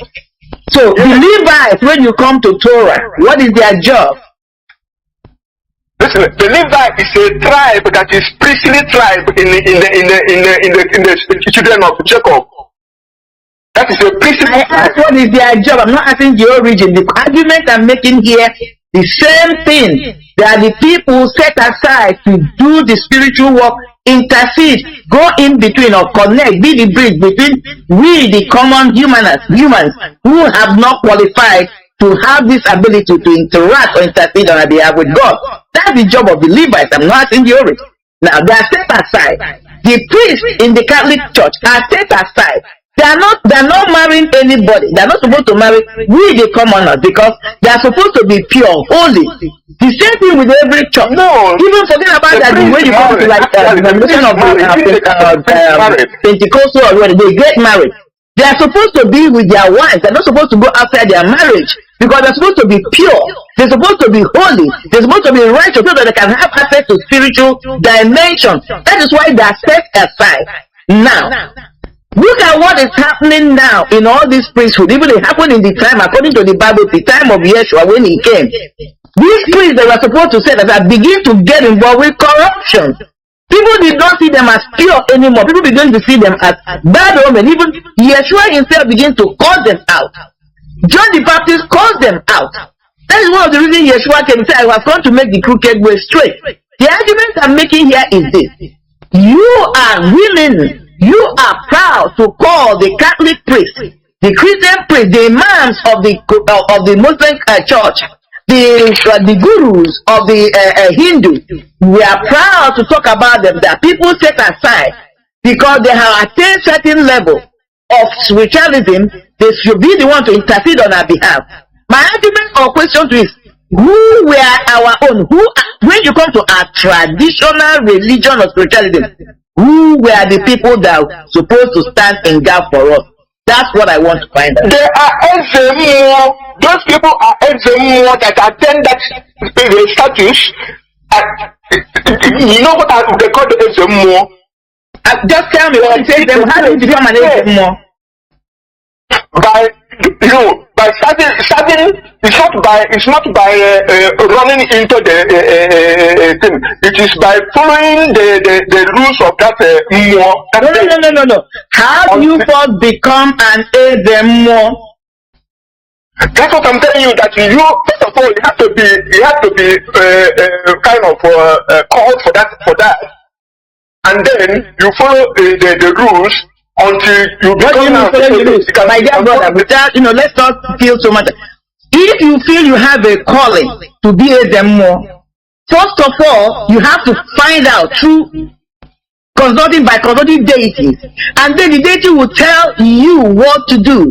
You're going to be initiated. Sacrifices are going to be performed. It's not just following the rules and regulations. There has to be a sacrifice. When you're doing a sacrifice, you're initiating yourself to something. Even in the also, it says you have to perform sacrifices. You are being initiated. You become a servant of that thing. That's really what you're talking about, what we're supposed to be talking about. You just don't become an outcast because you want to be an outcast. No, you are dedicated. Rituals are performed on behalf of you so that the spirit, God can even accept you. It's not everybody that can even be accepted by the gods when you talk about sacrifice. But we are not teaching this now. All I'm trying to say is that we people are quick to cite other people's traditions and defend it. But when it comes to us, we can't even make a reasonable argument. That's why I'm asking the question. Before the Christianity came, our people practice what you call traditional religion, and their main thing hinges on Omenala. The deity was about the land. Even when I'm looking at Google, it said the origin of the Osuka system can be traced back to the era when the Igbo city states were managed by the laws of the earth, known as Ordinana. Okay, this is Google, known as Ordinana. Who were the custodian officers? Who were the ones that, if there was a ritual that's supposed to be performed, whether the people were going to war or anything, Ezemo has to be initiated. Ezemo cannot do anything. He has other people with him. I don't know when you use the word Ezemo. I don't know what to say, traditional healer or what. But these people were in my own place. I'm from Umunoha. It didn't be told. We have the Osu of Igwe. We don't call them Osu. That particular village, that's small. We call them Umo there like it. Even when we talk about Umunoha, Umunoha is supposed to be only 5 villages, but these people are treated as a separate village because they have a special job they're doing. You cannot go to Igwekala without going to these people. They are the ones that will perform the ritual. They will tell you what to do. We pay homage to them. We respect them. We hold them in high esteem. We don't see them as a taboo. We see them as the occupants. Can I come in? There is something. Did we make a mistake somewhere? Instead of appreciating these people, somebody begin to turn it upside down because corruption came in. That's the thing we are trying to find out. Yeah. These are suppositions. We know how these things worked and how it will, until we say that that's why the British or the Europeans wanted to ban Osu, because they see it as oppressive to the people that were being stigmatized. No. Mazi, no. Please, don't go to what they tell you, please. You are just, what you are speaking is just like the same thing like Mongo Park, Discover River Niger. It's the same thing, there is no difference. You know, there is a basic problem. I know what your problem is. You are still calling them outcasts. That is no. You use the word. Wait. Let me talk. You will talk. Now you use the word outcast several times when you are discussing with this with Wanda, and that is what we are trying to make sure that our people don't see them as outcasts. You can call wait now. You can call this maybe Christian monks. Because there are monks. Let's not even talk about priests. There are monks. We have Christian monks. Go to monasteries, you see them. Go to Hindu temples, you see monks. They are respected as people of God, people dedicated to the service of their God. Now, I don't want to use this word when it comes to our own. We use the word outcast. Why? Why don't we call these people the monks, the outcasts? That word shouldn't come to our dictionary. That is what I'm saying. Exactly. I never said they are outcasts. No, you mentioned it. Go and listen back. The chief priests. The chief priests are not outcasts. No, I'm not talking of the people Osu. I'm not talking about the word Osu, which we know. You understand? No. Let's go on. Yeah. Well, what I want to say here is that Osuka system have been abolished. We, if we want to make research and know or accord them a position, it's fine by me, by Council of Biafra saying that. But what we understand as Osu today has been abolished, should be abolished. We should be equal before the law and before God. That's what I'm arguing. Anything, somebody telling me that Osu is a priestly class, I'm telling you that SMOs are those who were the priestly class before them. Then Osu follow them because they belong to the deity the SMOs serve. That's what I'm saying. You're coming back to square one. They belong to the deity the OSM serve. What are you talking about? Back to square one, 180 degrees. Let's move on, Mazi. Let's move on, please.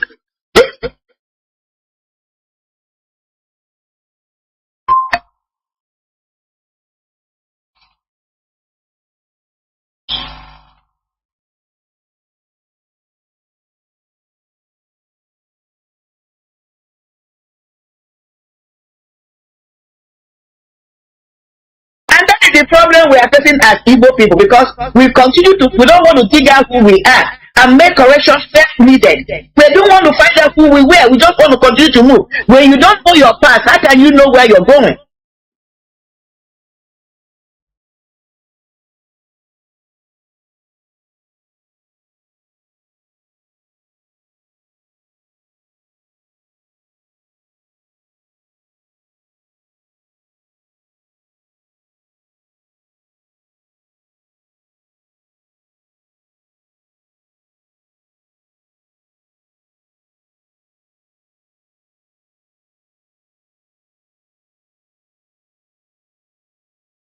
The Biafran genocide, right? Biafran genocide, Mazi. That's the same thing.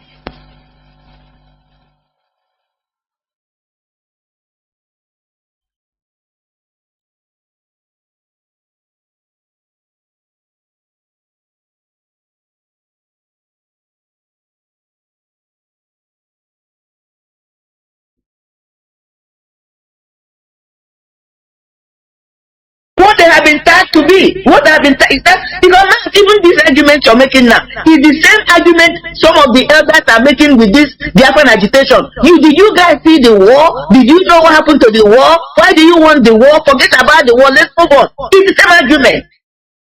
Just keep quiet.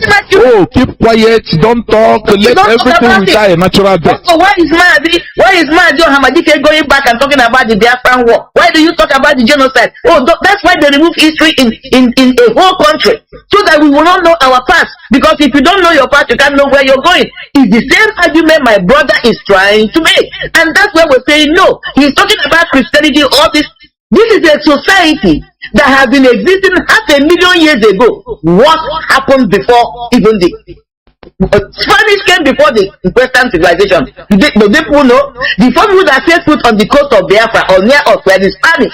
It was not the Europeans. The Europeans followed the Spanish. Nobody's talking about that era.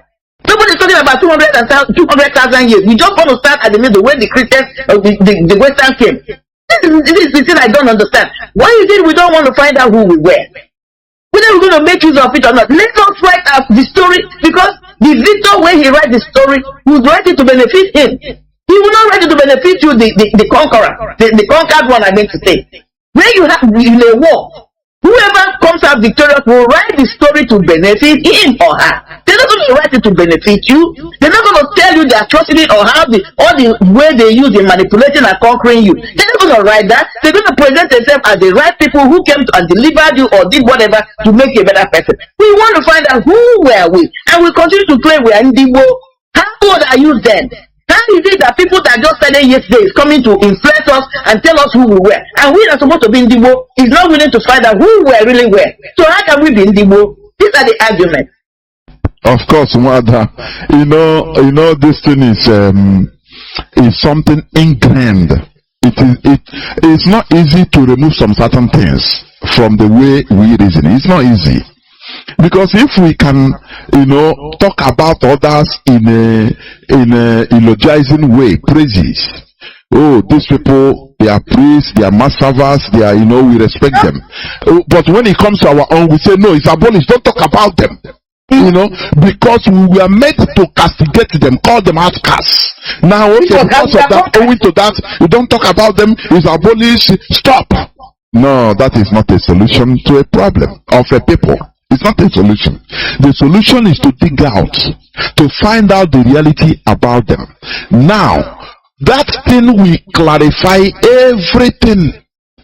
The coming of Biafra, all these things we are digging out, it will be published in the books, which will be taught to our people, our children, our children. People want to find out. Yes.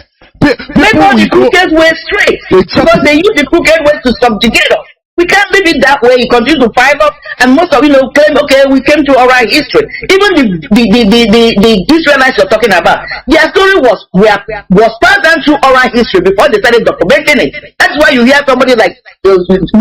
He told the story. He was inspired. They did spiritual research or whatever they did. They didn't just start writing them down. He came through oral history, but they went back. Some of them, they were able to collaborate, they were not able to collaborate. You can say that. It's with every society, because there was a time human beings were not writing. So are we going to say because it's a difficult task, we can't do it? That is the problem we have. We don't want to engage on hard things. We want to get things that are already made. We want another people to define who we are, tell us our story. How can we do that? That's it. But we must continue. Many people are calling, honestly speaking. But I will pick just few calls. Caller on direct line, can you hear me? Go on, please. Very brief, because we are winding down. Mazi Nwachineke There were. I'm Kaupa Chika from Obingaba, but I'm not from the public to the Mazi. Mazi, today's topic is Mazi. Everybody going to understand that. Of course. You see, our people today, you see how they fight to defend another people's religion. Has it been that Islam first of all conquer us? Our people going to defend Islam, they defend Quran. If you talk, they say you don't blaspheme Prophet Muhammad. They will kill you as they kill for Northern Jew today. As Fulanis, they kill their fellow black people in the north. So, our people they defend everything they don't know. They go to die with another people's religion, but their own, not evil. Problem there. But thank God for Hamadike who brought this enlightenment to us. It's not easy. It's not easy. That is why if you go to a street where I'm living every day by day, you will see somebody standing on the sun, carrying microphone, disrupting neighborhood, preaching under the sun, carrying handkerchief, cleaning his face as the heat, as the sun is beating him. He's there, acting comedy. In order to convince people that is around him, for them to see him as a man who is a saint. because he's doing all this is in order to suck money to eat from their own pocket. There are people that are suffering with him. He can't stop for them. Some of them will be telling you any enemy that are fighting against you, enemy in your village, enemy in your father's compound, enemy around you, Holy Ghost fire. And that person, that what he's preaching is ignorant, because he's his brain. He doesn't know that the real enemy are the government. It's the government policy that make us scatter all over the world and be suffering. It's affecting anywhere we find ourselves. We are suffering all over the world. That is the policy of the government. The government is the real enemy, the physical enemy. But those people who are preaching ignorance every day by day on the street, anywhere, they are diverting their attention. They're watching those people that are around them, not make them to believe that is their fellow brother who are still suffering the same way they are suffering as their enemy. So that's the problem, my brother. Because this religion, the white people brought for us. Today, what people have left, who are in charge, is our fellow black brothers, is our people that are in charge now. Now, using it as a business center, can pay grant for the evil Nigerian government who are killing the innocent people. And the same people today are campaigning for the politicians inside their church, telling their followers whom to vote and how to go and cast their PVC. But the same people are the people. If you tell them what the government are doing, the same government that are compelling their members to go and vote are killing the same people which they're supposed to protect. But they will never rise and face the government. They will never rise and tell the people that they are controlling in their church, collecting that and that from their pocket. They will never tell them the truth. See, look, this government is the enemy. This government is why you are suffering. This government is why you don't have light. This government is why there's no good road. This government is why there's no seaport. This government policy, it is why you are running away from the land that God has given to you, running from one pillar to post, looking for greener pasture in overseas. It's the policy of the government. That is the enemy you are looking for. No, because they are working together with the government. That's why they are flourishing, driving jeep, bulletproof jeep, driving jet. Now they are giving them stickers, giving them water, giving them olive oil made to cooking food, telling them if you are sick, with the olive oil, if you put it in your face, you are healed. But when they are sick, they are going to fly to go and treat themselves and their family in a good hospital. Why those people are dying every day by day in their own land because they are being brainwashed. The same man are going with the bulletproof jeep, but the police ones, the brainwashed members are there, moving like ordinary fowl. When the Fulani killers got them, they will kidnap them and kill them, slaughter them anyhow they want. But the GOs will run away with their bulletproof jeep. Some of them will fly on air with their jet. So, Mazi, who is deceiving who? Mazi, who is deceiving who?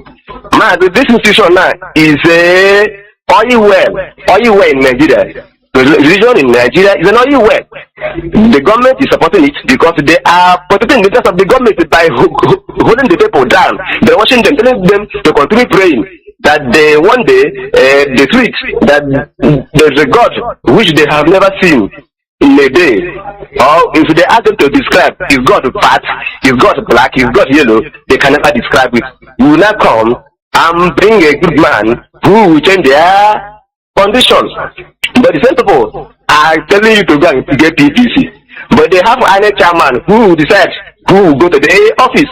Now, why are they campaigning? Why did they run to PVC? Why did they have a chairman? Since God will fight their battle and make the changes and give them good government that will change their system. Man, that is problem because the religion in Nigeria is they are partnership with the Nigerian government, with the politicians. That is why they are making waves. They are flourishing. Of course, Mazi. Mazi, please round up. We have come out, we are not going back. We must fight them because we are the children of Radio Biafra. Thank God for Mazi, my liberator, the servant of my time. Mazi, good night. I see the message from Moving Baba. Thank you very much. Caller on WhatsApp. You have been there since 40 minutes, whooping 40 minutes. You're a patient man. Please go on as brief as you could. There we go. Mazi Jonathan and our sister, I want to say something here. I want our people to know that in Aruchukwu today, they don't colonize somebody as a chief. I know it's a chief now. I hope people should know that one, that Aruchukwu today, anyway, only one knows now chief now Aruchukwu to the outside. And Baba Kanu, who are chief. Onye papa ya dị ndụ akpọ ya nwa Mazi, onye papa ya nwụgoro anwụ akpọ ya Mazi, and the eze Aro ọhịa enwe and other people onwe ihe dịka chief na Aro. In my community, onwe people na take care of the Aro sino na my community. So a certain people na asị na ha ga-apụ na that place nyere ha na ọwụ their land. So ha nọ na court. Well, ndị nyere ha ama wụ olden days ka enyere ha that land. Then the elderly men enwe now, one of them na-akpọ ha aga court. So a friend of mine is from that place ahụ kpọọ m sị mụ nekwa ihe na-eme na usi unu na-aga court with ndị a, and ndị a merụọ akpa were nkịta were egwu were ji bịakwute unu kpụ n'ụtụtụ akụ. Why not ndị a bịa na-asị ha mba? People from court. Without like that, they are continue. And then while they don't get on, when I hear in the neighborhood, how I want remote about the elderly person or that's in that place. The people smile and get shot in the midnight. You will hear the with that. Now, all my weekend people are people are going on means that they are right. Not right means that not in with power. Because someone not in a with power, where have you with the regime map? Why are they with her in the daytime? So, we don't have what my friend, be the brother and I now all these things got stop. Now actually we pay here 100%. Now we pay here Hasamba. Till Oku withdraw here from court. Which the court so that now then they are not your life. The court will have the case. Not how I with the case, not how I with the land. So they make our people matter that now this ordinary now some people who answer that now Igbo live before Adam. That now Igbo live before Adam. So they have been an argument. They had an argument. Katie Gray run at the end. And the matter a little thing from Onyamanka Onyamanka. From there, a what any matter. Because they have your time. This wound do this wound do Kamahanobi. It will not all that heal. Mawa wote ya ni mesi bido. O wonde se na we ro wa ga to wa na arose. Na we ro wa ga to ba nanka. And that little place ara happen reduce. We be na emeji karịa. Ọ na-eme de karịa. Ọ na-eme ihe niile karịa. And abịakwa n'ime abalị ha abịakwa bịa gbasiri osu ahụ ego. Abịakwa gbasiri osu ahụ ego n'ime abalị. Ego ha ga-eji akwụrụ nwa ụgwọ skuul. Nna onye na-aghọgbukwe n'ibe ya. Who dey cheat each other. Onye na-aghọgbu ibe ya.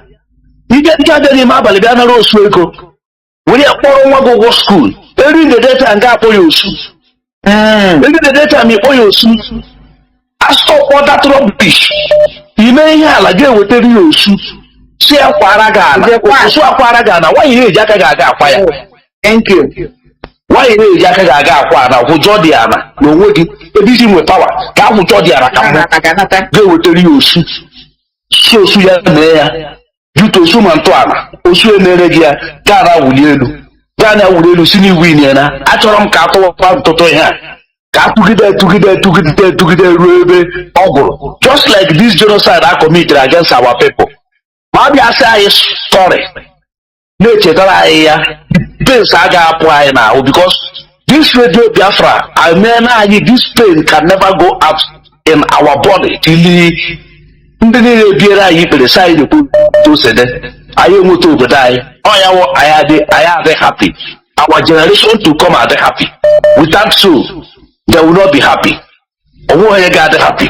Ihe a William sị ka ukwuo. And the last one again ka hapụ ịga igbo oge. The last one again achọkwa nka our people ga-amata ihe mere that jihad ahụ ebe ahụ ọ kwụsịrị. where that war stopped between the Tifi and the Doma. Between the Tifi and the Doma, even the Fulani and the Fulani General about the Tifi Munchi, and upon Munchi, now upon the Doma Akmoto. Those things mean a lot of things.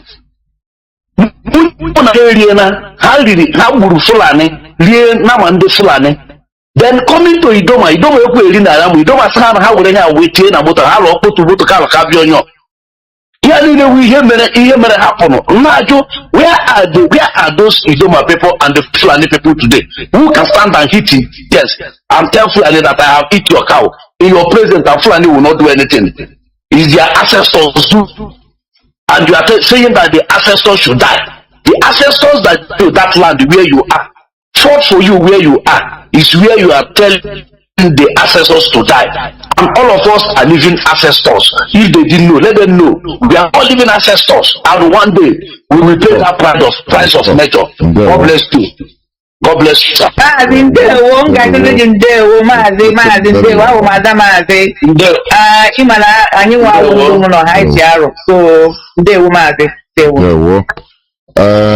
have callers. I will take this callers. Calls have been pouring in, still pouring in, but caller on signal. Can you hear me? Please make it as brief as possible. Caller on signal. Are you there? Yeah, Mazi. Yeah, Mazi, I'm here. Okay, please go on. Aso Bachumalo no ma. Malagi. Ketero niyama, Fotaro niyama, Oye Getero niyama, Kokotaro niyama. I can never do Mazi Kanu. Nichi and living and degre to be my Chevia. To say in Aban, Canada Naponaqua.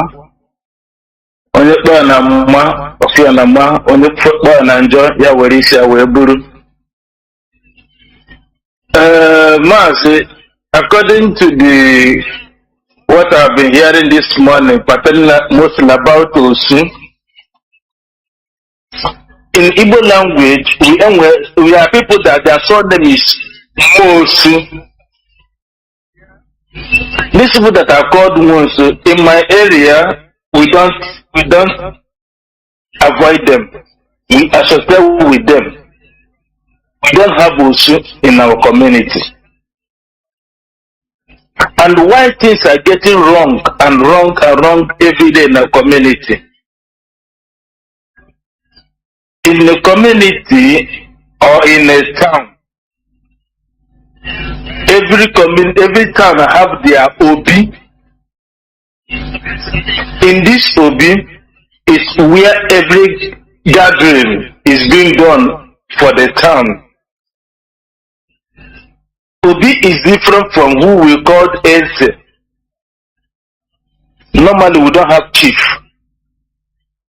Only what we have is Eze. And is this Eze associate himself with Eze Mmụọ, which we call the what they call it in English, the Eze Mmụọ for the moment. In a community where Eze Mmụọ is really doing his real work, Mazi, I'm repeating myself.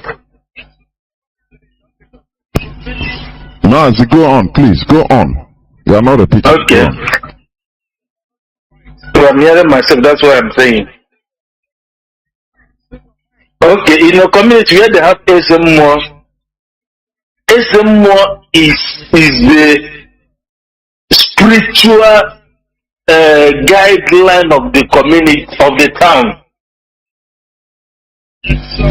Most of the chiefs we have now in the communities, most of their fathers was not involved in anything tradition. If, like me, if my father was not a traditionalist, or maybe Eze, or Onyenze, or Onyozo, I can never become Onyozo without, first of all, giving that royalty to my father before I will receive it. And if it's not in my father's compound, I can never get it. But now, people who don't have that in their own kindred use money to go and buy it from people who have more. As I am now, I have 3 already by my side, which I will give to my children. As onions and also I am. Then any child that is being born in my father's compound, be you a man, you are automatically onyozo. But most kindred doesn't have that. But they went to the other people who have more, like I have. Someone have called me for to sell one of my own to him for 150,000 naira. I said, no, I cannot do that. I don't know how my father gave it to me. So most of the rubbish we are having now is mercilessly coming from the people we call our traditional rulers now. Formerly, traditional rulers are being fed by the community and the youth who go to farm for the community farmers, and every month you have to go and pay allegiance to the chief of the community and to the more. But now governments are taking those people away from us, opposing them on us by paying them. And this started earlier 80s when Babangida took over as president of Nigeria. 80% of chiefs we have now in our communities and the traditional rulers are being opposed on us. How can the land be in peace to us? Before you become a chief, by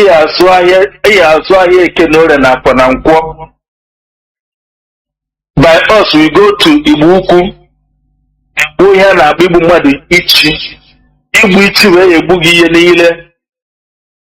you can never associate yourself with anything else in the community. You can never see anything wrong and call it good. But those things are happening now. Our young youth are being killed every day.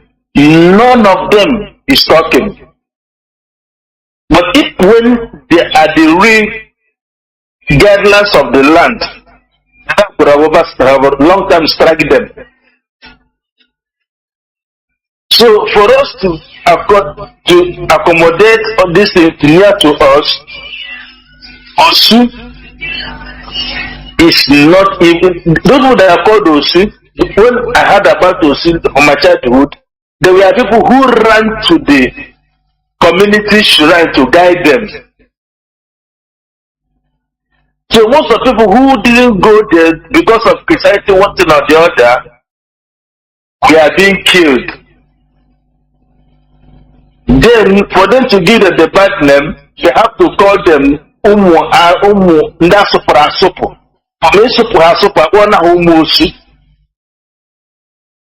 which is they are the same our blood lineage, and we still condemn them. But in the night time we go to them to collect to cook our food.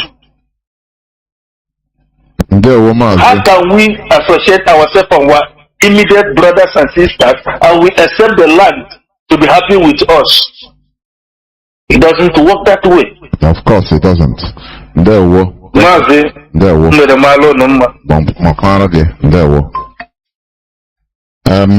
The last caller on WhatsApp, welcome to the program. Please be as brief as possible. Caller on WhatsApp, can you hear me? Caller on WhatsApp, can you hear me? Caller on WhatsApp. My goodness. You open your phone and leave it.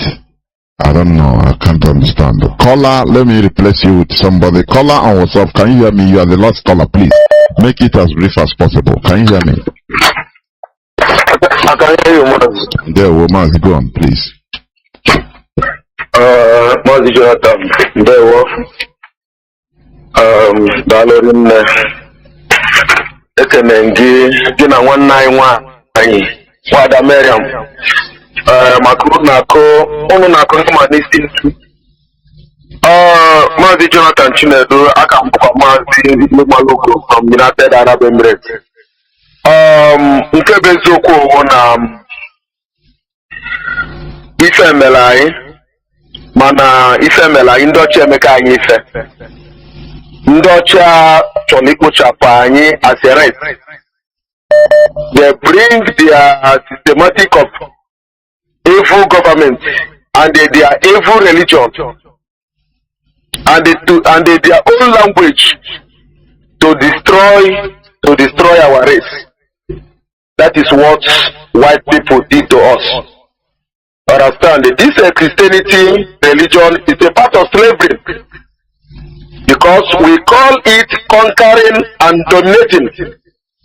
When a nation conquer a nation, they will use their language, their systematic of government they want, the religion they want to pose on that very people to make sure they destroy that very race.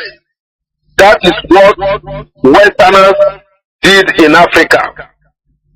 So Christianity is a part of slavery that Westerners did in Africa because the so-called Jesus or whatever they call themselves today, they teach in Africa that you will use the blood of Jesus to protect yourself, use the name of Jesus to protect yourself, use this and that to do this and that. But behind, they will go and buy a bulletproof made by a human being to protect themselves. They will call soldier, police, the many security personnel to protect them. But they will tell their morals members to use the blood of Jesus to protect themselves when they know that the blood of Jesus didn't work. So what these people bring to us is a total scam. It's a total scam. And about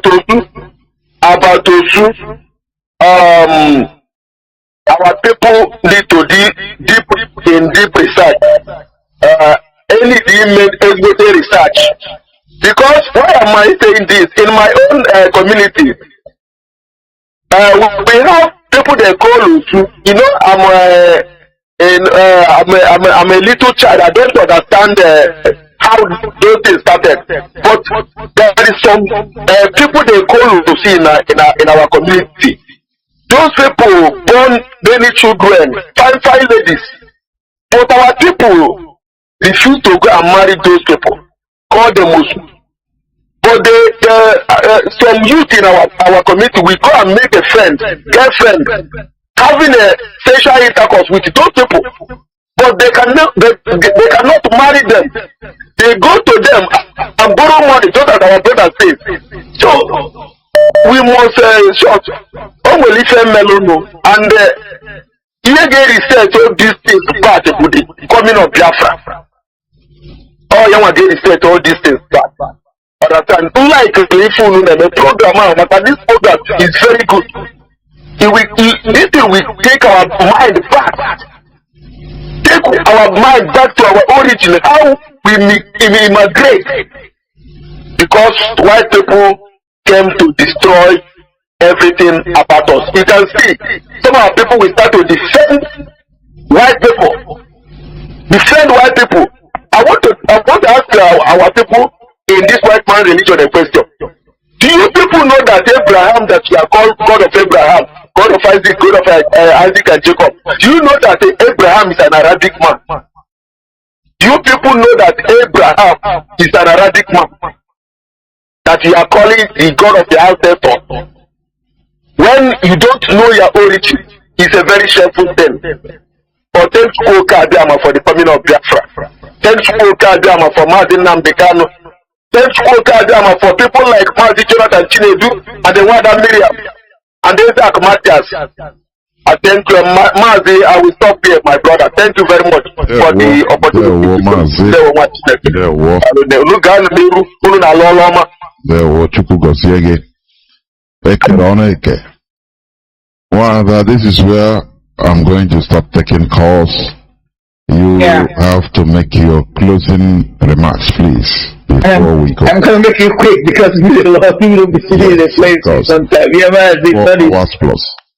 Yeah, quickly, I'm going to submit this way. Let's look at, because I always try to use what is present or not too long ago to refresh our memories. Let's look at Christianity. Before this Christianity took this absolute grip and hold on us, our elders, the traditional healers, we are looked upon as those that held truth in our society. They were the people that were really mitigating into our issues, affairs, settling affairs. The Indians and also the titled men, that's what they were called. They were at the time they were operating before the total grip of Christianity in our land. Let's reflect back and see the level of crimes or criminality they were in our land. I mean, you cannot get rid of crime in any society, but I remember, even when we go back to history, our ancestors, my grandmother told me, in their own era, they did not have doors. They had what is called agere, map, to close their door, their entrance. And that was to keep away like wild animals like reptiles, snakes, and other things. It came to a time they begin to have mbo, which is door. And some of them were not locking it. Like I said, I had the opportunity to travel. Where I went, as we speak today, they don't lock their doors. They don't lock their doors. And there's nothing like somebody stealing from anybody. Even not too far back, many years back. Now, if some of us can reflect back, when a criminal, a thief, tries to invade your house in the night, all you had to do was to raise an alarm. And the whole community will come out. And the thief will run away. The reverse is the case today. When we have many churches, we have all manner of religion in our society. From every square inch of our communities are taken away by all these Holy Ghost speaking people, with all due respect. But at the time of our ancestors, even not too far away, 20, 40, 50, 60 years ago, if there's a criminal kind of syndicate operating in a particular community, all the individuals will do, the elders, with the agent or whoever will come out, bring out all the offer, and then invite and invoke our ancestors, and whoever that was doing this will, they will bring it and say, the person will be exposed. And sometimes they will come out and put a mandate, tell this, the deity that they should, anybody that tries to steal, they don't want stealing, they don't want criminality in the land. That was the police they had. They had no physical police. And there were more peace. And people believed in them. People reverenced them. They were looked upon. Let's look at where we are. I know why I'm bringing this example. And you need to talk about why I have a deep suspicion that the way the Osus have been castigated, I cannot tell you when it started. And that's why I keep invoking. This is a society that has been 500,000 years old. When did this thing start? Was it 200,000 years ago, 100,000 years ago, that instead of them being reverent, they began to castigate them? That is my own argument. Now look at where we are with Indians now. There's nothing to write home about. Because what? They have want to allow corruption to come into their system. Like one of Mazi that spoke, he said, for you to be an invest, also, they give you a mark. That mark they're giving you your tongue. I believe there are some incantations that will reveal, that will be said as they're giving you that mark on the tongue, that you must say the truth. You must stand for equity and justice. Okay? So that was their guiding principles. They believed in it. But a time came when people were now buying in. That is, what do I mean? They became influential because they had some physical wealth, and then they could find their way in. They begin to corrupt the system. Now they begin to lie. They begin to see the truth and call it a lie. See the lie, call it a truth. Corruption sets in. By the time you know it, people begin to find out that these people are not as upright as they were. People begin to gravitate to the priests, the religious priests whom they thought at that time were upright in nature. So now that which was good, that which was reverence, this is also now became something of mockery. My argument is, was that, or is that what happened to the Usu system? Because Usu was set up. The original Usu, that's what I'm talking about. I'm not talking about people that committed crime, they were cast away. I'm not talking about, because Usu has different divisions. Or division is the right word. I'm talking about the origin of Usu. Because they were dedicated to the deity, and the particular deity was Anna. And because Anna, through Anna, all the legislatures of the people were carried out. They were like the House of Assembly. Those who enacted the law made sure that they were House of Assembly, they were the judiciary, they were the executive. The executive were the executive. So their job was to make sure that the laws promulgated were carried out in full totality. Rightly, we are talking about spiritual laws here, so that there will be peace in the land. Can we give away prosperity and good fortunes? That was the real origin of Usu. My argument becomes, how can anybody look down on such people? That's why I'm arguing. I don't think that the initial mindset was that, but somewhere along the line, according to Chinyo Achebe, things fell apart. The center could not hold, and things became no longer at ease. That's where we are, and it continued. Now, even look at what is happening. Our elders now, we can't even rely on them to tell the truth. We can't rely on our elders to defend us. We can't rely on others to stand for the justice. Meanwhile, in the olden days, it is said the words of the elders are words of wisdom. Today, we cannot say that. So, if somebody is going to come and tell me that, oh, the words of our elders are never words of wisdom, that is not a statement of truth, because there was a time, if you wanted the truth, if you wanted to know, no matter how old they were, you go to the elders, and when they spoke to you wisdom, knowledge, their brains and minds were intact. It doesn't matter, in fact, the older they were, the more articulate and intelligent they were, because they were the ones really passing the oral stories on the oral history. But today we cannot talk bad for our elders today. They are rather being the ones that are being used to subjugate us and continue to conquer us. So that's what we're trying to find out. Nobody is trying to reopen the wound of the negative effect or the negative way those who were looked upon. No, far be it. What we are trying to find out, how did it come about? Did we make mistakes somewhere? Can we correct that? That has nothing to do with reinitiating it or reinstituting it. That's not the argument here. The argument of what happened, who were we? How did we come here? What were our past? Can we be able to know so that we can continue to pass this oral history? Even when Biafra comes, nobody is asking that everybody will become a nominal practitioner. No. People must understand this. I believe, Mazi, even though I don't know, but I've heard somebody saying, or people saying that, Mazi has said, when Biafra comes, you will be free to worship whatever religion you want to worship. But argument somebody like me who believes in traditional worship, who believes in ancestral worship, that's where I am. And I can argue that, I can say that proudly because of my experiences in life.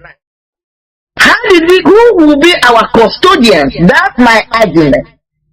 Because when you come to Christian religion, you have the priests, you have the pastors, you have the pope, you have the bishop, you have the nuns, you have the sisters, you have people in the monastery, I meant to say, interceding according to their belief to God on behalf of the people. But when you come to our own traditional religion, who is doing this? This is where somebody like me is coming from. I would like to know, because if this thing was a thing of beauty, just like in the ancient religions, you have people they call temple prostitutes. People don't understand that this thing you call prostitute started from the temples. They were women that were dedicated to the temples. They were called temple prostitutes. They were just there for the service of the priest. They were looked upon at that time as a good thing. It was a noble job. But they then came when things went haywire. These temple prostitutes, which were temple priestesses, were now being looked down upon. It became a bad thing. So this is my own argument, because I will be one of those who, by His grace, I'll be alive when Biafra will come. I will be one of those who would like to reinstitute, rediscover the way of our people, the way my ancestors worshipped. I have a reservation why I'm saying that. But it's one of the things I would like to accomplish in my life before the closure of my life. I'm going to submit here. Thank you so much. I greet everybody. Thank you for listening. Thank you for your time. By His grace, we'll connect. We'll converge again very soon next week. By His grace. Bye-bye. Very articulate you are, as usual. Biafrans and lovers of freedom. Just few things I want to say. Just very few. People should not misunderstand what we are doing here. What we are bringing out here is, a discussion. We're raising up discussions so that people will go into more researches. In IPOB, we are guided by superior argument. That is the reality. And that is how Biafra will be. Superior argument. What we are bringing out here also are facts. The realities facing us. Exposing the lies that have been told to us through different ways. Through politics, religion, any other thing you can think about. We expose them here so that you can make your choice. After all, that is how Mazi Nnamdi Kanu penetrated into us. We cannot stop it. It's an ideology, a system fixed or started by Mazi Nnamdi Kanu. We are superior argument. During the time of enlightenment in Europe, when you hear enlightenment, it is just an argument like this. Steered argument. If you also watch, you see these monks, Buddhist monks, as a monk, you are being respected. What do they do there? One of the things they do there is trying to stimulate their brains, always by stirring up arguments, discussions, because it sharpens the brain, so that superior argument reigns. That is what we are trying to do here. So that you don't regulate something by covering it up, that as if, okay, it doesn't exist. Or as if, okay, there is nothing about it, don't talk about it any longer. Just take it as that. Stop. It's not like that. Biafra is not going to be like that. It's just like what we suffered, the Biafra Revolutionary War, which we suffered a lot. Because of it, history was suspended from the Nigeria curriculum in order to make people not to talk about it. Does it solve the problem? The answer is no. It's a very wrong approach. When you say, okay, abolish Osuka system, abolish it, don't talk about it, but it is there in our system. Now, my argument is this: the best way the best way is it not to go deeper, to make researches, to find out, because we cannot deny it. It's part of us. It's part of our system. We cannot deny it. Why is it that these people are called outcasts? Are they really outcasts? The answer is no. Then what really happened? Are we going to stand down and pretend as if nothing is there, whereas it's still existing, and our people are still doing something internally about it, discriminating against it? The best thing is not to reveal it, so that people will discuss about it to find out really what happened. Because when we speak on radio, thousands, if not millions of people are listening. There are people that can know something. There are people that can call or start writing, or start going into research in their own scholarly ways in order to find out. That is what we are trying to bring out, so that we should understand what happened. Why is it that other people, other cultures, other values, other religions, they have people, they respect people that are even dedicated to their deities, to their gods. But when it comes to our own, we demonize them, calling them outcasts. And the only solution we think is, okay, don't call them outcasts again. Pretend everybody is equal. It doesn't exist. Case closed. I don't believe that. I don't believe that that should be the case, or that should be the solution. The solution is educating, to find out these people, who are they really, so that when we finish, now these people will be proud. Now people will even be proud to associate themselves, to come up openly that, oh, they also, because of that discrimination, that stigma has been removed. It's no more there. Instead, we call them who they should be. Just as in Israel today, they still have Levites. Some of them, although not all, they can know them by their names. Kohen, Kohinen, Khan, Kahn, if it is maybe German, for example. Because it means priests. So they revere them. Oh, they are the Levites, Levitical priests. Oh, this and that. They respect them, give them their honor, and people are proud even to be among that family, because it's their culture. Why, when it comes to us, we stigmatize it? Now the only solution we give ourselves is to pretend and ban it and say, don't talk about it again. No, everybody is equal. Let it be. Yes, everybody is equal, but there are rules. There are rules in our land. That is the reality. So, this is what we are trying to bring out here in our discussions. They have lied to us too long. They have almost destroyed our land with this importation or imported religion that is not even up to 200 years, 165 years Christianity in our land. Some people thought that it has been there since 1,000 years. No, only 165 years only. Some people's grandfather are could be even more, more older than even Christianity in Igbo land. I'm telling you honestly. Because it's somebody that is 80 years now. His father might be maybe 120 years, although dead. Maybe his grandfather might be more than 200 years, though he's late. So that is the thing. It's not too long. So we see that the road what we are taking is not working. There is no people that develop, I'm telling you, with facts and figures. You will never see people that develop with completely imbibed in foreign cultures and religion. It is impossible. Check around. Check around. China is there. India is there. India is there. They have their traditional religion, which is Hindu.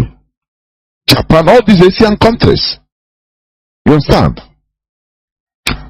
But these other people, like Africans that are forced to imbibe in foreign religions, look at what is happening. The only people that can develop with foreign religion is people that are under conquest today, where the conquerors live with them and continue subjugating them, continue ruling them, like in the Americas. That is the only way, because they now impose everything about them, bring their culture, everything. But when as indigenous population, you try to be more Catholic than Pope.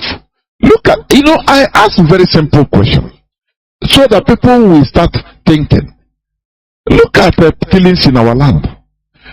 Churches being burnt every day by ISWAP, by Boko Haram, Fulani headsmen. Pastors are being slaughtered. Church members are being killed by Islamic jihads in Nigeria. Do you ever see or hear Christians all over the world, Archbishop of Canterbury, come and talk to say, no, these people talk tough, that people that they are killing our members, these are Christians, that they should stop, otherwise we will do something based on religion. They take you as their brothers based on religion. It is impossible. The other time I read the news about some Nigerians that went to this Hajj in Mecca, but they were deported at the point of entrance in Mecca, in Saudi Arabia. Why? Because of fake visa. These are people that we are going to Mecca to pray to the God of Arabs. They take themselves as Muslims. They are this and that thing. But on reaching theirs, their Arab brothers, their Muslim brothers say, you come with fake visa, go back. They didn't put that sentiment that, okay, as long as you come for prayers, you're Muslim like us, please come in, no problem, we forgive you. No, it doesn't exist.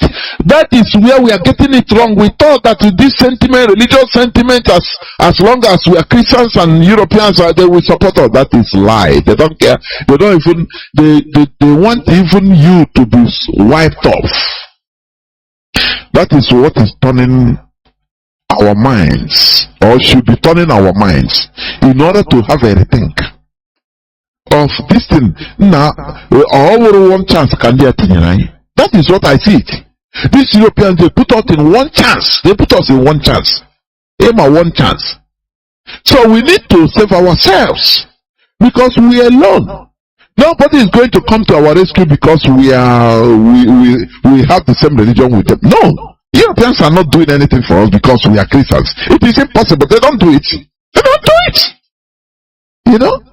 The only thing, only individual, as a pastor, they can give you visa easily to America. You would rather as an individual. As an individual. Nothing for the people. Do you see it? Individualism doesn't help the people at all. Is the collectivity. What are we getting in this thing? In this journey of demonizing our values to the benefit of foreign ones. What do we get? Only tomorrow is Sunday. you contribute money and they send to Archbishop of Canterbury. Where the king of their land is the head of the church. You are going in Nigeria in the zoo. Don't it make you to rethink? The British monarch is the head of the church. Anglican church you are going. So the money you are contributing in Nigeria, given your hard-earned money, they are taking it, gathering it, and taking some of them to England. In the name of, what do you get from there? Nothing. The same thing to Rome. What do you get? Nothing. They kill you, they don't come for your rescue. Now why shouldn't we have a rethink about it? And leave these useless emotions? Religion is only meant for conquest. Go, take it to the bank. That is the reality. The initial initiative or intention of the people that brought Christianity to Biafra land, to we Igbos, is to exploit us. So that when they turn us, Christianize us, we can now be soft for them to exploit us, to manipulate us mentally as they can. So that we can trust them. And now they can exploit our land. Is it not what is happening today? What do we gain? Ask yourself, what do we gain? You don't get spirituality. What you get? Only scamming. Pastors that the Jews scamming everybody, scamming each other. We have problems in our families. This one is Assemblies of God. Husband is Deeper Life. This one is families being torn apart. Can't we think? We are in 21st century where we should think, where we should reason profoundly. That is what we provoke here. Biafra is our religion. Biafra is where we worship. Biafra is our identity.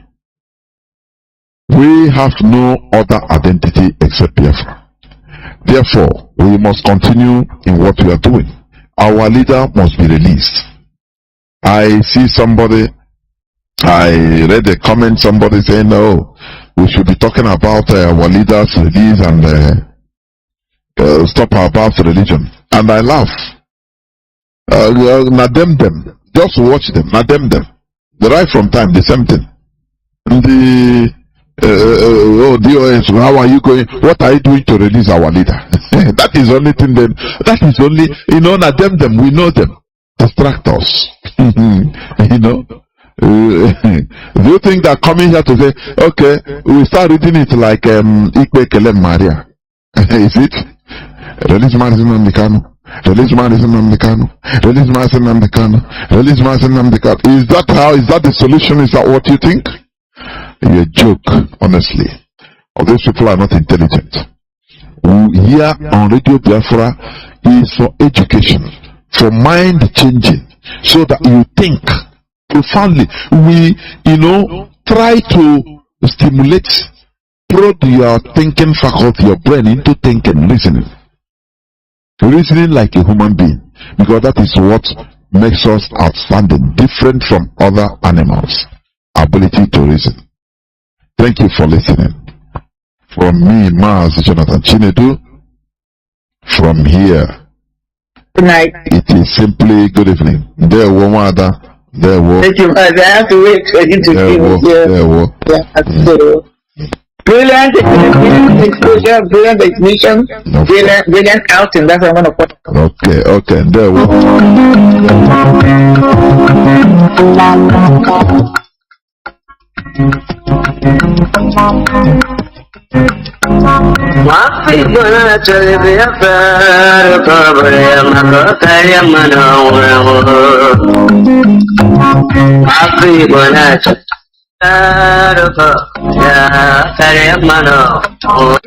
The people that condition you in this position, they are flying everywhere.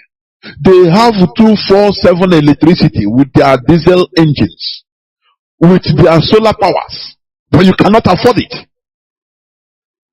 They have their private jets, but when they come, they preach, they condition you, and you continue listening. Or when they have a headache, they fly to Europe or America for medical treatment. When you have when you are sick, they will call you, they'll pray for you, speak in tongue, and give you holy water or holy oil, and you will pay for it after you go and die. Let us remove ourselves from this idiocy. This is 21st century, for goodness sake. So this man say, God will decide our president. Did you see how they condition people? No, okay, if God will decide, why are people going to election? Why are people getting PVC if it is God that will decide? These are things, small things that you don't think about that matter a lot. They will tell you, now the person that rig himself in will come and say, don't worry, it is God. Oh, I win this election. It is God, though. It is not God. It is his own treachery. It is his own tricks that put him there. He used thugs in order to molest you, to intimidate you into subjection. To subjugate you. He used money to buy you. And now he say, God, I have done it. He will give praise Jesus. This is why we are doing what we are doing, in order to liberate you. That pastor, primate that is saying it is God that will decide our president. Tell him that God doesn't decide our president. Nigeria in paper has a democratic system. So it is a human being that decides, not God. Challenge him. That is what Radio Biafra is for. It's not God. Because they are using God. Once they use God, everybody will say, now wow. Any person that they put there, any idiot, the caliphate will put, they say, oh, it is the will of God. Who tell you that? Who tell you that? Stop using God to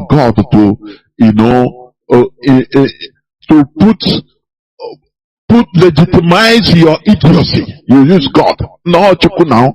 It is you that decide. It is us that can make this place a better place. That is the reality. Therefore, before I go into the subject matter of today, which we continue in our previous submission, of religion and God.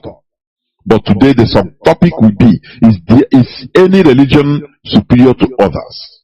Let me go to our sister Wanda. Please, if you have anything to add to the news headlines, just quickly do so that we continue. Yeah, Mazi, you have said a lot as usual. But what I want to bring in is this. You're talking about conditioning of the mind, which is what this prelate or minister or daddy GO is beginning to do. Physical slavery, you can see that. But what is more dangerous is mental slavery, which is when you're messing with the mind of individuals. I'm going to give this analogy.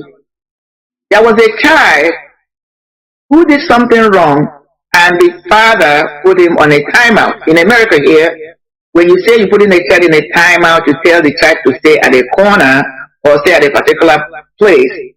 The child is not allowed to watch TV. The child is not allowed to play with his or her toys. I mean, you deprive the child from things that the child cherishes most. In psychology, we'll call it negative discipline. Okay, so this child was going through that. So the father put him in a corner. And after the whole episode, when the boy came out and the father was asking him, how was your experience? He said to his father, yes, even though you put me at a corner, even though you asked me to sit down, and I sat down, inside my mind, I was standing up. Inside my mind, I was still doing everything you asked me not to do. This is what we're talking about. Mental slavery is more powerful than physical slavery. Because even according to the Bible, Christian Bible says, guard your heart or your mind, because out of it are issues of life. Let's put a little light on this. Everything in life, everything in this life came out from the mind of man, including the religion we're about to talk about. It has nothing to do with God. These are the concepts of the mind of man trying to understand their inner self, or to understand the spiritual aspect of man when you want to go into religiosity of spiritualism.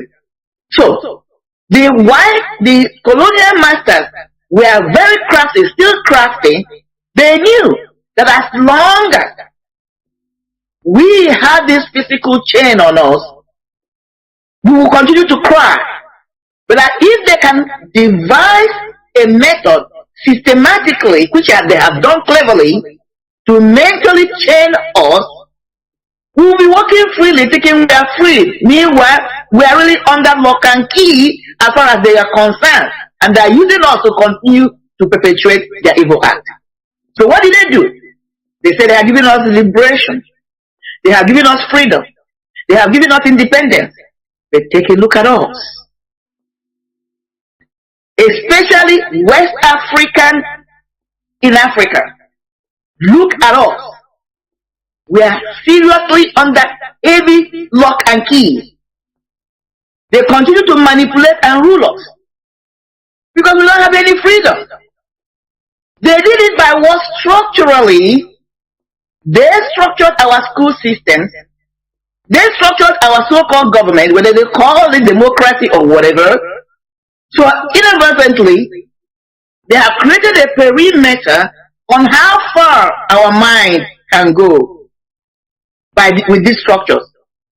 Because like Mazi, you rightly said, one thing is to go through an institution of learning, but another thing is allowing the institution to go through you. And by the way, The structures, the things you put in place in that structure determines how far your mind can be developed. That is why in America, where I am, they invest heavily on early child education. Because when a child is young, if the amount of things you expose that child is, that's the amount of things that child can, the brain can accumulate. I don't want to digress too much, but taking a class on early childhood, I was exposed to the one of the fascinating functions of the brain of a man or a human being. When a child is born from the fetal stage to the first 3 years, the child has about 10 billion neurons running around in that tiny little brain or skull, waiting to connect with every exposure.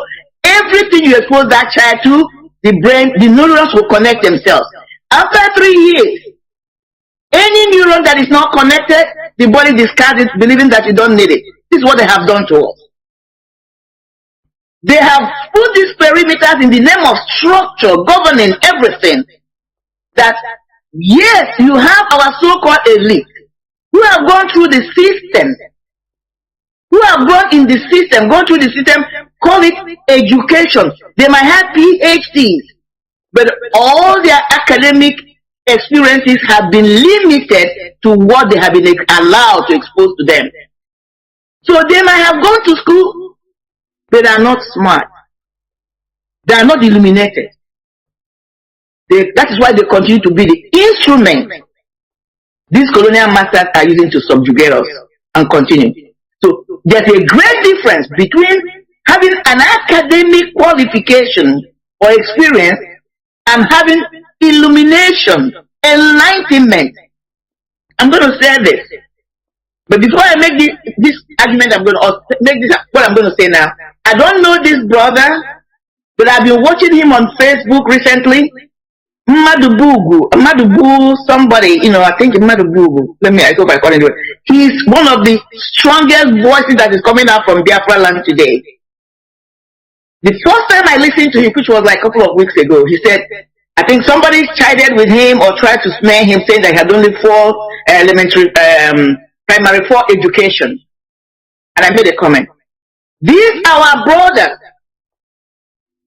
even though he had only primary 4, my dear, when you listen to him, you will see raw, pure intelligence. Even his grammar, even his mindset, the things he's saying, his articulation. Mazi, I hope this young man is listening to me today. I want him to know that he's one of the brilliant minds we have today. If that guy was given an opportunity to come in the Western world, that guy is an inventor. Even with the caging of the situation where he is, when I listen to him, I marvel. So, it is not about academic qualification, it's about enlightenment, which is what we are bringing.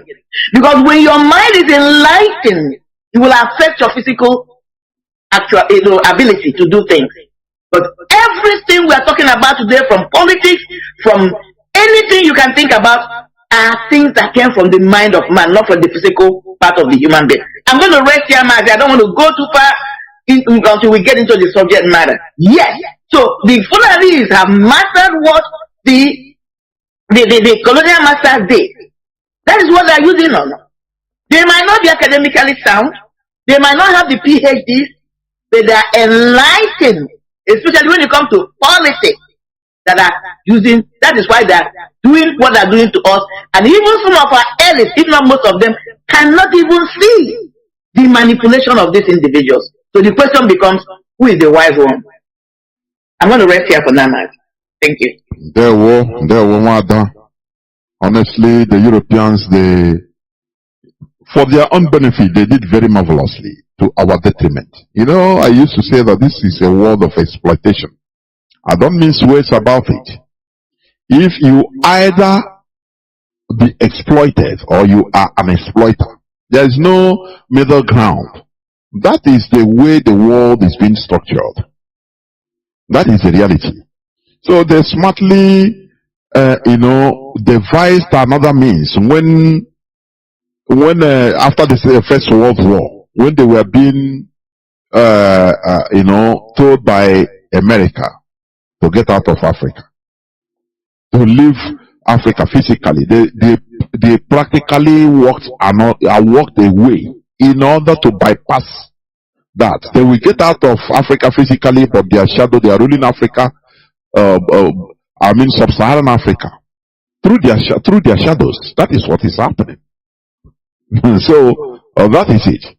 We must continue. As I said, the topic of our submission, of our discussion today, being Saturday, the 8th day of October 2022, being Nkwo Day, Obochi Nkwo, religion and God. We are going to continue on our discussions concerning religion and God. But on this subtopic, is any religion superior to others? That is a question. You know, we have been asking this question and we are going to talk about it. According to one of our brothers, he said, and let me say this, please. Anytime, because this week I was overshadowed by many issues, many personal issues, so very tight. So I couldn't make it for a few days. So anytime you see that I am speaking, or they put my voice or our voice on Facebook or social media through our different platforms, and it's not coming on IPOB Community Radio, please know that it is not a live broadcast. You understand?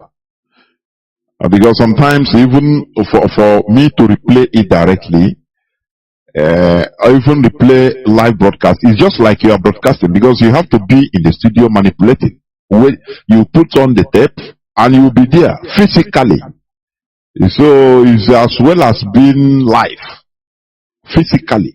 Because if you are not physically there, anything can go wrong at any time and you will not know.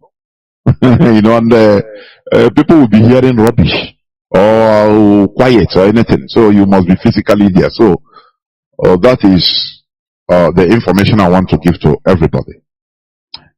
As I said, religion. Mazi, if you don't mind, before you go, let me just say something a little bit here. Okay. I'm glad you're making this clarification, because yesterday on one of the platforms I have my name on, there was a brother, I believe, and he was so worried. He was trying to reach you. I had to let him know that I believe it's a rerun that was going on. So if they can at least put a rerun on it, on the caption that it's a rerun, I think it will help a lot of people. But some people might not be able to deduce, because it still carries the logo live, broadcast. Of course, so I think that you're right. At least, you're right. I will inform those doing it. Because also let me announce here, please. You can also, any person hearing my voice can also volunteer to be recording our voice on WhatsApp. When we are, whenever we finish broadcast, or I finish my broadcast, daily broadcast, you see people inboxing, I want WhatsApp, please send it to me on WhatsApp. I cannot be doing the whole thing. There are many things a broadcaster is. I cannot be broadcasting and recording it on WhatsApp. It is almost impossible. I record it through another system. There are many words. So, even the WhatsApp recording, sometimes it is other brothers, other comrades that are doing it. In any part, you can do it. You can volunteer. Yes. There are people that only they want to just relax and be getting everything, Yes, very easy. Mandipa, sometimes I wonder.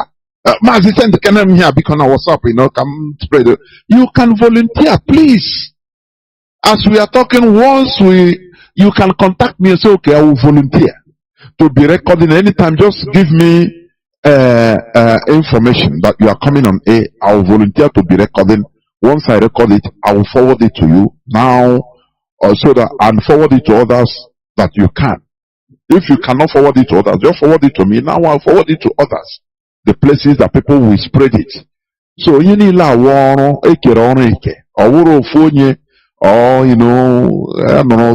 relax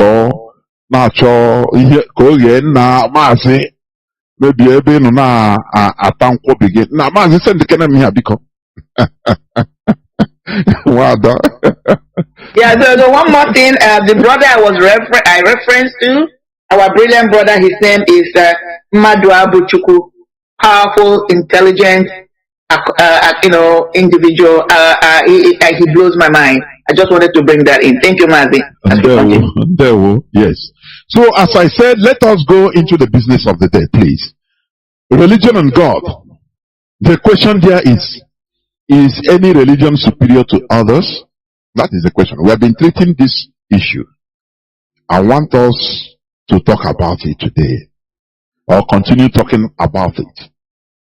Now, this perceived religious superiority is also known as religiocentrism. Please, let it be known. Whenever I talk about, but we have to deal with it because that is the language we are made to learn in order to, they worked hard in order to spread the English language. They worked hard. So whenever I talk about religiocentrism, it's just religious superiority. It's just like ethnocentrism. Now, we all should understand that throughout history, religiocentrism or religious superiority and ethnocentrism or ethnic superiority has been the cause of many wars, or most of the wars, genocides and other atrocities in this planet Earth. That is the reality. It justified the trans-Saharan and transatlantic slavery by the Arabs and Europeans. This religious superiority, it has been the most cause of atrocities, genocides, holocausts that has happened and continue happening all over the world. This is what just justified the trans-Saharan and transatlantic slavery by the Arabs and Europeans, who you revere today as your demigods. We refer to our demigods because they had this religiocentrism. It is also the main ideology behind the Second World War, where the Germans wanted to create a pure Aryan race to dominate the world. There is something, I have said it here, the Europeans are very smart. Whenever they talk about World War, or Second World War, they say the Nazis. They put it into the Nazis so that you can be seen it as an outsider. You will be seeing it as, no, it is just one party in Germany that caused it. So it's not the Germans. They are honestly. They use words that make you, knock you off. You understand? Because they are Europeans. So as they have made peace with us, they say, okay, we are going to lower the thing. So whenever they either tell you Hitler's world war by Hitler. Hitler is one man. Yes, he championed it, but it's the Germans. That is the reality. The Germans, they supported, they elected Hitler into office. When he was doing his rhetorics about Aryan race, pure Aryan race. Because the Germans, they wanted to create a pure Aryan race to dominate the world. The fantasy, Aryan race, the pure. To the extent that even Hitler, even the Germans, you need to prove your race to be Aryan. Right back to 18th century, they give you certificate of Aryan. You understand?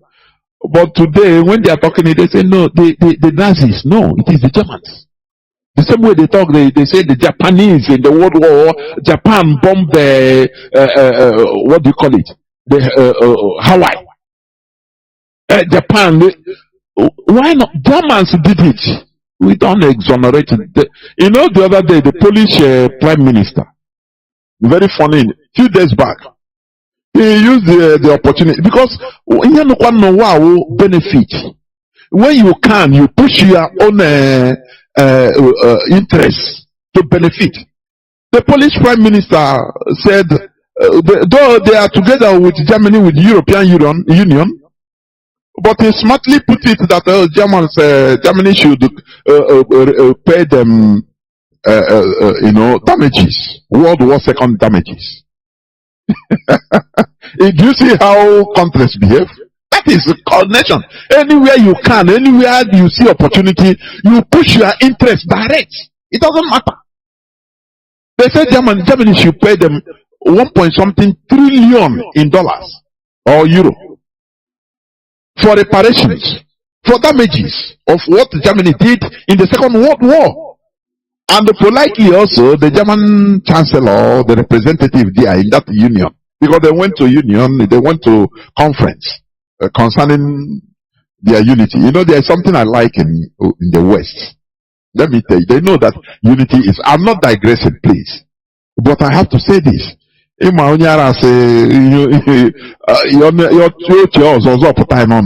I have to say this. Why I like the West, they know the power in unity, in alliance. Whenever there's something, they start first of all that politics of alliance to hold themselves together because they know that united they stand. I don't know whether people understand this, but our people first understand this because they are not developed enough to understand the importance of unity. That is why whenever I watch that our brothers program Nnamdi in Facebook that is going around in different parts of Biafra land, like the riverine areas that are claiming, some of them claiming that they are not Igbos. He will be meeting them in order to hear from them 101. Sometimes when I hear some people, some of them talk, it be like say make I close my ears because they stink. They don't understand the importance of unity. They don't understand the importance of being in a bunch. And you know that in America, Joe Biden, he initiated for a bill to be passed, for a law to be made against any African country that is trying to align with Russia. You know, I read this in news one time because they could not understand what it means to have alliance. Our people, everybody wants to be separate. No, we are not Igbo. We are this. But we are enemies. Our enemies are seen us as the same people. But when they want to do this useless politics of separation, they will tell you, no, you are South, you are Delta, you are not Igbo. I ask our people, have you seen any Fulani from Castina telling you, no, I'm not, me and Fulani from Jigawa, we are not the same, I'm just Fulani, I'm Fulani, maybe Torobe self, in their inside they might have their differences. You understand? But when they come outside, they form a bunch. The same thing like European countries, the West, they have their private differences, their differences internally. But they don't allow it to touch the outcome of their being in a bunch politically. You understand? So all these things are the mindsets we want, Radio Biafra wants our people to have. So let me continue. Remember the topic of our message or of our submission today is religion and God. Is any religion superior to others? Religiocentrism, that is religious superiority, is always based on this line of thoughts. They always say, I think my religion is the only way and truth than others, than any other. That is a source of commotion and problems in this world. You go to meet a Muslim, interview him, talk with him, privately. He will tell you, my religion is God, direct. So it's the best, it's the truth. This is the only way, the truth and the life. You go and meet a Christian. He will tell you the same thing. That mine is the best. So he sees any other person as an unbeliever. He start quoting from the standard they put him, that cage they put everybody. He will only there he is based, nothing more, not common sense. Nothing. He don't think. They condition him, don't think, or just quote here say, so don't think. And he will be rigmaroling inside here. All these things is what this platform is trying to break, to make you to start thinking outside the cage you are being placed. Okay, we continue. This line of thought emboldens them to describe their fellow human beings as infidels, unbelievers, etc., instead of seeing them as simply fellow human beings. In turn, this becomes the basic justification to discriminate or kill others because they practice their own indigenous religions. Because you call how do you say it? You kill before you kill a dog. You call him bad name before killing him. That's it. You must invent one thing against the dog. So that is how these religions, mostly these foreign religions, have put everybody. Oh, this person is an unbeliever. Why? Because he's not going to your church. Don't you see that you are in a cage? You don't see your brother as your brother. Now you judge him through because you are in a cage. You know, when somebody or when an animal is in a cage, he sees another animal in a freedom as sin. You know, in a cage, they are giving you food.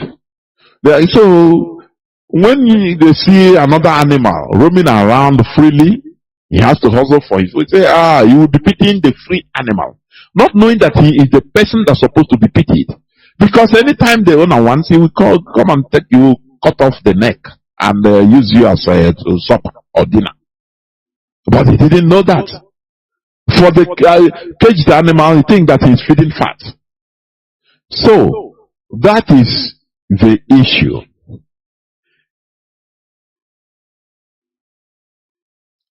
This line of thought, as I said, emboldens them to describe their fellow human beings as infidels. The Muslims, they describe their fellow human beings as infidels because they are not fellow Muslims, or they are not the fellow Muslim sects. Remember, Islam has many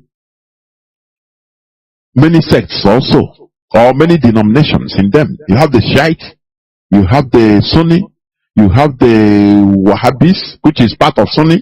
You have the Ahmadiyya. You have different types also, which inside them, they also, one way or the other, fight against themselves.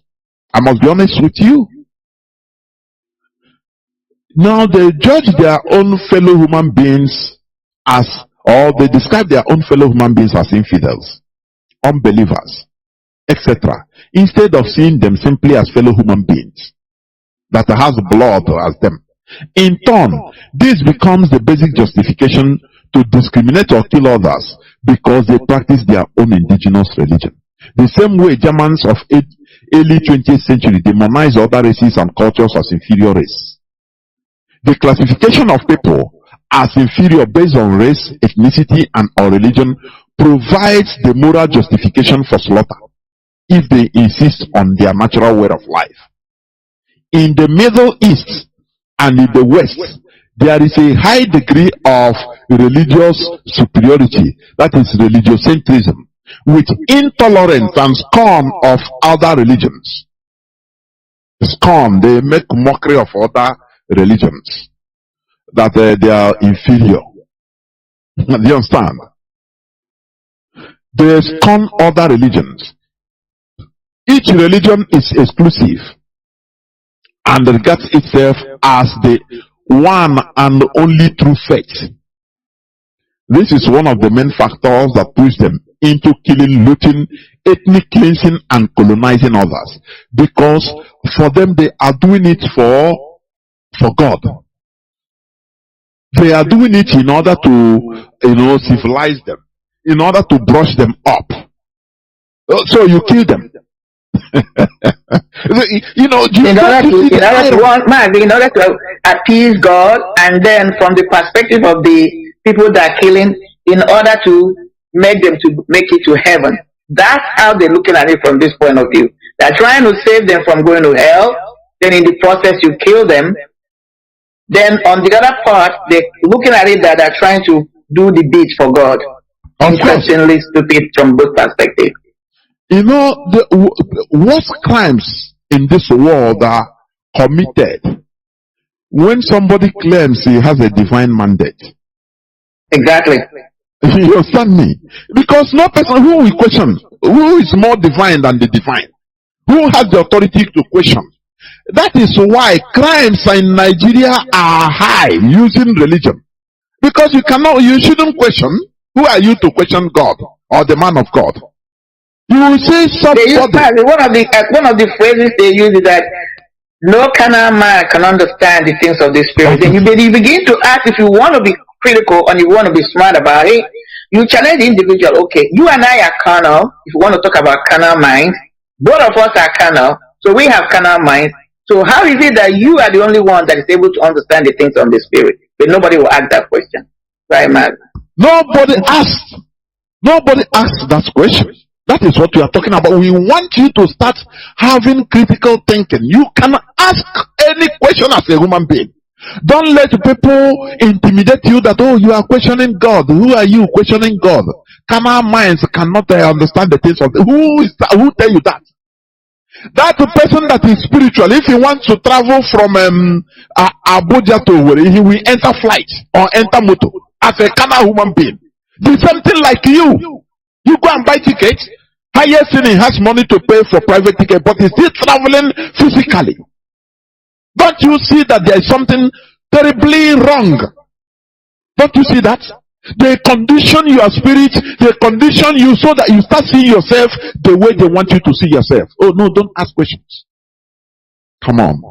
This is the time to remove ourselves from this mental slavery. Remember, we are talking about religion and God.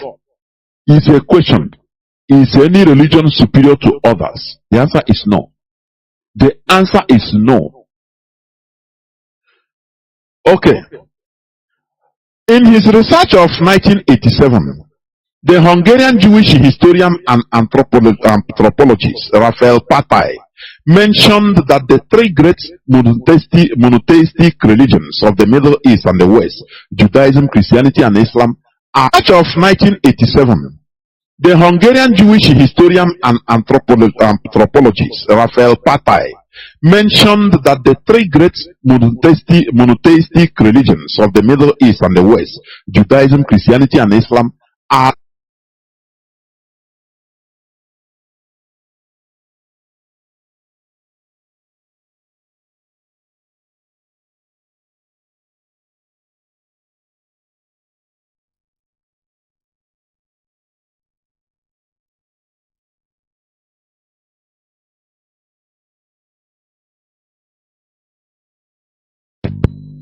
Hello, Wanda. I can hear you now. Okay. So what I was trying to say,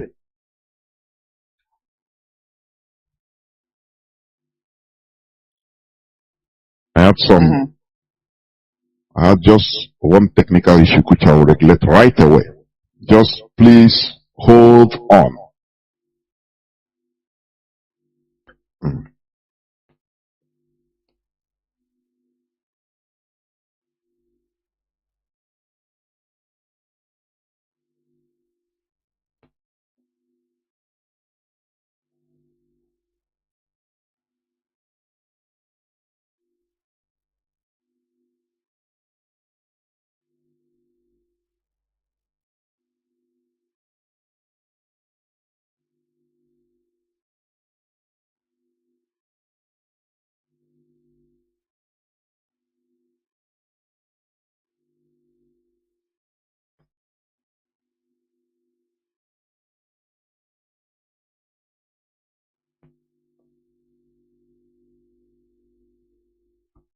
Please welcome back. This is Radio Biafra HAUSA-SERVICE coming to you through the auspices of Radio Biafra London.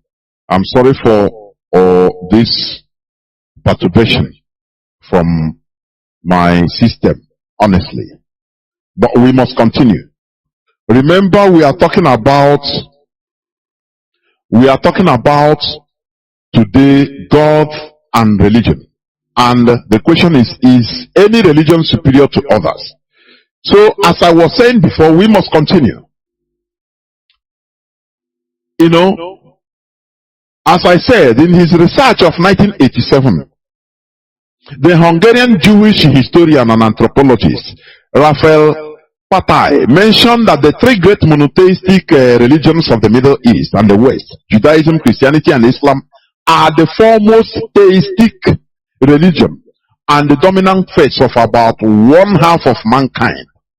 Common to all theistic religions is a pronounced religiocentrism, that is religious superiority, expressed most poignantly in the conviction that one's own religion is the one and only true one, and that all the other faiths are erroneous and hence depreciable. Do you see it? Do you see the danger? You take your own religion as number one, and it's the only way. So you don't have talk about another. You say no, that is it's nothing. That their religion is nothing. Your own is the only way, the truth, and the life. It is highly dangerous. That is why there are commotions. You know, in our own, traditional way, they say, live and let live. Do you,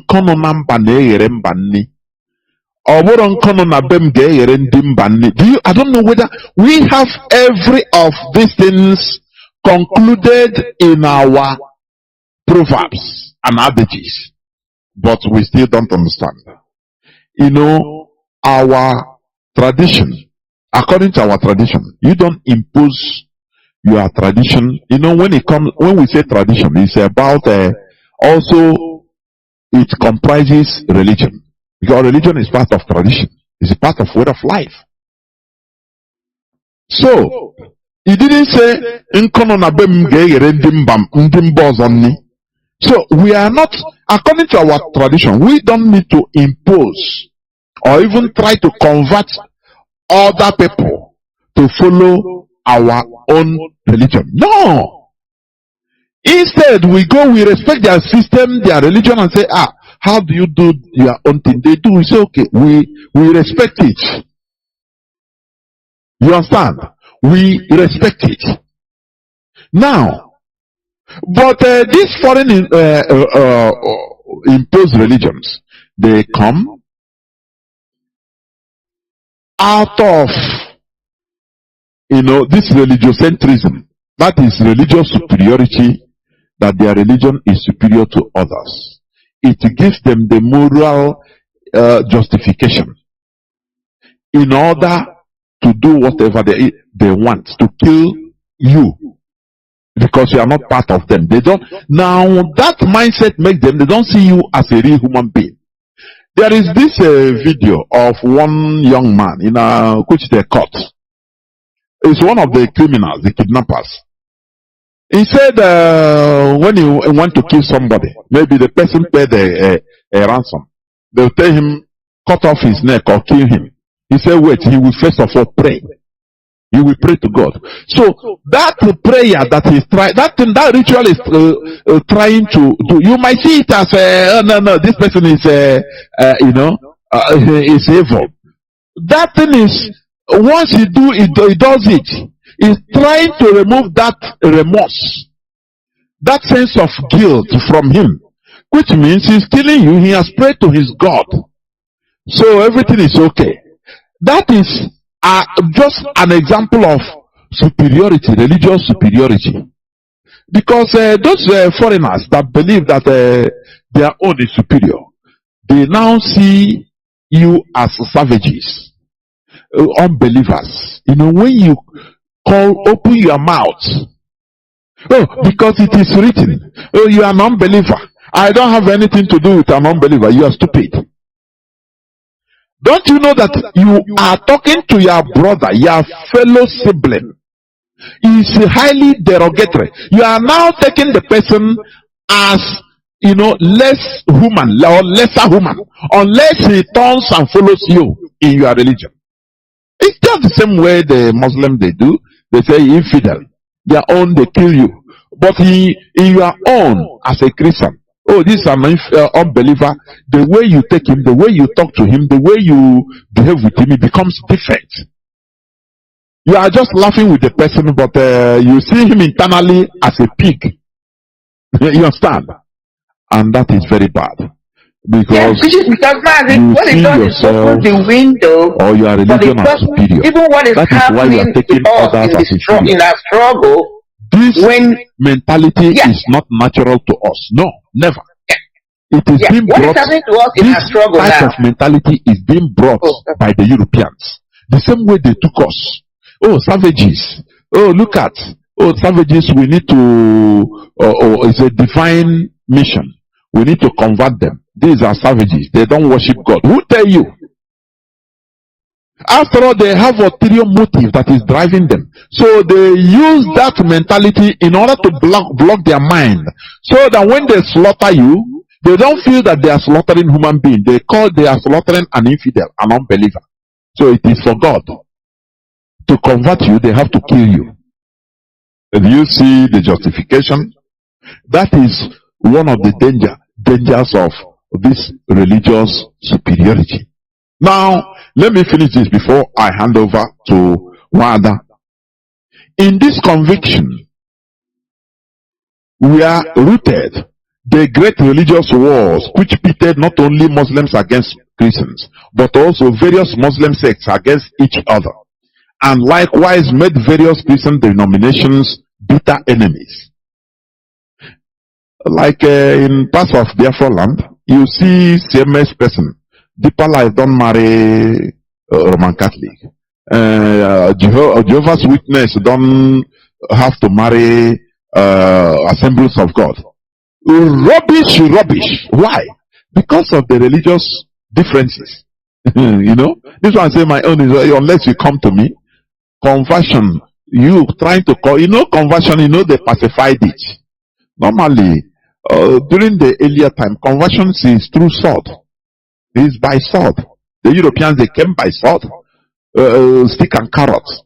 Either they buy you, they give you, some benefits. If you come, just like the Muslims now, they are doing in our land. They will give you benefits. They will send you go to Islamic bank, you borrow money, don't pay interest. It will attract people.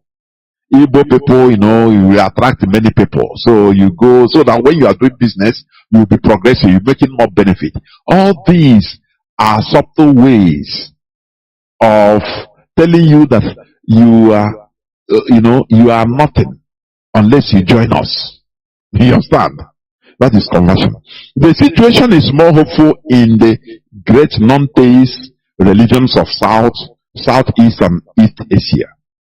These religions, notably Hinduism, Buddhism, Jainism, Sikhism, Confucianism, and Taoism, lack the element of self-assurance and certainty that each is the exclusive possessor of the only truth.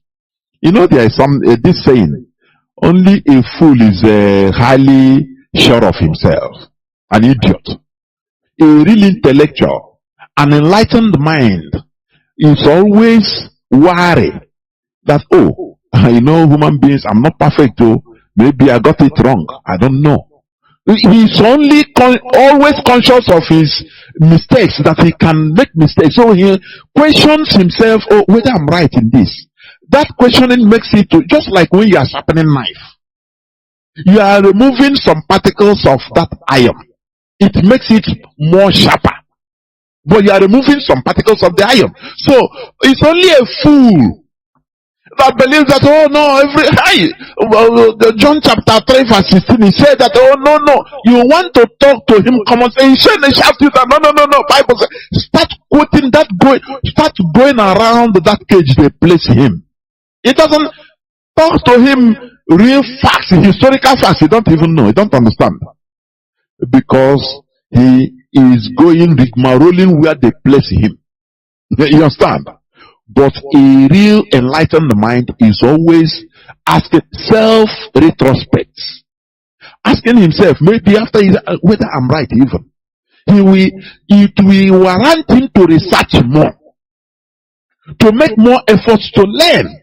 But the fool thinks that he knows, I'm following a living God, I'm the best, our road is a religion, is the best religion, so without it, he start quoting for you what is that the Jew wrote and said last Sunday. Because he's a compound idiot. That is where they place him. After all, see a rat in a cage. He is always running around busy but doing nothing. For him, he's expending energy, running everywhere, but he's going only on just few meters perimeter, or few meters square. But for him, for the rat, he's busy doing nothing. Always busy, running around. But you are just watching him; he's doing nothing. You understand me? So we should understand. We should understand all this. So please. One, I want you to come in before I continue because there are many things to say. Come in before I continue, please. Of course, Mazi. Ndewo. Yeah. Mazi, the topic today. Can you hear me? Can you hear me? Mazi, can you hear me? What is happening? I can hear you, but can you? Yes, go on. Yes, go on. Like I started saying, the topic today, which is religion and God. And the sub-topic is... Please, I don't know what is happening. Yeah, your voice is coming and going. I don't know where the problem is. Okay, let me try again. You know what? Okay, I was saying... Call back, please. Just drop and call back. Okay. Let me do that.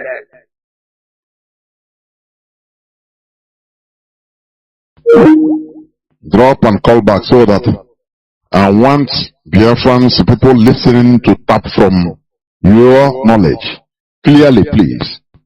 And that we must do.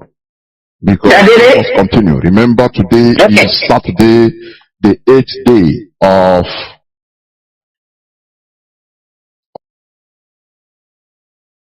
October 2020. Can you hear me now? Yes, I can hear you. Can you hear me? It's clear, clear. Okay, right good. Now. That did it. That did the trick. So what I was saying is the topic today, which of course is religion and God, and the subtitle is any religion better than the other? Paraphrasing it. The answer, of course, is no. Now let's start with God, which is the main title, religion and God. I will start by saying this: among every other thing you have said, God transcends all religion. I have made this statement several times, and I'm going to restate it again. What do I mean by that? If we believe in the concept, in the knowledge, that there is something called God, or a deity called God, or a super being called God, however we qualify him, whether energy, God, whatever, I call him Godhead.